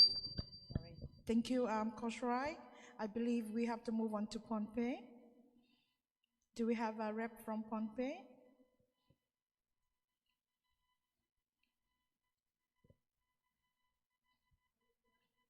Yeah, okay. Oh, they're standing. Okay. Thank you, Pohnpei. And followed by Yap. So, Yap, please get yourself organized also, as we have other sessions coming up after the presentations. Thank you. Thank you, Lampain.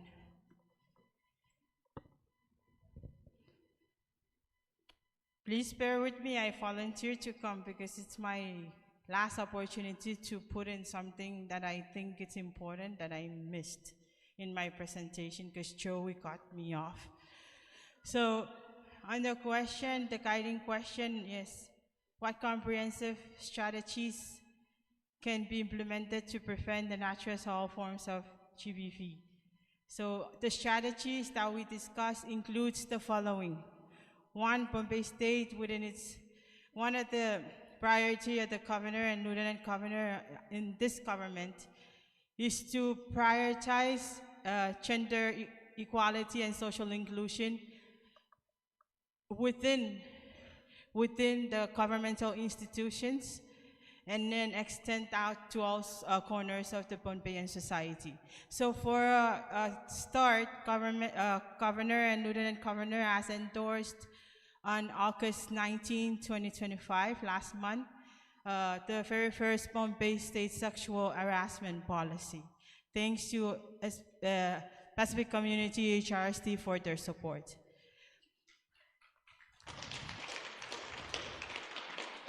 Another strategy is Pohnpei to prioritize the implementation of Pohnpei TV Act of 2017. This plan provides the architectural design for the coordination of all stakeholders, ranging from everyone in the room, faith-based, women's group, youth, disability, senior citizens, the government, the multi-sectoral coordination, ranging from 4 main areas: policy, support services, counseling, and data.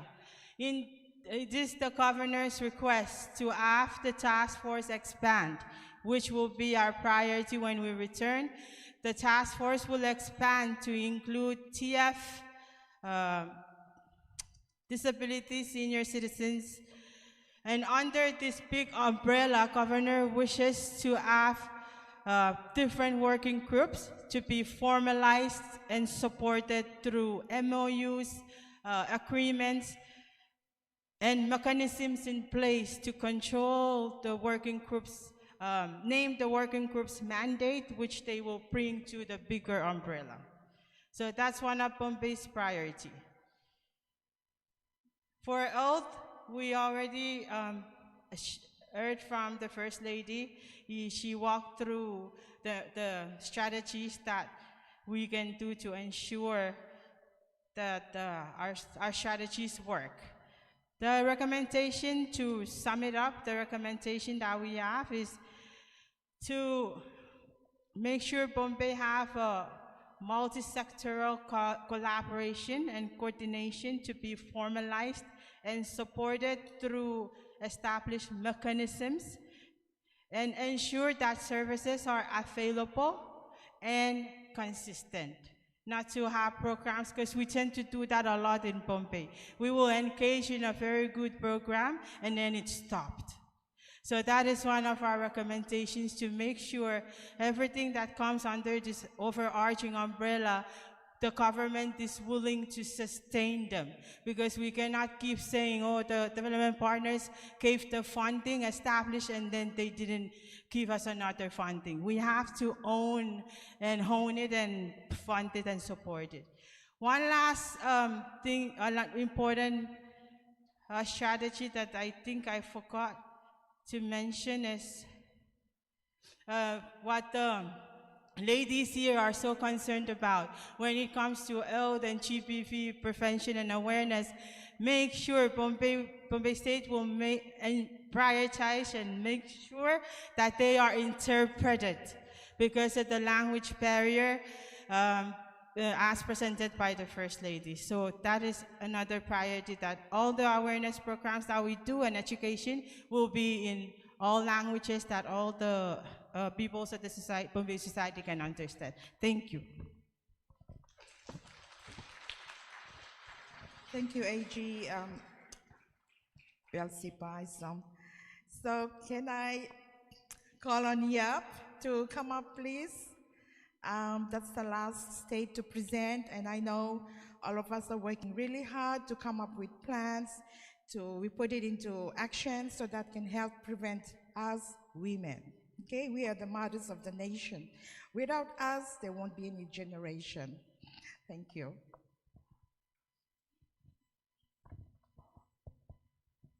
Good afternoon, ladies.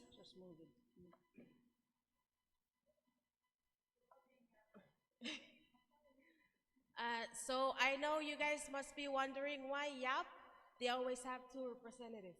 So this week we're talking about equality. So that's why we have two, because we have the main and the outer islands. I know we're all waiting for the Raffles. We can't wait for the Raffles. So I'll just dive right into what we discussed this afternoon. The first question was, what are the most pressing health challenges facing women in FSM, including reproductive health, NCD, and access to health care?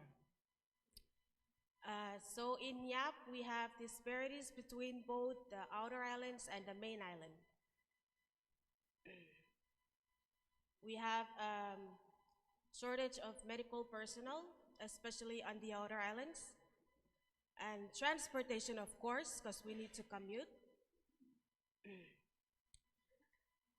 And on the main island, we have the use of ambulance. Because it's just today, I'm from Yap, but just today, I found out that the ambulance in Yap, they charge us $30 back and forth. And we also, in Yap, we also have absence of the telehealth and telemedicine.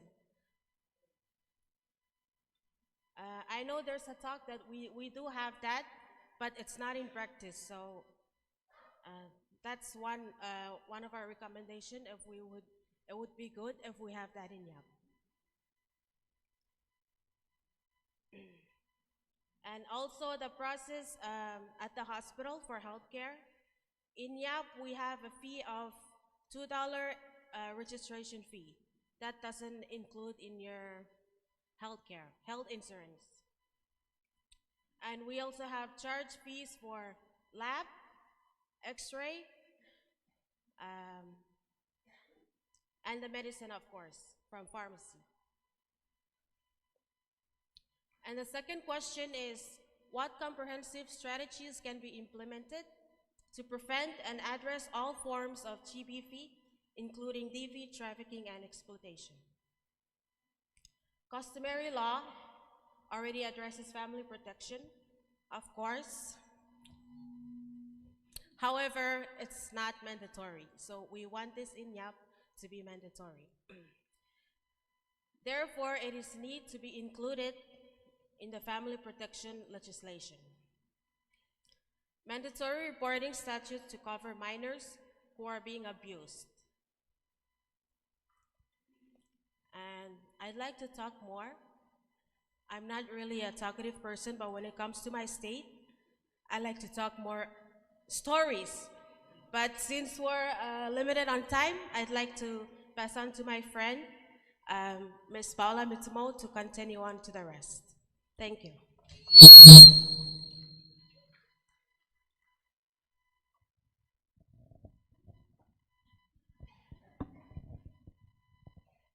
Okay, the third question was, is how can we improve access to healthcare services for women, particularly those in remote and underserved communities? So our recommendation is to improve road access to the underserved communities, install appropriate technology for telemed and telehealth,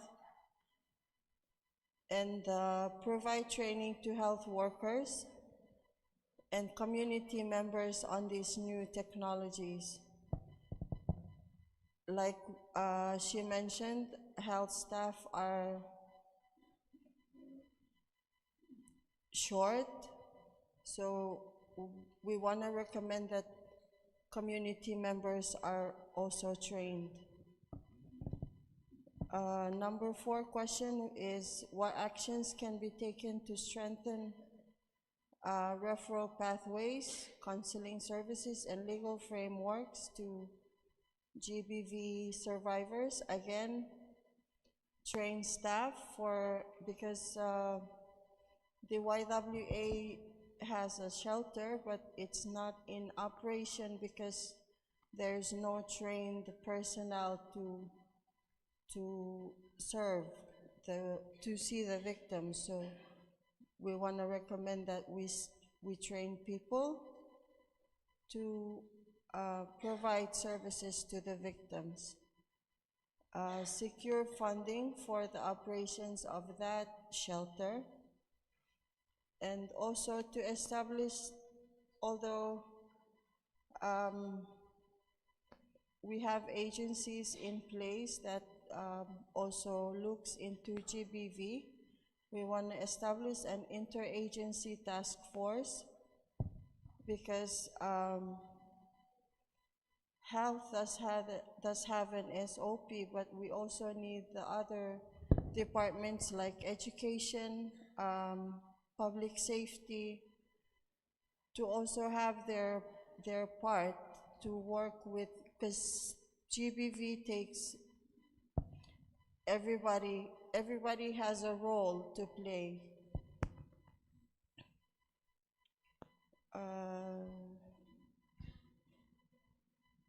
Yeah, it needs the cooperation of relevant agencies to be subject to their own SOPs. Thank you.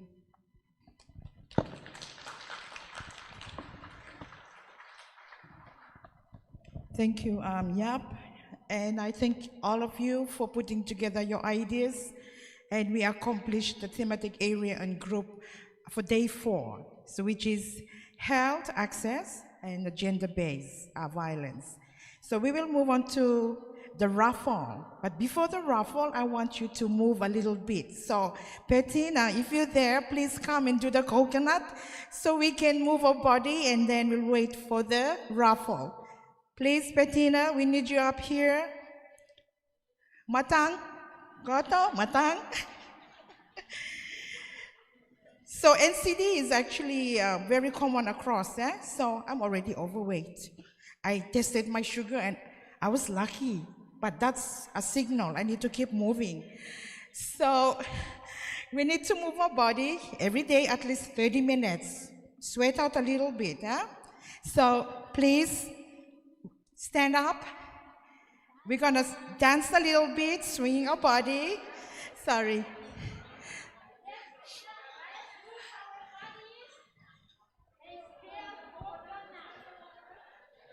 So we're gonna spell coconut. Okay.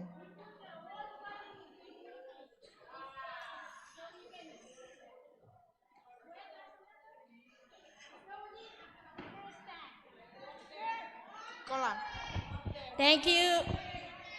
Oh, really? Do I have to go up?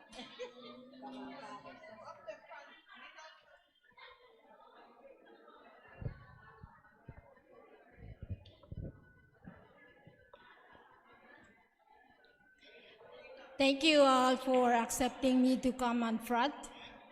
My name is Pertinas. I'm an Albert from Pohnpei, and I'm working with national team and also from the women group from Pohnpei State.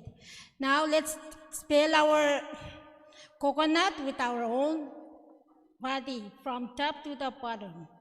So I'll just start right now. So we C O C O N U T.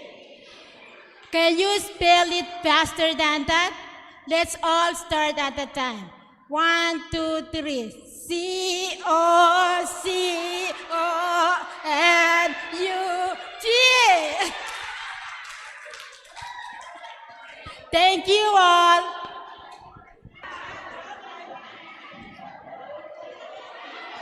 Thank you, everyone. We should not forget fun in our meetings. We need to also have fun and be serious at the same time, okay? So thank you for your participation, and my apologies that for those who cannot stand. So our raffle will be happening soon.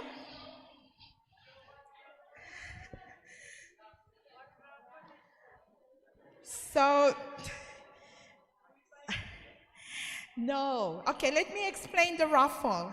When you register, that's why we encourage you to register every morning. You write your name, and the name goes into the list.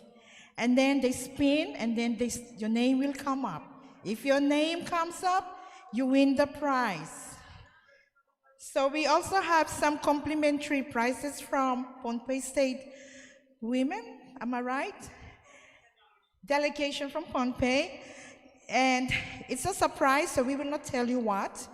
And when you receive it, and that's your prize. So I'll let our men to help us with the raffle.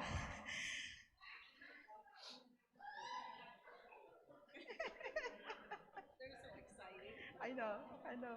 We just need to keep them moving. That's good, but we should have icebreakers. Yeah, that's fine. I told, it's a plan. I told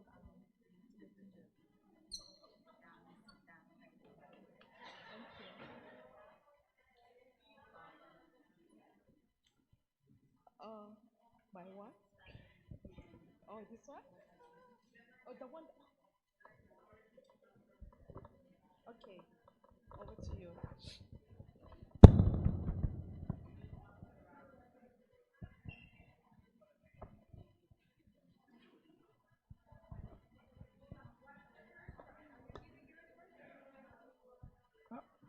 I'm sorry.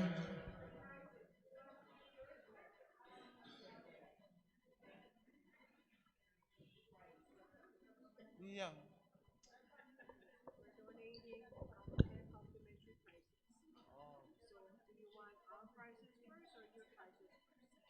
It's up to you guys. So, okay.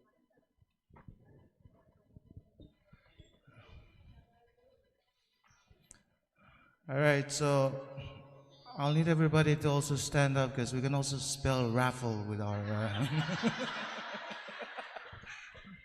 Where's Bertina? So thanks to Pohnpei State, they've also put up some complimentary prizes. So I guess all the Pohnpeian ladies will be excluded from this. And thank you very much. So it's about 3 inches tall, and it wouldn't fit the person showing it. So that's the price for the first spin. So we're gonna go ahead and shuffle so people don't say Agustine's name is on front.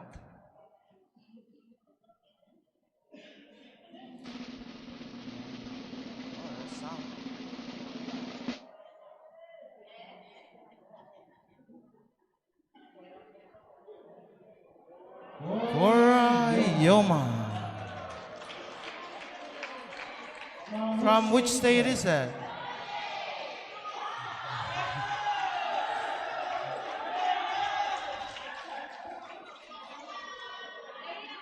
Should we either do that or we give out the FSM prizes? We also have prizes ready, and she's already here anyway. Maybe she did not hear the announcement. But,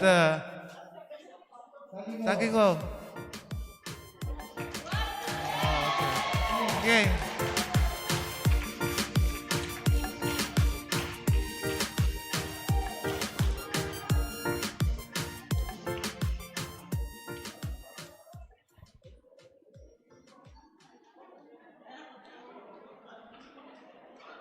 So, same thing like we did the other day. Once you get a prize, then we'll keep your name in the list. But if it comes up, we won't give you any prizes. So, we'll just see how lucky you are.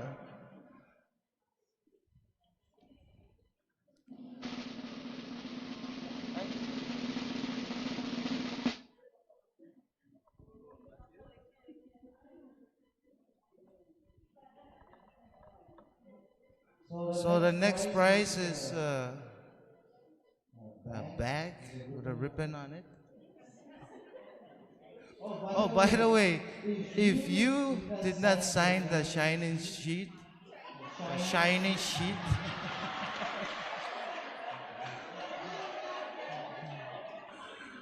I look out and all I see everybody shining, so what can I say? And it has all your names on it. But that said, if you did not sign the signing sheet, please don't expect to get anything on here. Even though you're sitting in the crowd, we only draw these names from those that have actually signed it. Yes. So it's like what the CIOM Foundation was doing earlier. If you did not buy tickets, don't go expecting to get the prize. So anyways.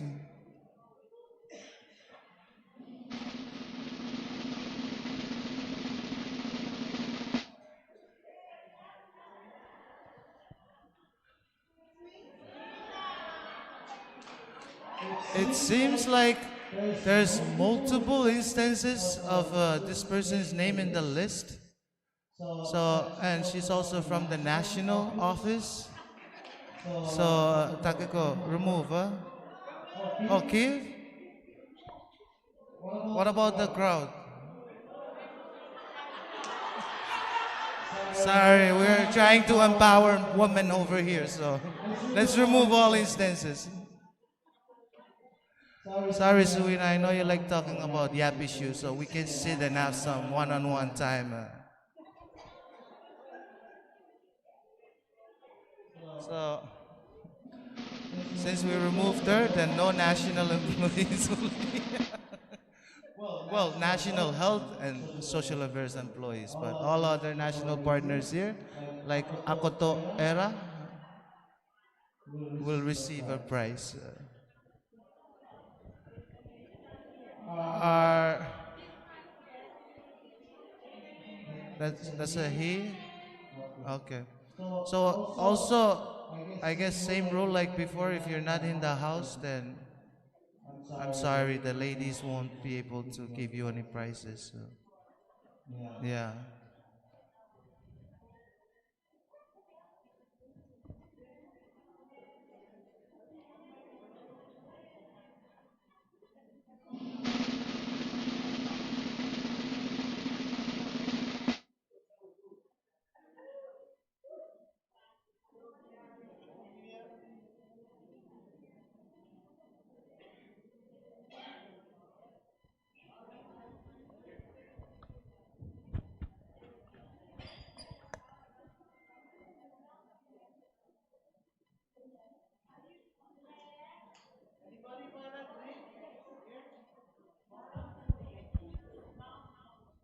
Jovia and Imi, in case you cannot hear. Anybody in the back, can you all hear me fine? Jackie, can you hear me? Okay.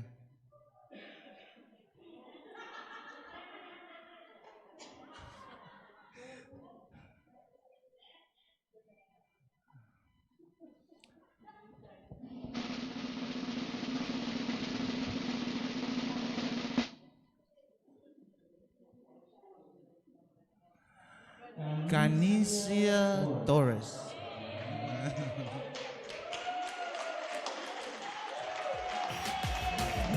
Where's the music?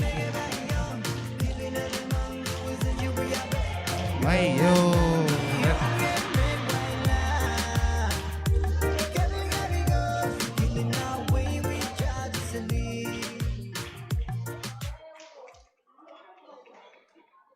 Wow, that's nice and shiny. Camera you got right there. So next prize also complimentary from Team Pohnpei. As you can see, it's already sitting on the stand. Just need a buddy to go with it.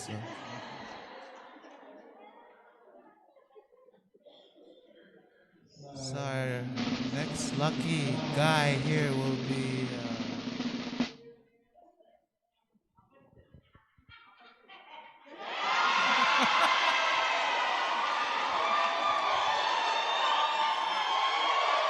disqualified.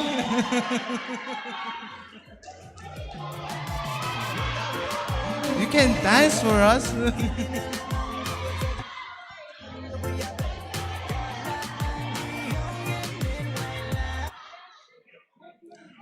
Sorry, we can talk later, but I'll keep your name in the list in case.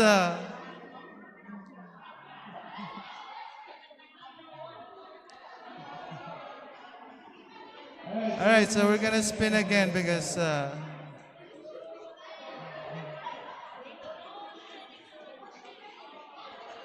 yes, we're talking about inclusion here, so make sure that they put up the prizes so they get the other one.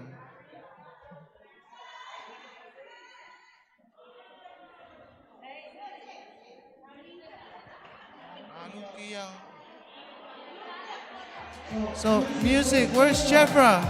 Come up and claim your prize. And you have to dance with Marisa Gano. Chefra.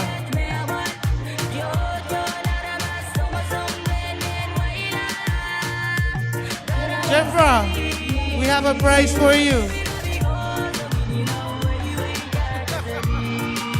Just want the skirt?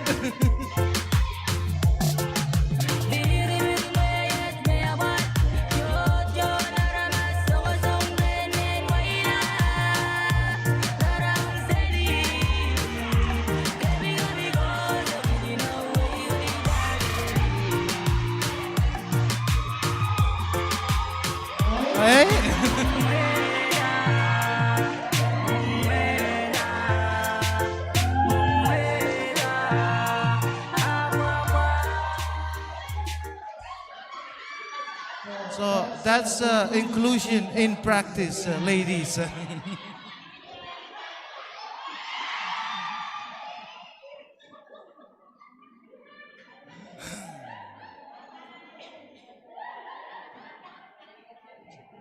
So, who's putting up price now?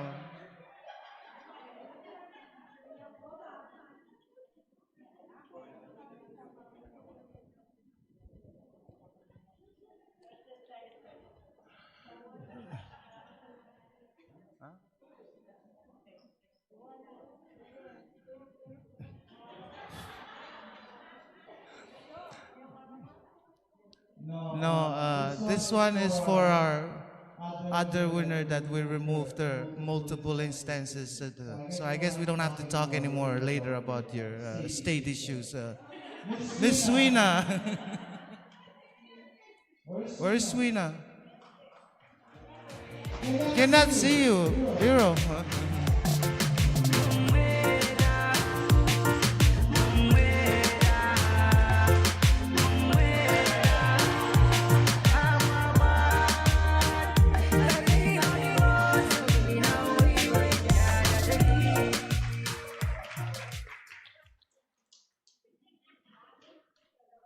Oh, I forgot we're spinning here. So, is this the last one? They're getting tired, so this is the last one? Oh, okay. All right, so we have a cup, a bag, and a shirt.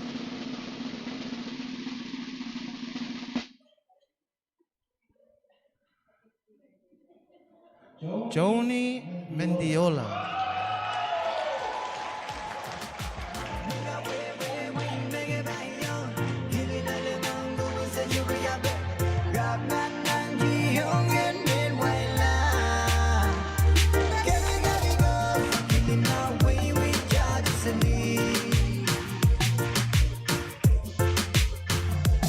Wow, you can really move fast.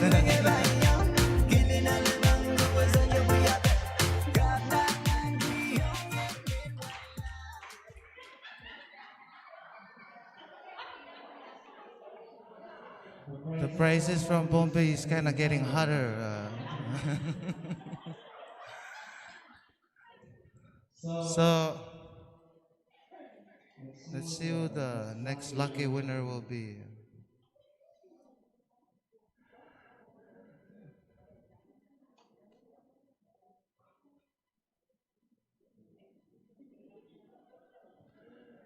Terena. How do you pronounce your last name? Eper?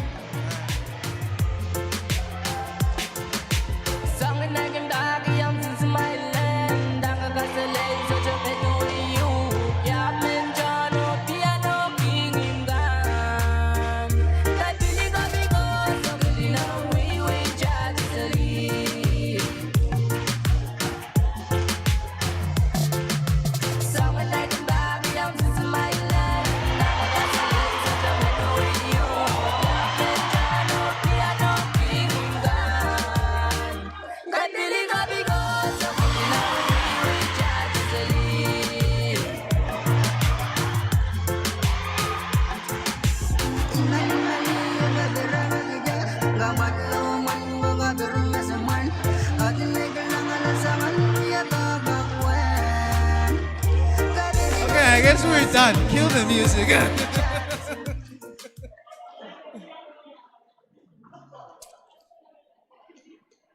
It's the last one. All right, one more prize for before we.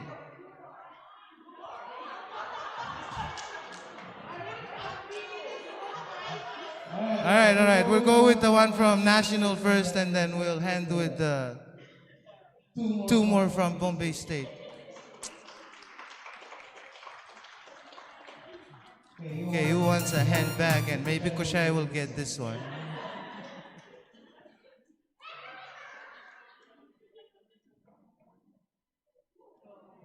John Kosam.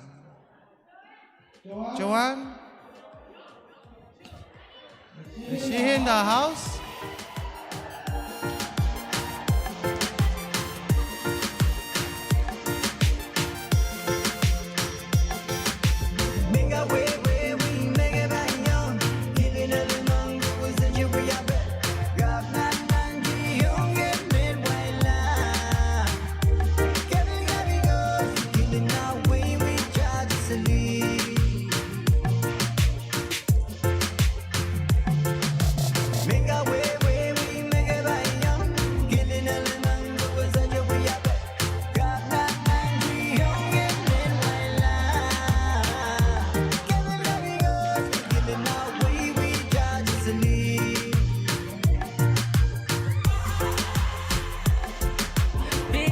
I'm even sweating.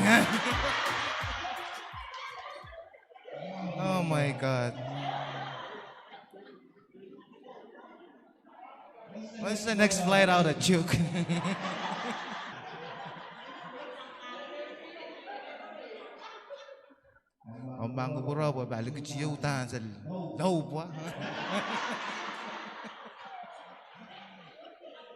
Oh, that was live broadcast, so they'll all be waiting for me when I arrive.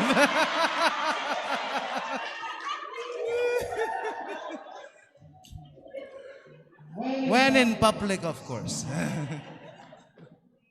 All right, so Pohnpei is putting up another special prize.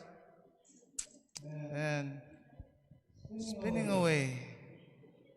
Miss Marstella, how are you doing?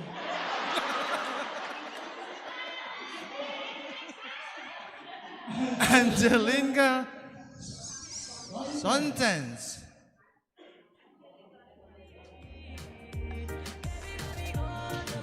Angie, you're in the house?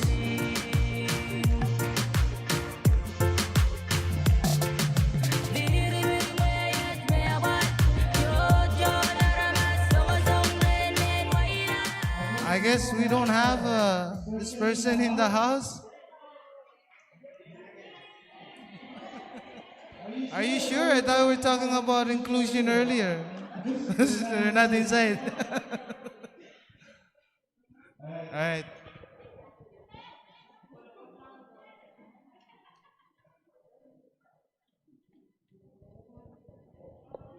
You know, the other day when we played this game, the ones that were away, they cornered me outside when you guys say remove, remove.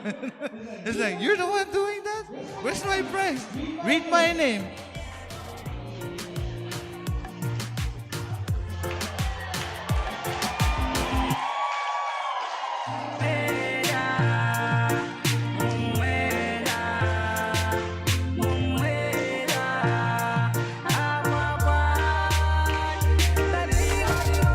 So now you guys have big Kosrae is in the house.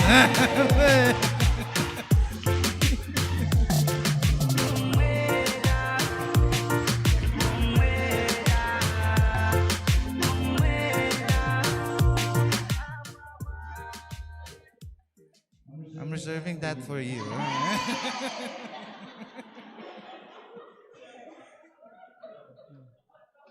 This one for...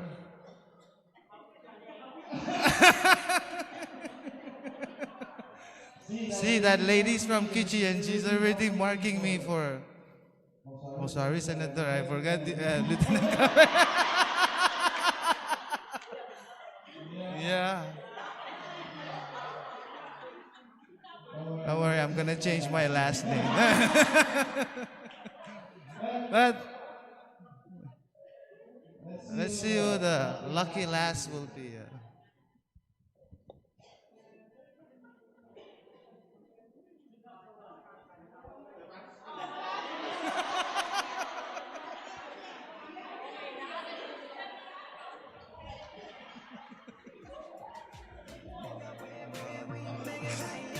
Can you volume down? It's only fitting that his name came up because his dad just passed away. So I would ask for a moment of silence for us to take. some moment of silence. He was actually here in Chuuk getting ready for the meeting, and then he had to go back because the dad fell ill. So we just got the word that his dad passed away. So if you may join us in a moment of silence.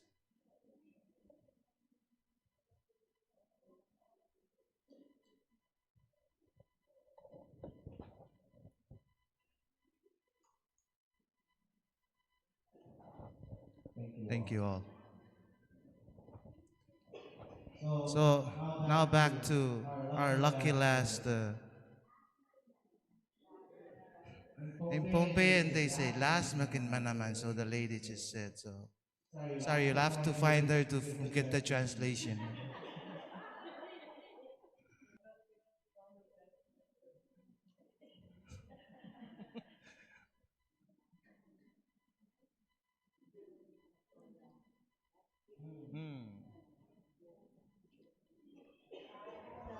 Sally Ball.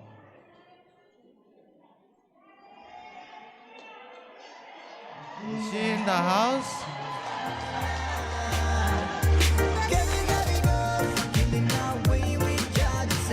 All right.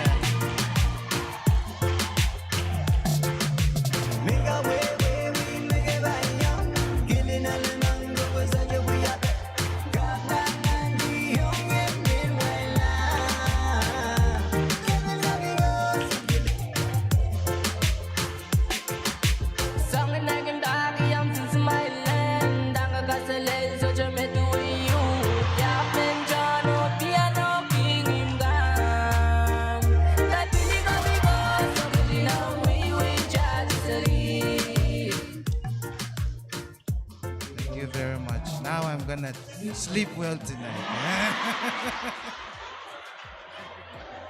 Congratulations.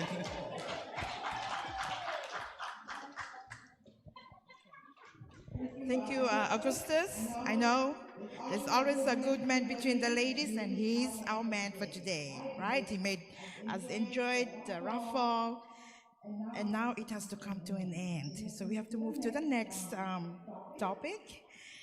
I know we still have the joyous movement still in my body, excitement, but we have to move to the next session, which is recognition of inspirational women from Kosrae State.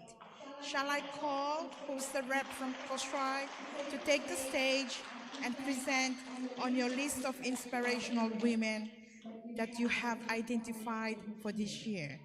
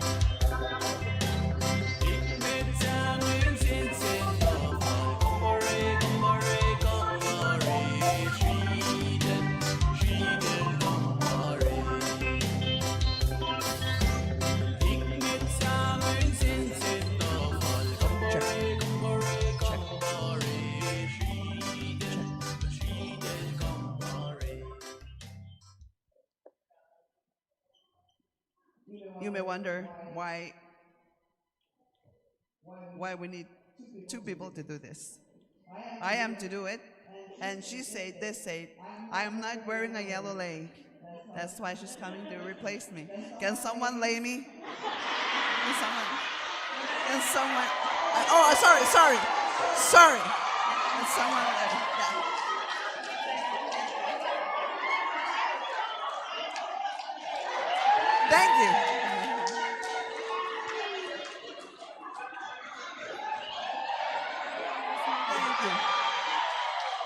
I got laid twice.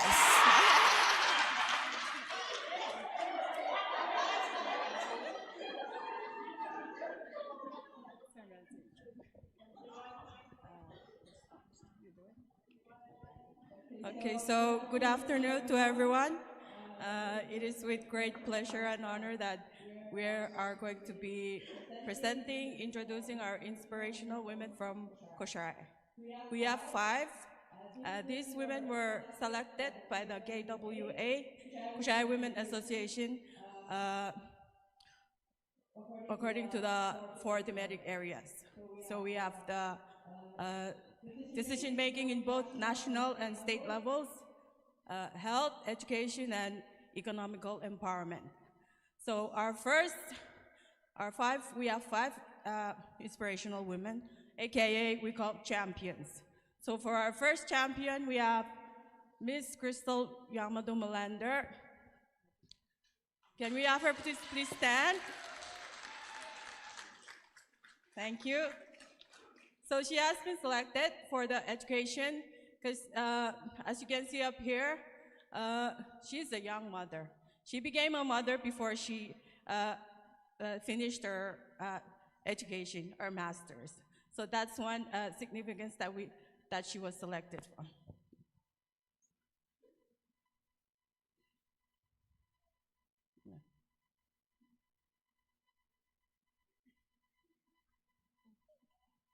Our next champion is a good friend of mine, also my roommate, Honorable Rutsina Ronald Jona. Can you please stand? She is the first woman to be elected to Senate. As you can see, the biodata, we have the biodata up there. If you need any more information, you can just come and ask. Next. Give me, I do it. Okay.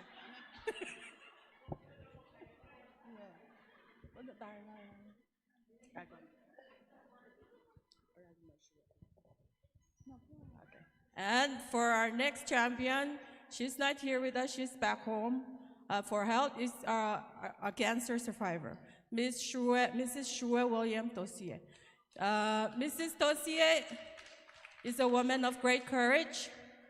Neshue or Shue William, as she is generally known in Kosrae, was diagnosed with stage 4 breast cancer back in 2009. She underwent a mastectomy and many difficult treatments that tested her spirit. Her journey, she underwent surgery, chemotherapy, radiation, and other treatments, facing each step with unwavering determination. For Neshue, courage wasn't just about surviving, but about facing the unknown with a fierce will to live and to find meaning in every day. Most days, she displays that courage. Some days, she finds that courage in her loved ones, but every day, she asks and receives that courage from the Almighty.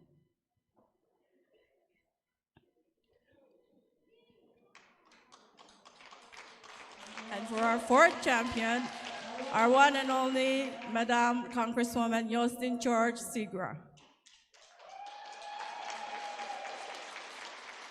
Is that?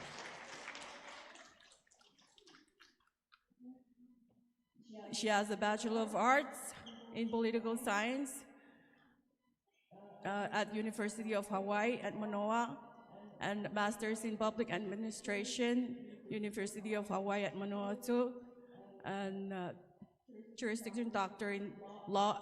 She received at 2007, also at UH Manoa, at William Richardson School of Law. For her background, presently, she is the Kosrae Senator at Large, the first ever to be Congresswoman in Kosrae. And she was the director for Micronesia Shipping Commission, also lawyer licensed to practice law in Kosrae and FSM courts, a part-time instructor, trial counselor program, College of Micronesia at Paligir campus, and a staff attorney for FSM Supreme Court. And for our last champion, I'm gonna hand over to my good friend here, who has been late twice. Actually, she can do it, but she wants to make use of me standing here. The last inspiring woman among us, I will say the name last because it's kind of a surprise. And she's among us. And listen to see if this is you. She has proven the belief wrong that only formal education leads to growth and financial success. She proved it wrong. She has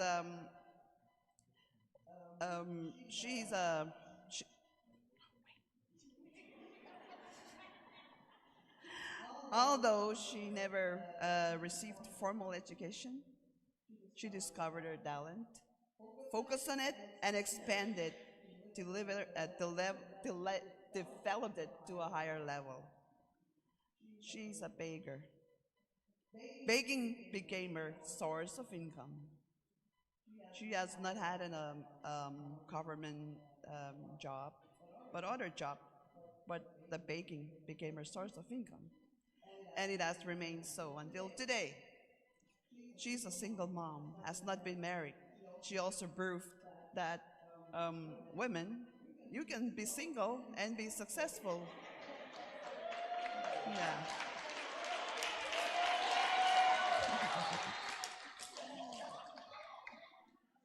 Like me. Yeah. Oh, I forgot I was married. Okay.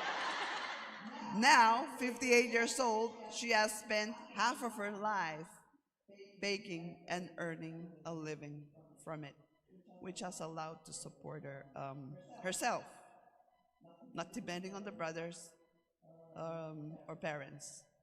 She doesn't have children, but she adopted so many that got her many grandkids, and still depending on the baker business. She's so independent. She's one of the most well-known bakers in Kosrae. If you go to Kosrae, order pastries from her. And her business has developed to thrive since the day she began selling baked goods.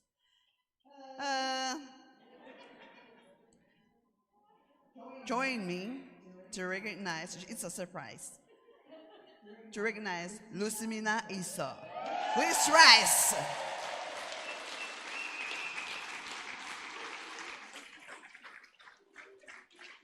That's it. We are to only recognize 5, but there are so many among us that we brought with us to, this conference, and I would also want to acknowledge them. 2 very successful businesswomen who contributed so much to Kosrae's revenue is Kosrae's second lady, Senorina Nena. She owns very big business, and yes, thank you very much. And also the Kosrae Women Association President, Kenya Levi.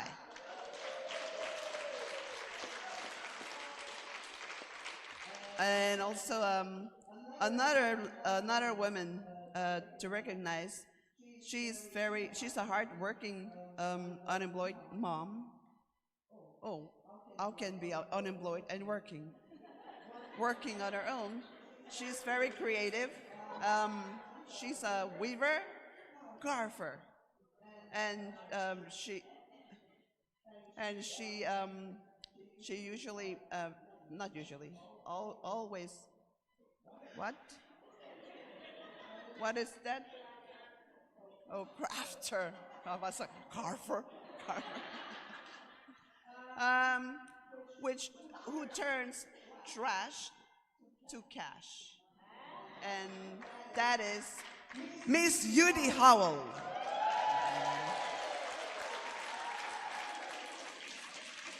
That's about it. Thank you very much. I want to also just acknowledge myself for being single.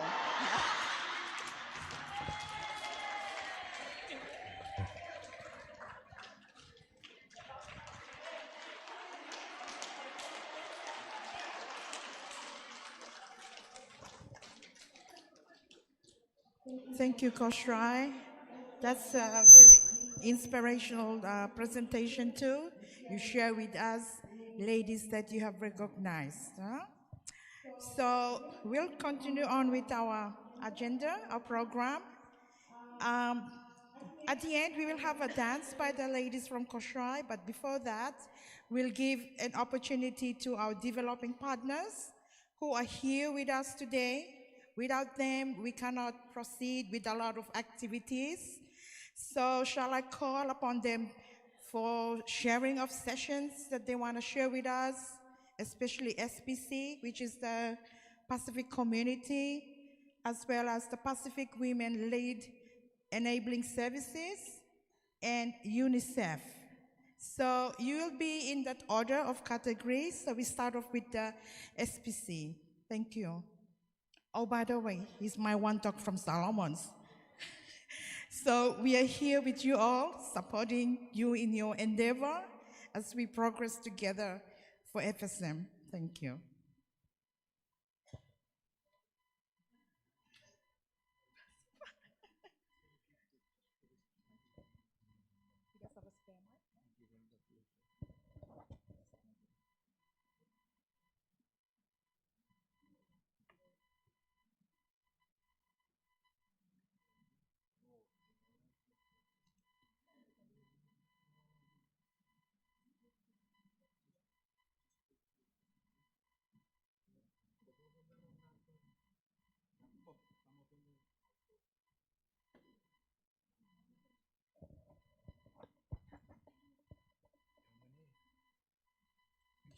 We're gonna do them. We do? No. Which is it? SPC, MRO, SPC.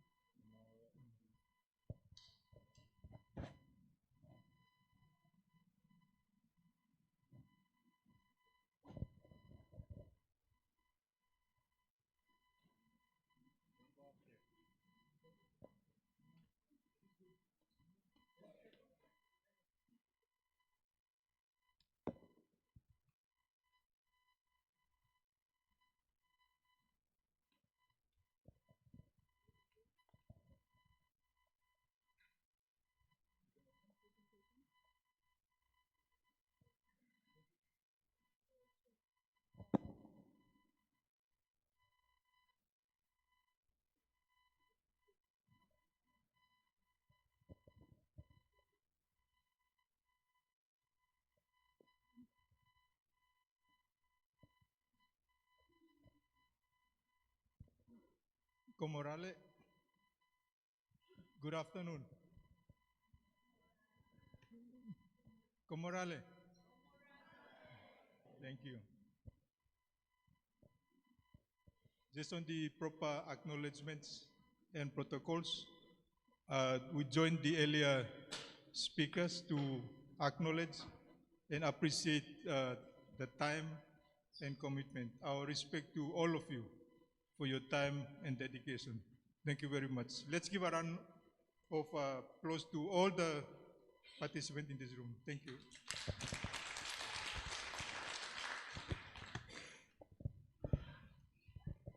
My name is George from SPC Pacific Community. We'll be co-presenting with Lulu on the work that we do.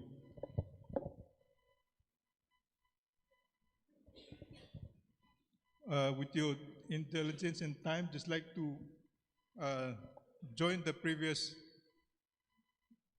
speakers and associate our deep respect to all of you who are here this week to work on the key important work that addresses women issues in FSM. On behalf of our director of the MRO office, just like to extend our sincere appreciation to the organizers, Secretary Samo, the hosting state, and all of you who are here today. Also, just like to thank all of you for your dedication and time.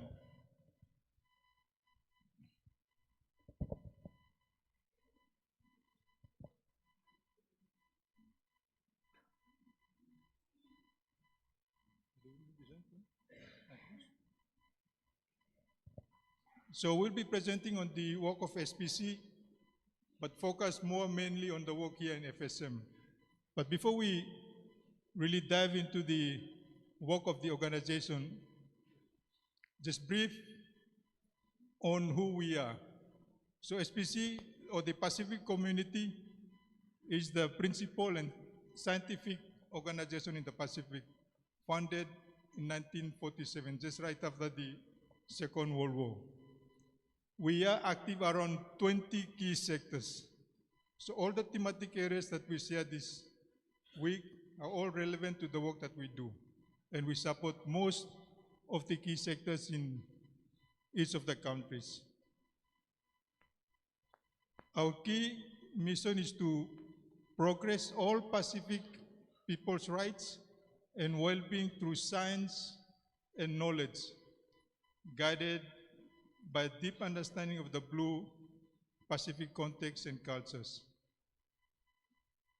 So where we work, most of our work are around the Pacific, around 22 member states of the Pacific. So we base here at the Micronesian Regional Office with a few other programs that are supporting the work here in FSM.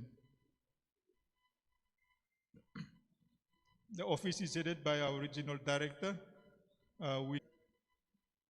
We work across a number of technical areas, such as fisheries, climate change, energy, health, human rights, and gender equality.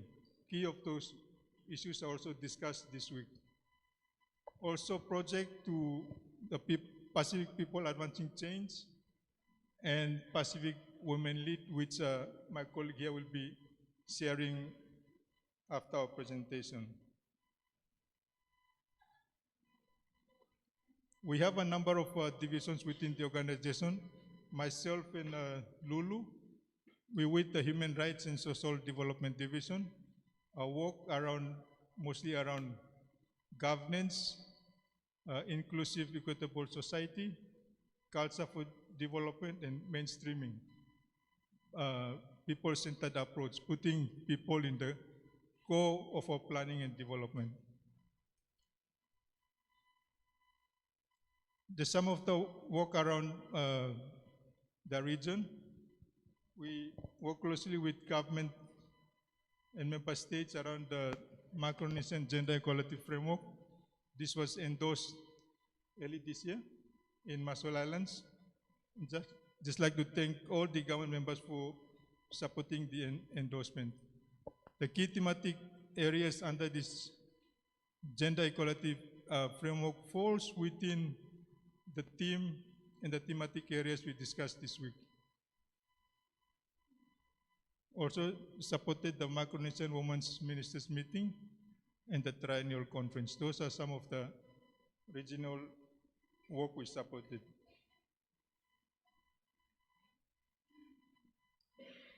For human rights, this is more on the earlier this week, our gender development officer presented on the national and government's obligation to human rights treaties. One of the key support here is working closely with the Joint Human Rights and SDG Task Force at the national government to really work on the treaty implementation, supporting the member states on implementing those key treaties mentioned earlier.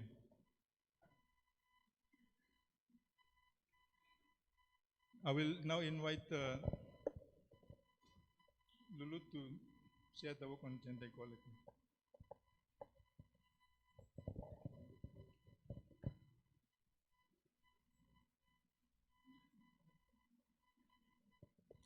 Thank you, Kaniki.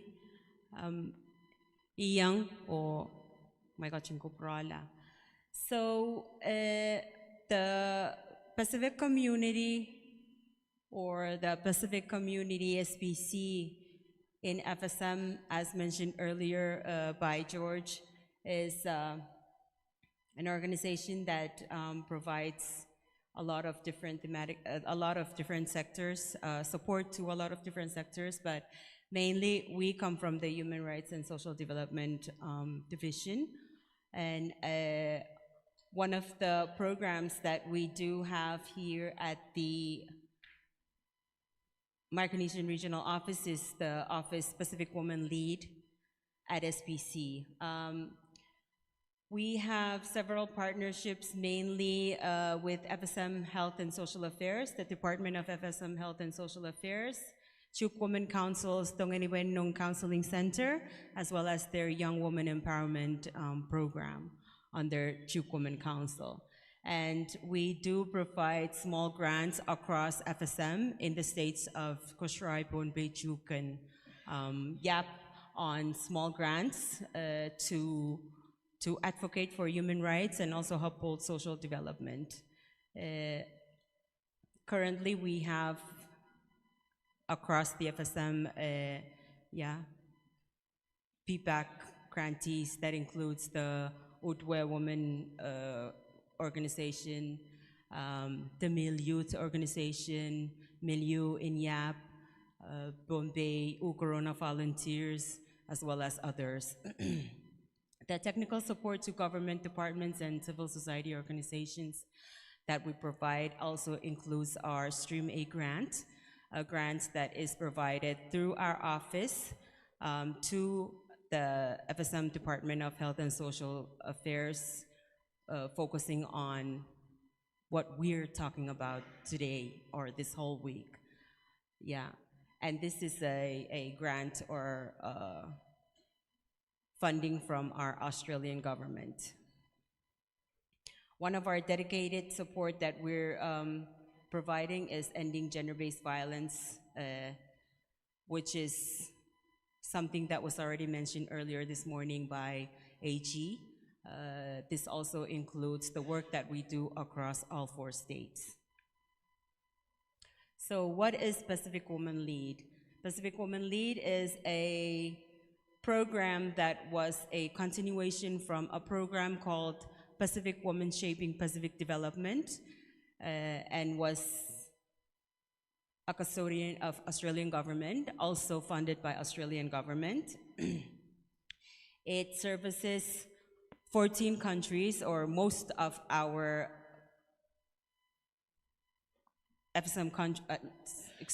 most of our Pacific Island countries, and has over 150 initiatives, partnering with more than 180 partners that include civil society organizations, non-governmental organizations, of course the government, as we are a part of the government, and also around $1.45 million funding for FSM.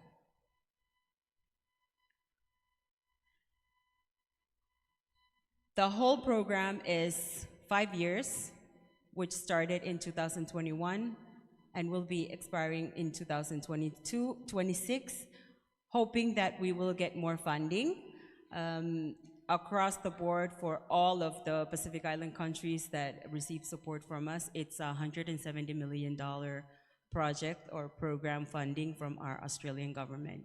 That's for all of the Pacific Island countries. Our theme, Pacific Women and Girls in all their diversity, are safe and equitably share in resources, opportunities, and decision-making with men and boys. So when we talk about inclusion, we do not want to exclude our men and our boys. One of our programs called Pacific Girl is another program that is also servicing around the Pacific Island countries, partnering with men, boys, and also all kinds of, all different stakeholders to incorporate the, not decisions, but interventions from and advice or partnership from men and boys to also help with the developing of our society. Just to also include some of the things that we've done across across FSM is the implementation plan for the Pohnpei domestic violence law, ongoing discussions of implementation plan for Kosrae state, ongoing consultation on draft family protection bill or domestic violence bill for Chuuk and Yap, also including in their protection services for Yap, like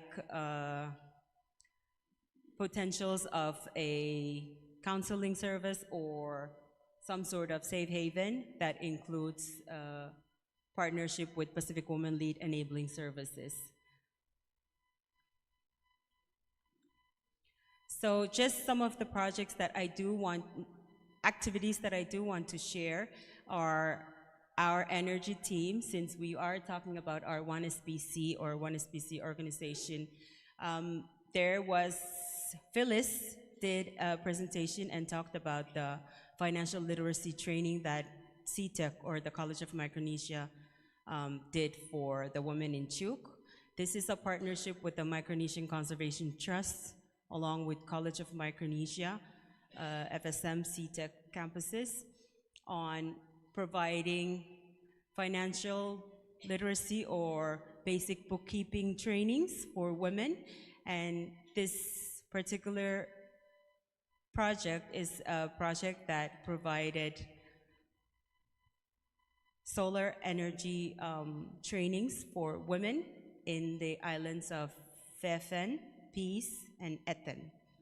So this is something that was carried out for the past 2 years. I just wanted to include that because we're all talking about how we can contribute to the development of our FSM, and this is some of the things that we do at our Pacific Community Organization in all the states. Currently, we are trying to also launch or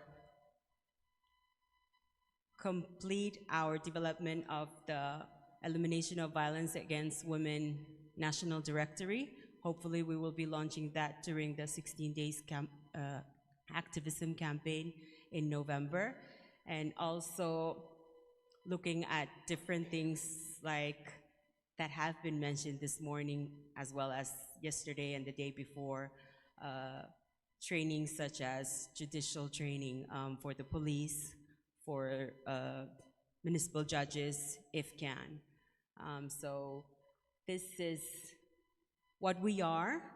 We are the Pacific Community. We are from the Pacific, not particular where in FSM, but I'm from Chuuk. George is from Kosrae. Thank you.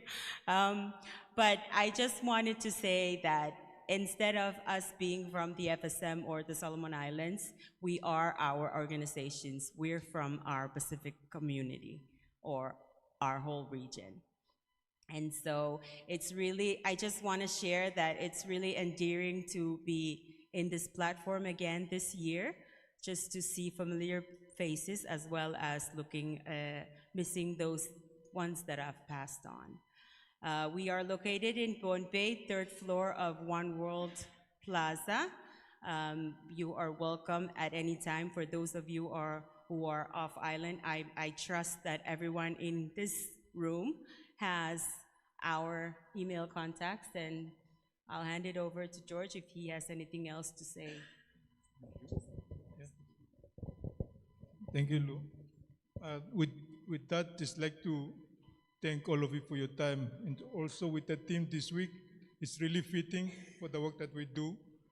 Not only the partners involved, but all of us are here together to plan, strategize, and implement key issues that are important to us, to our people, and to our community. With that, just like to thank all of you.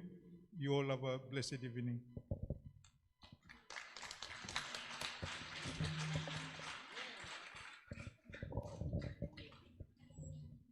Thank you, SPC.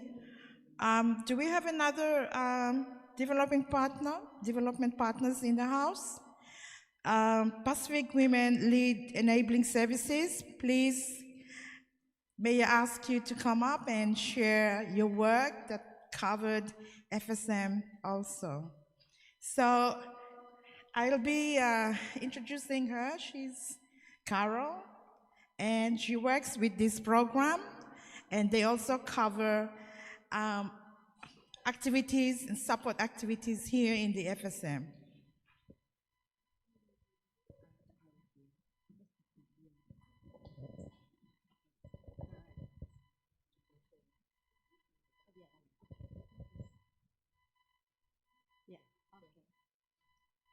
All right, thank you, Maggie. Kalangan. I say Kalangan to her because both of us are from the Solomon Islands, but I found out that she lost the Solomon Islands passport to a man from Pohnpei.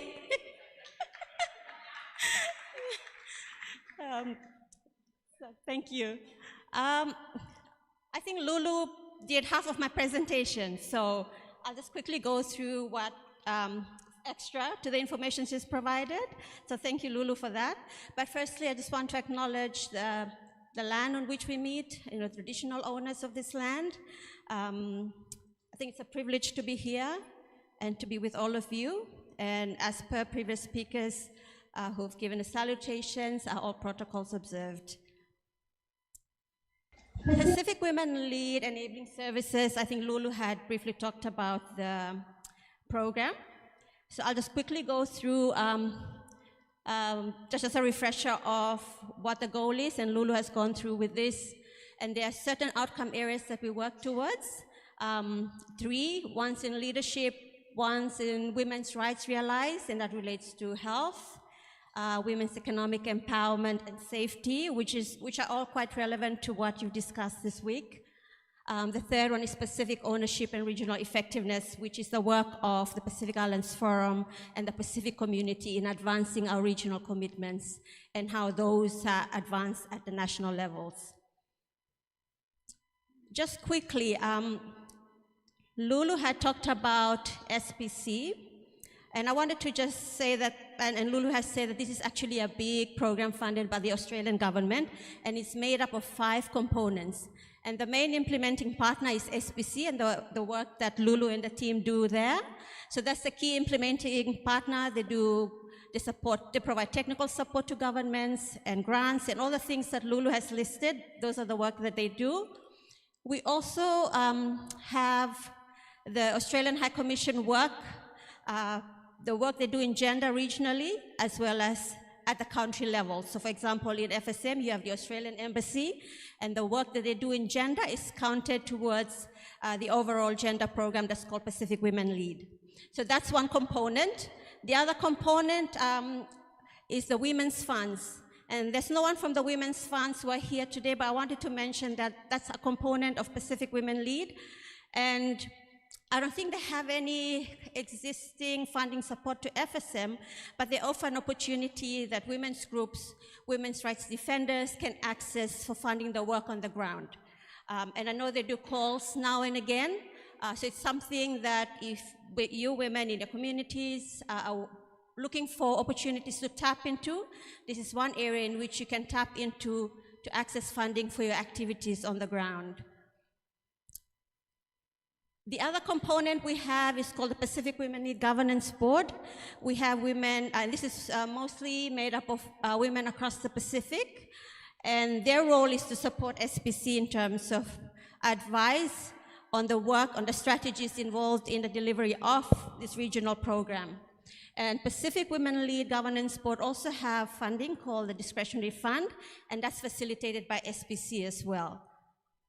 Now the 5th component, and that's where I come in, is called Pacific Women Lead Enabling Services, and we're the smaller component of this big regional program.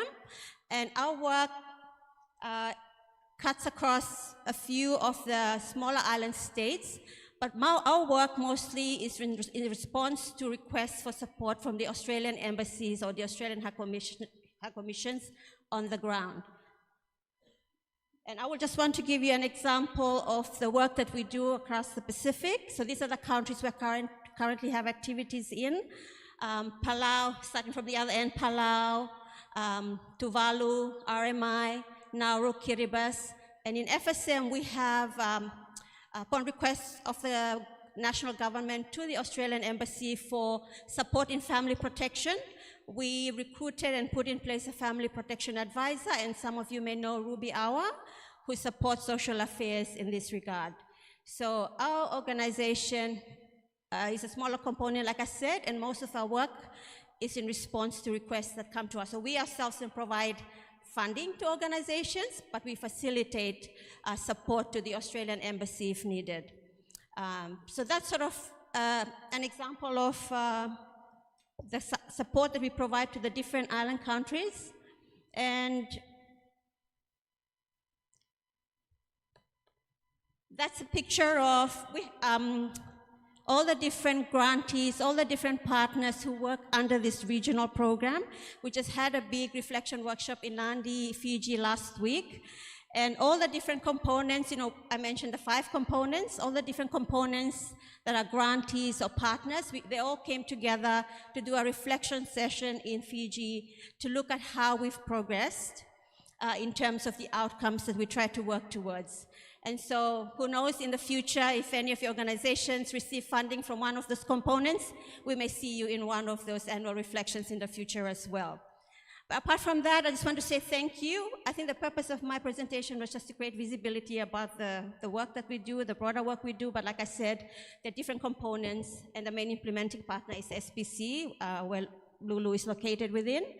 And of course, PWLES, we're here to provide support based on requests that come to us. So that's all I wanted to say, and I just want to acknowledge the organizers for organizing this conference and for the space to be here to share with you a bit of the work that we do. It's really a privilege to listen to the stories that you wonderful women have brought forward and the issues that you're discussing. And reflecting on the outcomes of PWL, I can see that they are all relevant to what we also try to address at the regional level. So thank you very much to all of you and for allowing us this time to talk about the work that we do.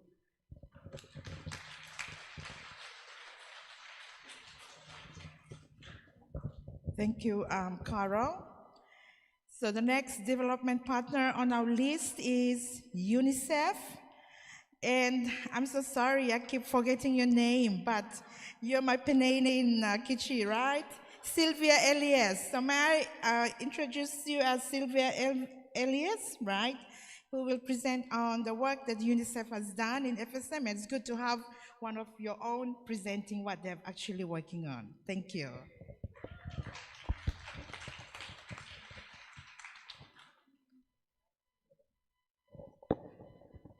Thank you, Kalangan moderator. I know that this is the moment that you've been waiting for, right? That's what they. That's why they say save the best for last. I Chingalwao Kabatabach. I would like to join the previous speakers and pay my respect to the custodians of the traditional land here that we stand on and utilizing. Special respect to all leaders, traditional government, church leaders.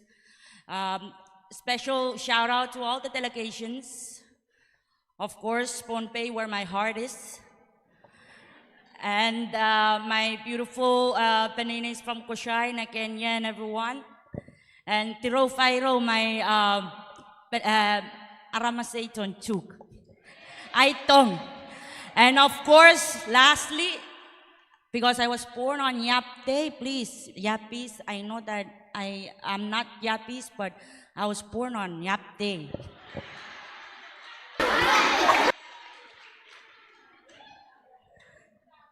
So as she attempted to introduce me, let me attempt again and introduce myself.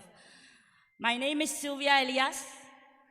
I'm the Child Protection Specialist for the North Pacific UNICEF Field Office. And I will explain what is UNICEF briefly. I know that we need to move on, so I will do it briefly.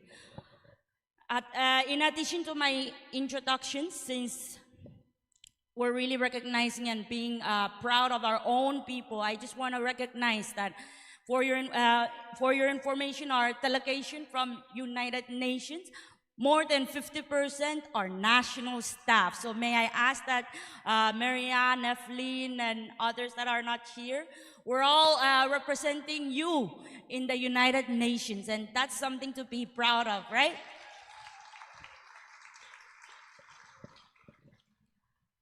Lastly, in terms of introduction for my Pohnpeian ladies, ngay isong gawat ipuyan tipumbamay, mamiyana na ban kawewe the translation after this, ika kawewe one-on-one. Next, I would like to touch on the reflection for UNICEF's reflection on FSM National Women's Days Conference in 2023. If you were in Kosrae, you remember that, I did some move and action, and then we advocated together as one for the early childhood development policy, right? Let's give ourselves a big round of applause. After November 2023, in April 2025, the ECD policy was endorsed within the FSM Department of Health and Social Affairs. So that's a really great impact. As I mentioned, UNICEF, you've heard my colleagues from UN who talked about their agencies in the last 2 days. For UNICEF, we have our main office, or we call it the multi-country office in Suva, Fiji. As I mentioned, I'm from the field office for North Pacific. North Pacific is one of the 5 field offices for UNICEF in the Pacific. And our field office, we take care of 3 North Pacific countries. And that's Palau, Marshall Island, and FSM. So our office is located in Pohnpei, FSM, Johnson, Building, 320-1789.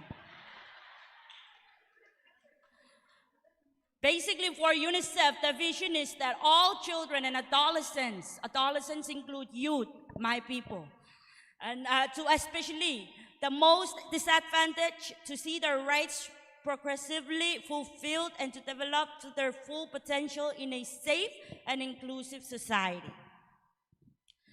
I mentioned my job title is Child Protection Specialist. In UNICEF, there are different programs. There's the education program where Pressler and Tejan are leading. We have WASH, or water, sanitation, and hygiene. We have health and nutrition that can talk more about the health issues that we've been discussing this week. And me, myself, I'm from the Child Protection Program. I'm the one helping with the protection and response and prevention to all types of violence against children.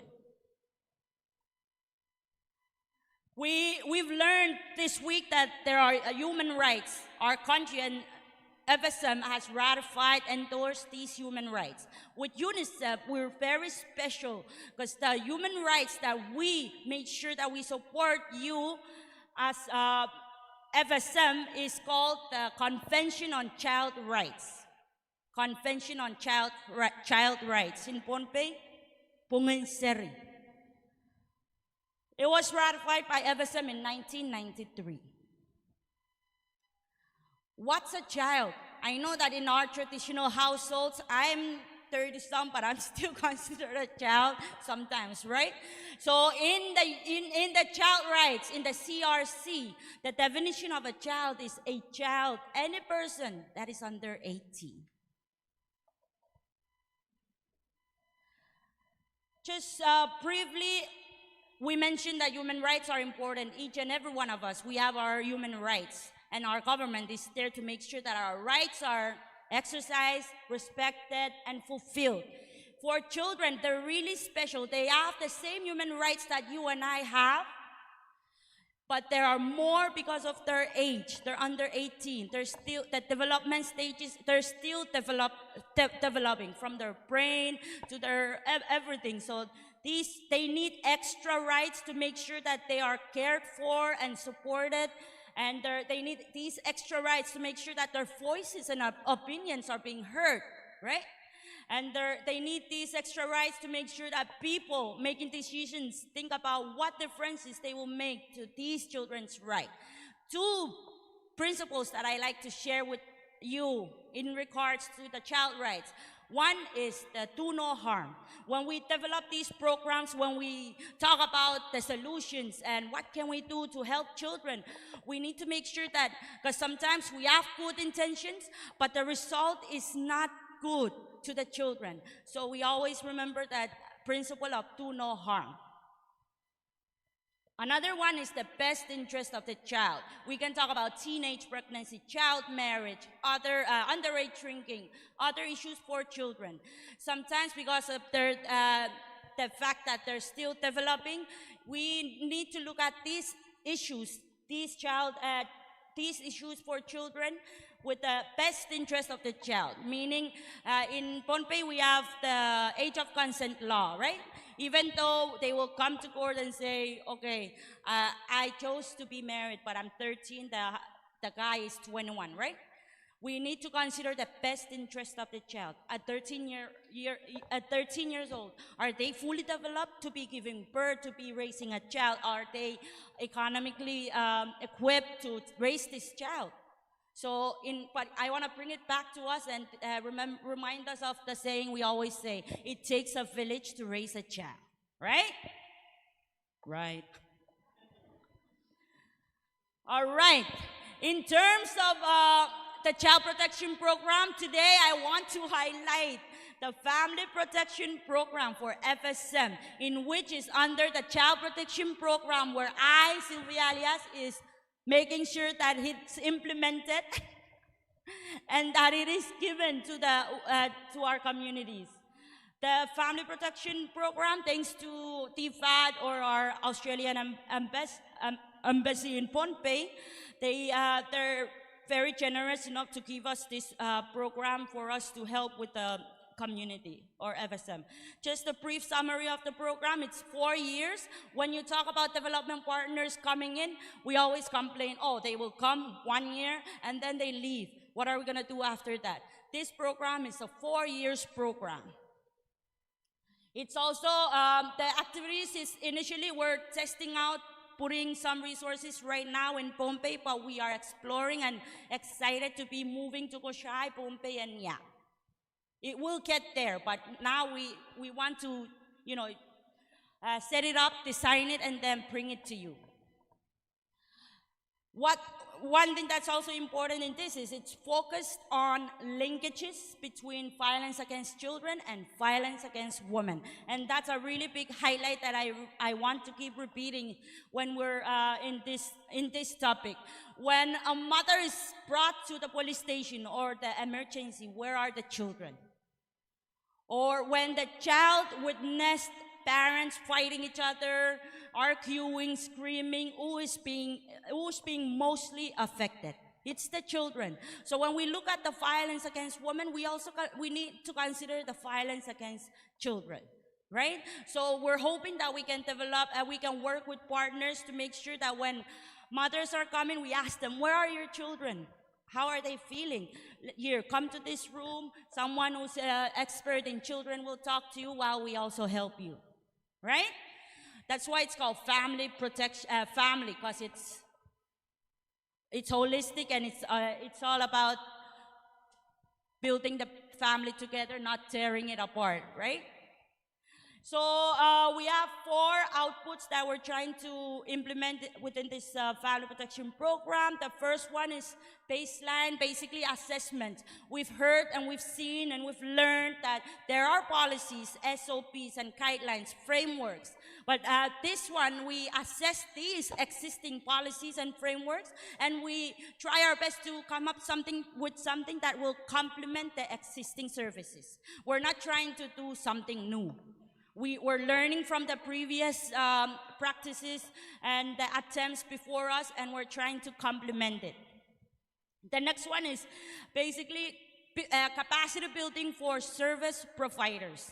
So as service providers, we're working with police, we're working with teachers, we're working with Department of Justice. We're trying our best to build their capacity so they can be ready to identify these types of issues, whether it's domestic or child protection in general. Under Output 2, we're also looking at strengthening the social services. We've been hearing a lot on the need to strengthen social services.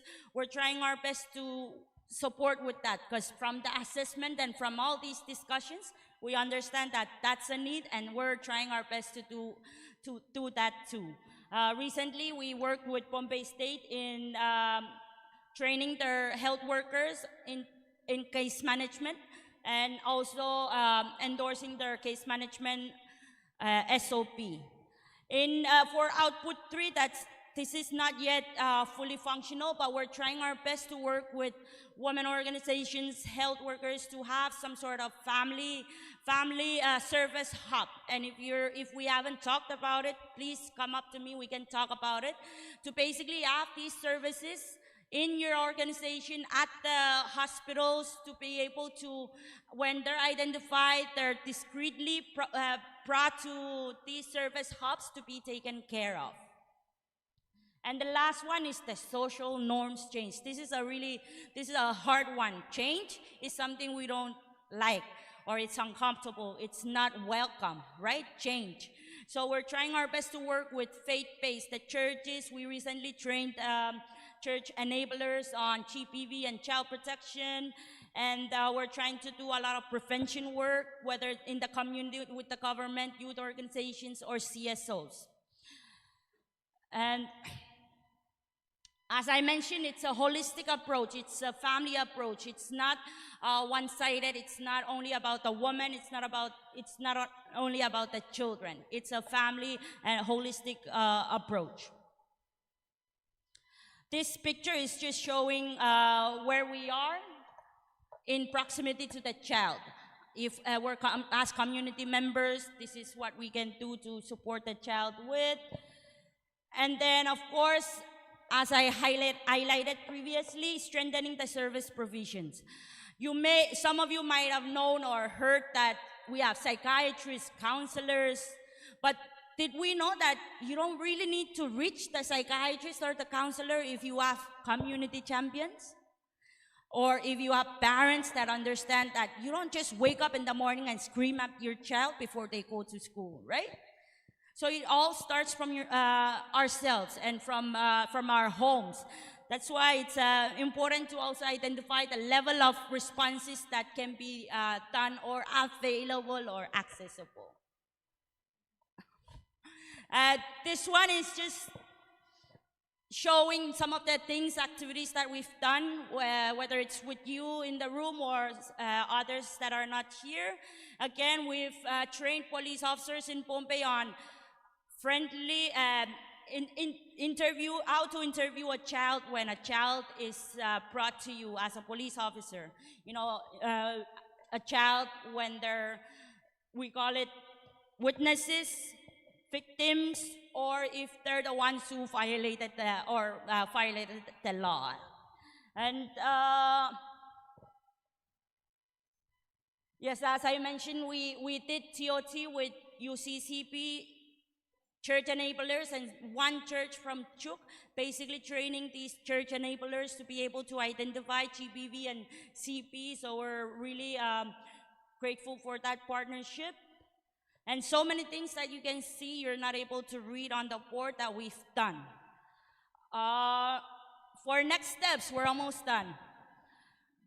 We're hoping that we can finalize our formal partnership with women organizations such as PWC, CWC. We're also hoping that we can work with MJI, Micronesian Justice Initiative, in terms of legal support, legal aid to survivors or victims.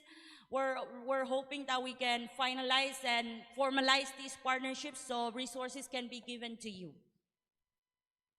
Because in one of our partnerships, I know that you're really passionate and you're hoping that you can get shelters, right? But we're also advocating and hoping that interested in looking at alternative options. Not all women wants to go to the shelters, right? Not all shelters are safe and inclusive. And with the limited resources we have in the FSM, we won't have the experts in the shelters. At the same time, you know, our coconut wireless environment shelters are supposed to be discreet, secret, not known, but, you know, oh, she's at the shelter in the Blue House, opposite Tamcrest. We tend to, you know, share all these sensitive informations. So it's good to also have that other option where it's not a known shelter, but vouchers will be given to have that option to go to a hotel. And a great reminder is Micronesian families. We are very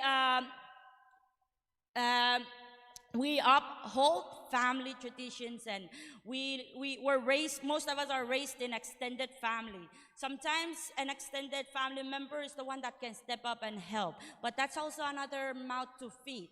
So what can we provide to support this extended family or relative so they can take care of this child or these victims? So we need to have all those options available to work with.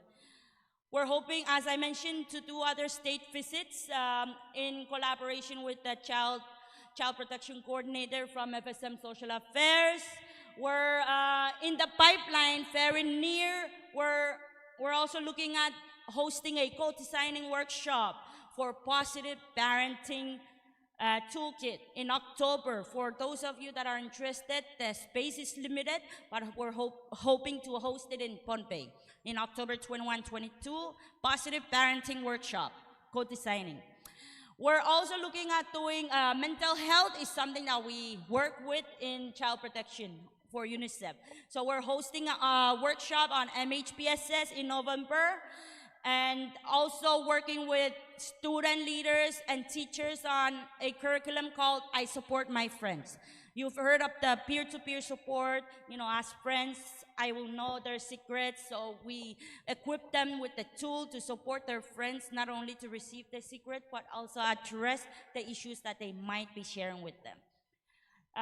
We also have master trainers training. Some of you already know that you're part of this master training for health workers. That topic is child protection and health. We're hoping to finish this, train these people in December. And of course, last but not the least, online protection for both boys and girls. It's an ongoing initiative. There's an initiative with UNICEF Pacific. It's called Young Pacific Wayfinders. This is an initiative that we're hoping that we can develop an online platform for boys. It started with us working with girls on their online platform called Laha, where girls will, instead of, you know, some of us working moms, we don't have time to tell our daughters what is menstruation, how to get pregnant, and all that stuff. So Laha, these online platforms, they're like websites. Let's say these children, instead of spending time on Facebook chatting with adults, strangers, let's make sure they're spending time on these kind of online platforms, Laha and Seek Your Ways. They will learn why it's important to respect themselves, why it's important to be healthy, and why a healthy relationship is better than abusive relationship. All right, to end, I just want to emphasize these important facts and potentials at this time. Again, this is nothing new. Strengthening existing services and skills. One thing I want to touch on this one is, let's not follow the money or ask for the money. We have so much potentials. We have skills. We're retired teachers, retired nurses. We can do something for free, locally, in our own community. Because, you know, sometimes processing these resources it takes a while. I am a Pohnpei and I'm a social worker. I'm certified in this. We can talk and we can provide these technical advices.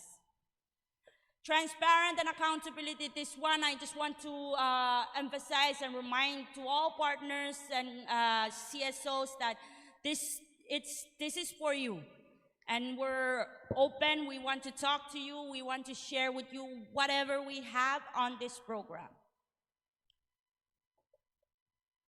Yes, respect and relies on you as the experts. You are the expert of your own body, your own self, and your own community. And that's what some of the UN agencies are really fortunate to have community members such as myself to be part of them, right? We already cut down so many layers of translation and contextualizing because I live and was raised in Pohnpei. I understand the needs and everything that's going on. Another important fact is that we have additional expertise within the UNICEF Child Protection Team, and this I like to promote it. Maybe it's not culturally. It's culturally awkward because we're not supposed to brag about ourselves or say that you're good at this, but this is a fact, right?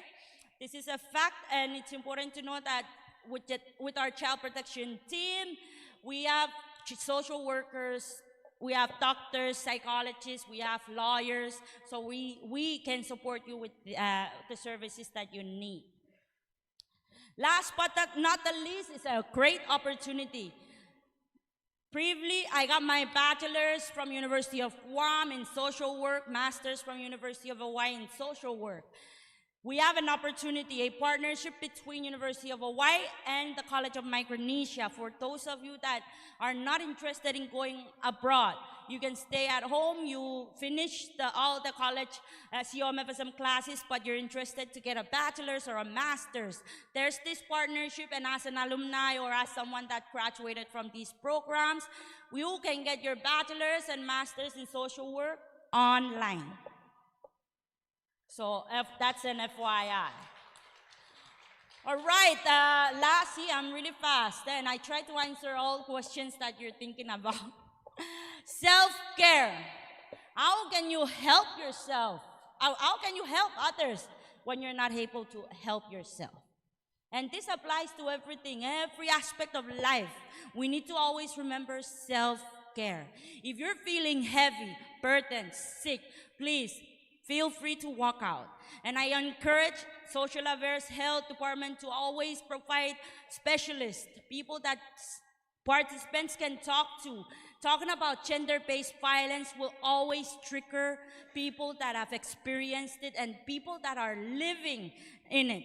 So if you're hearing all these topics and you don't feel comfortable, please talk to me, talk to our doctors, talk to them, because this is a really great platform for you to share and look for support. Self-care. Okay, this one is kailangan. Ladies and gentlemen, thank you very much.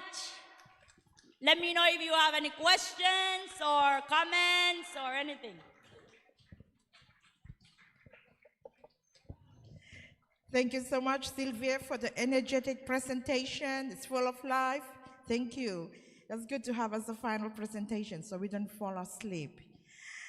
So before we move on to the next and final item, which is the dance, I have some announcements to make. So there's actually 3 announcements. We will have a market night, but we will not have to go all the way to the dock. It is now brought up to us just outside here. Okay? That's really fantastic.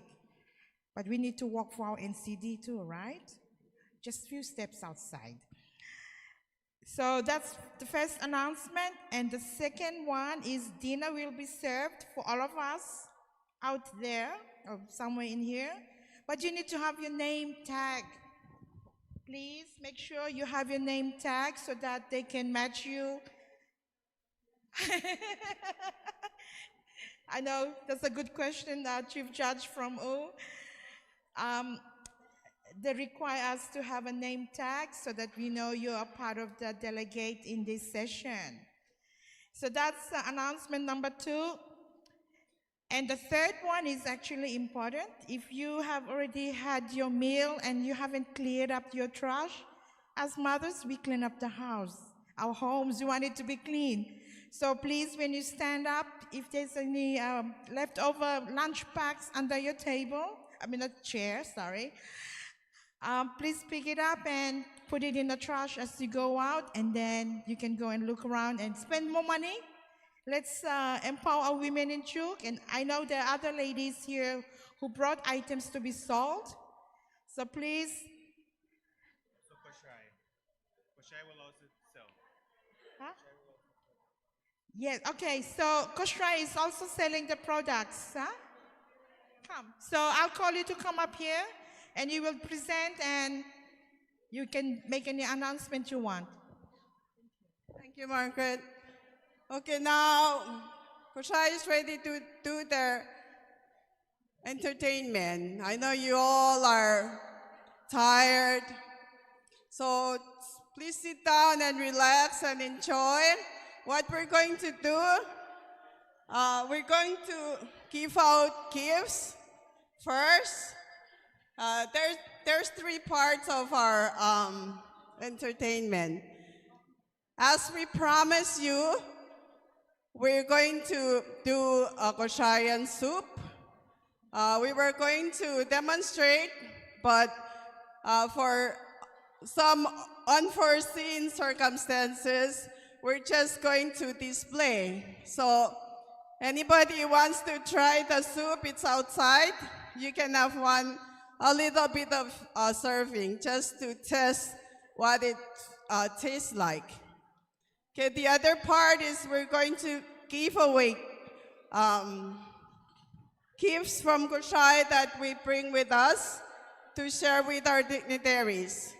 And inside these gift baskets are products, agriculture products that are changed into value added. Okay, so the last thing that we're going to do is the fun part. We're going to shake. We're going to shake, and you're welcome to shake with us. Thank you very much. I'm going to yield the floor to our gift committee, Ms. Darlene Tasalit. Thank you, President. As the beautiful women of Kosrae are getting the gifts, I want to announce that when we are calling on our dignitaries, you can just remain standing at where you are for the sake of time, and these ushers will deliver your gift to where you are. We're very sorry, we want to bring all the gifts from Kosrae to everybody, but United won't allow us to bring, so we only choose this time to give it to our special dignitaries. And I ask that our women leaders of Kosrae to please come up to the front. Madam Congresswoman Justin Sigras, Senator Honorable Rutina, and Kenya First Lady, Second Lady of Kosrae. On behalf of our leaders, we will be presenting this gift to our special guests.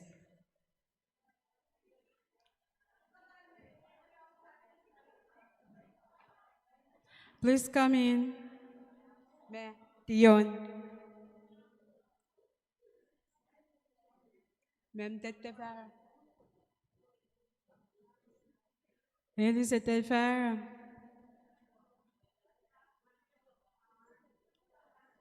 Tetefara with you. Come and stand with me, so. Thank you.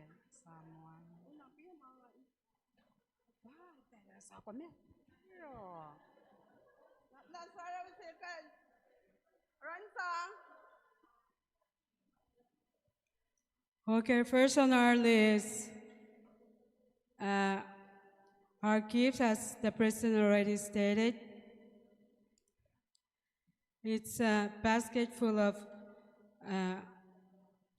products from Kosrae, a mini woven mat with lime sauce, hot sauce, and a coconut oil paddle with a crafted container version of the container for fafang and the pounding thing that they use. So we want to recognize and appreciate the great hospitality of the Governor of Chuuk State and your lovely wife, the Honorable Alexander Narun. If your wife is here, or somebody who can receive it on his behalf, on their behalf. Second one, the Lieutenant Governor of Chuuk State, the Honorable Mikioshi William, or your wife, Second Lady. Head of Delegation of Chuuk Representative,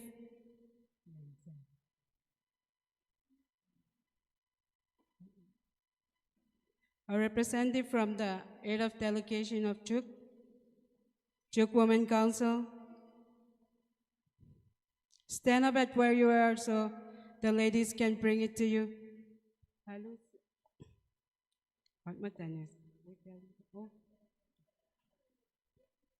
Sorry, please come here so you can.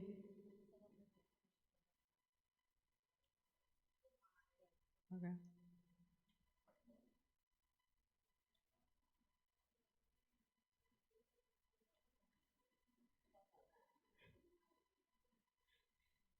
Head of Delegation, Pohnpei State, Your Majesty, Liken of Madalanim.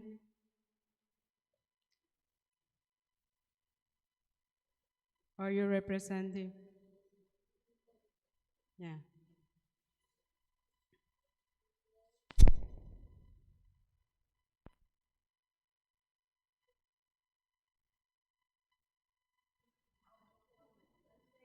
First Lady of Yap.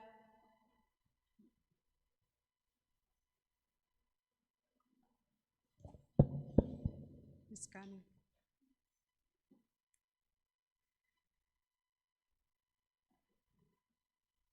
The Secretary of Health, Mr. Samo or Mrs. Samo.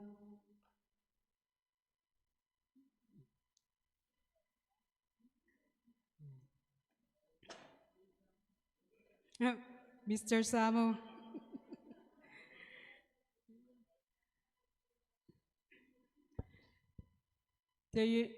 From the United States Embassy to the FSM, Her Excellency Jennifer Johnson.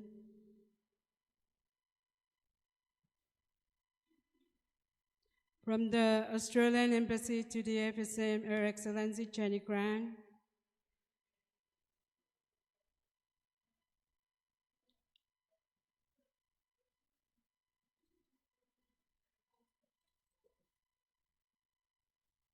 Congresswoman of Chuuk, Madame Gonman.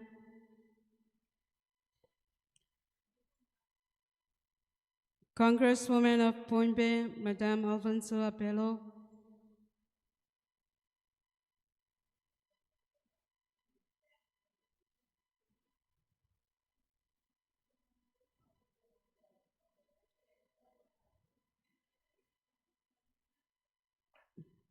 The Lieutenant Governor of Pohnpei, the Honorable Mofik.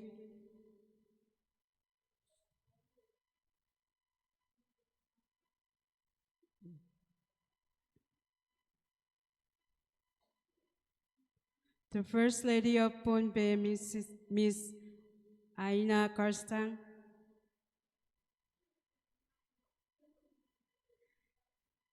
We want to get a representative from the UN Women. UN Women.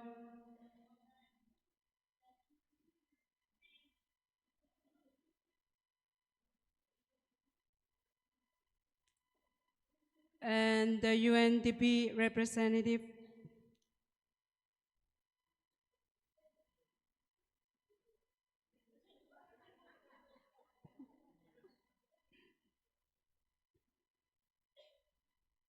And last but not the least, the mother of the land on which we roam, Bueno, the First Lady of Bueno, Miss Frida Fritz.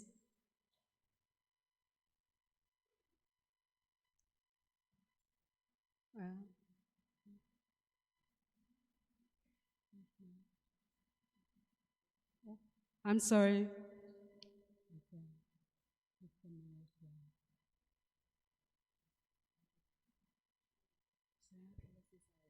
Mrs. Sirens? And a representative, please come and get. You will be the representative, sorry.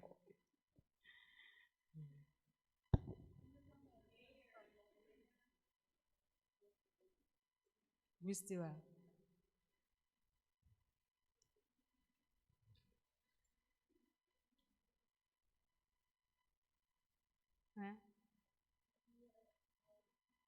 And sorry, we forgot somebody, and we really want to wish to recognize her this time. Mayor Anna.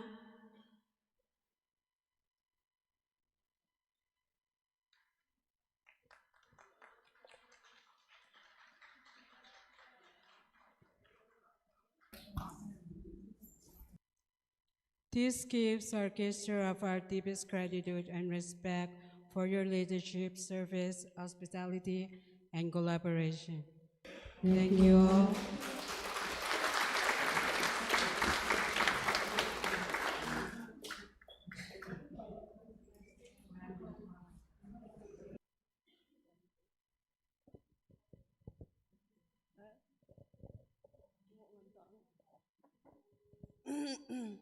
I would like to call upon the Pohnpei Women Council President to come up and get the last gift.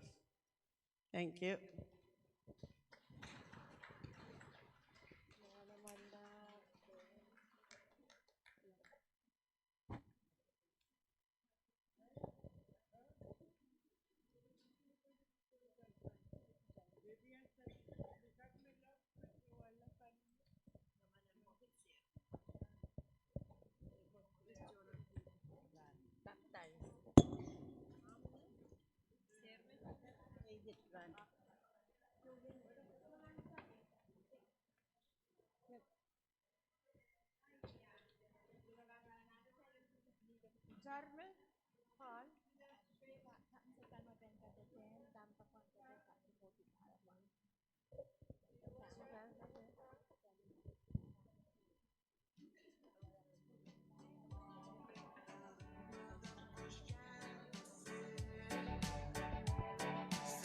So this is the Kosraean women performing this evening.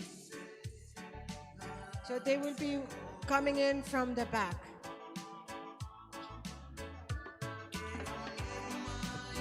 Kula naman lapsintan Kosraean. There is a lost and found classes here.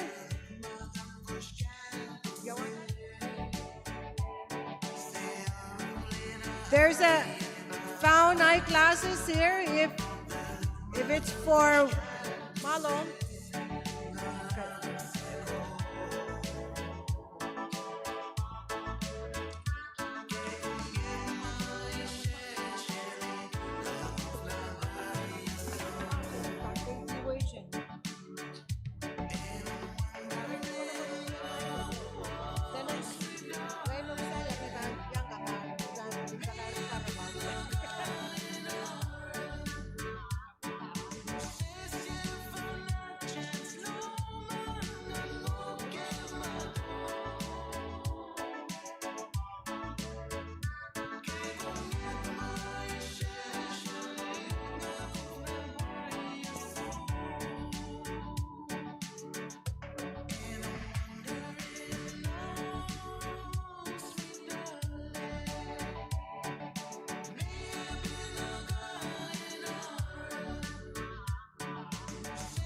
Yes.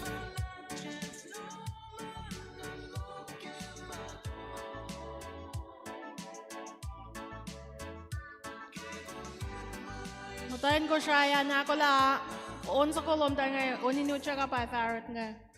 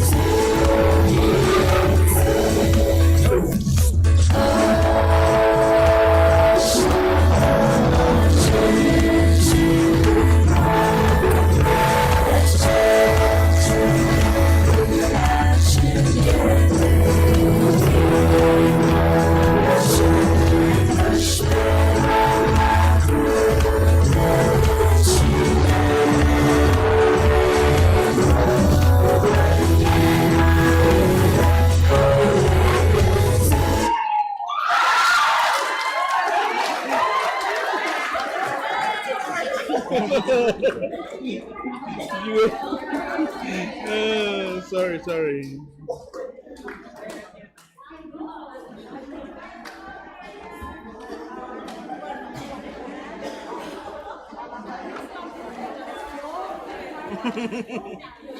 She said, it's a hard turn.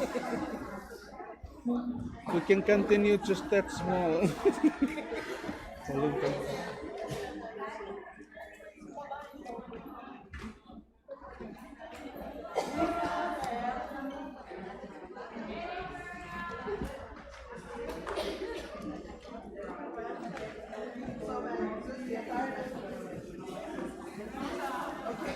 The next one.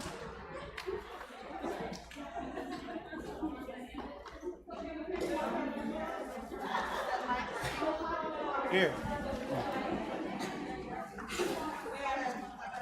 Okay, wait a second. Okay. Never mind. Just go ahead. Tap play. Turn it off.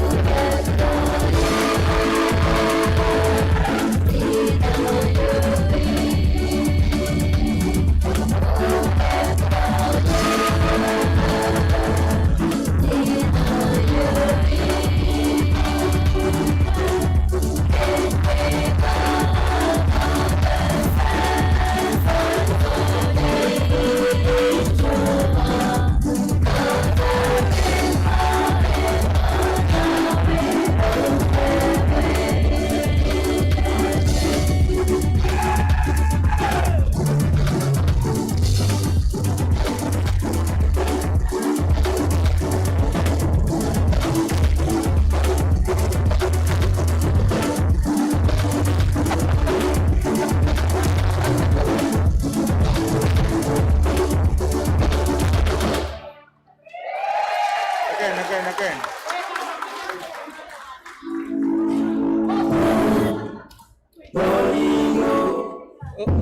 Oh.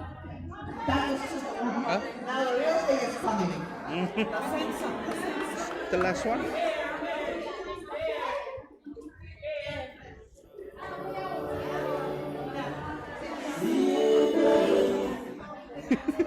Different. Too many people talking. I don't know which one to follow.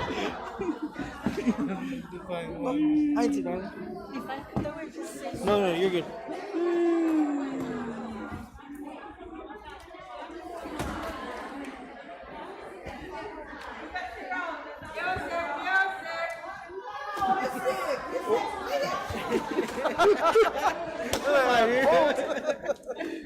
Go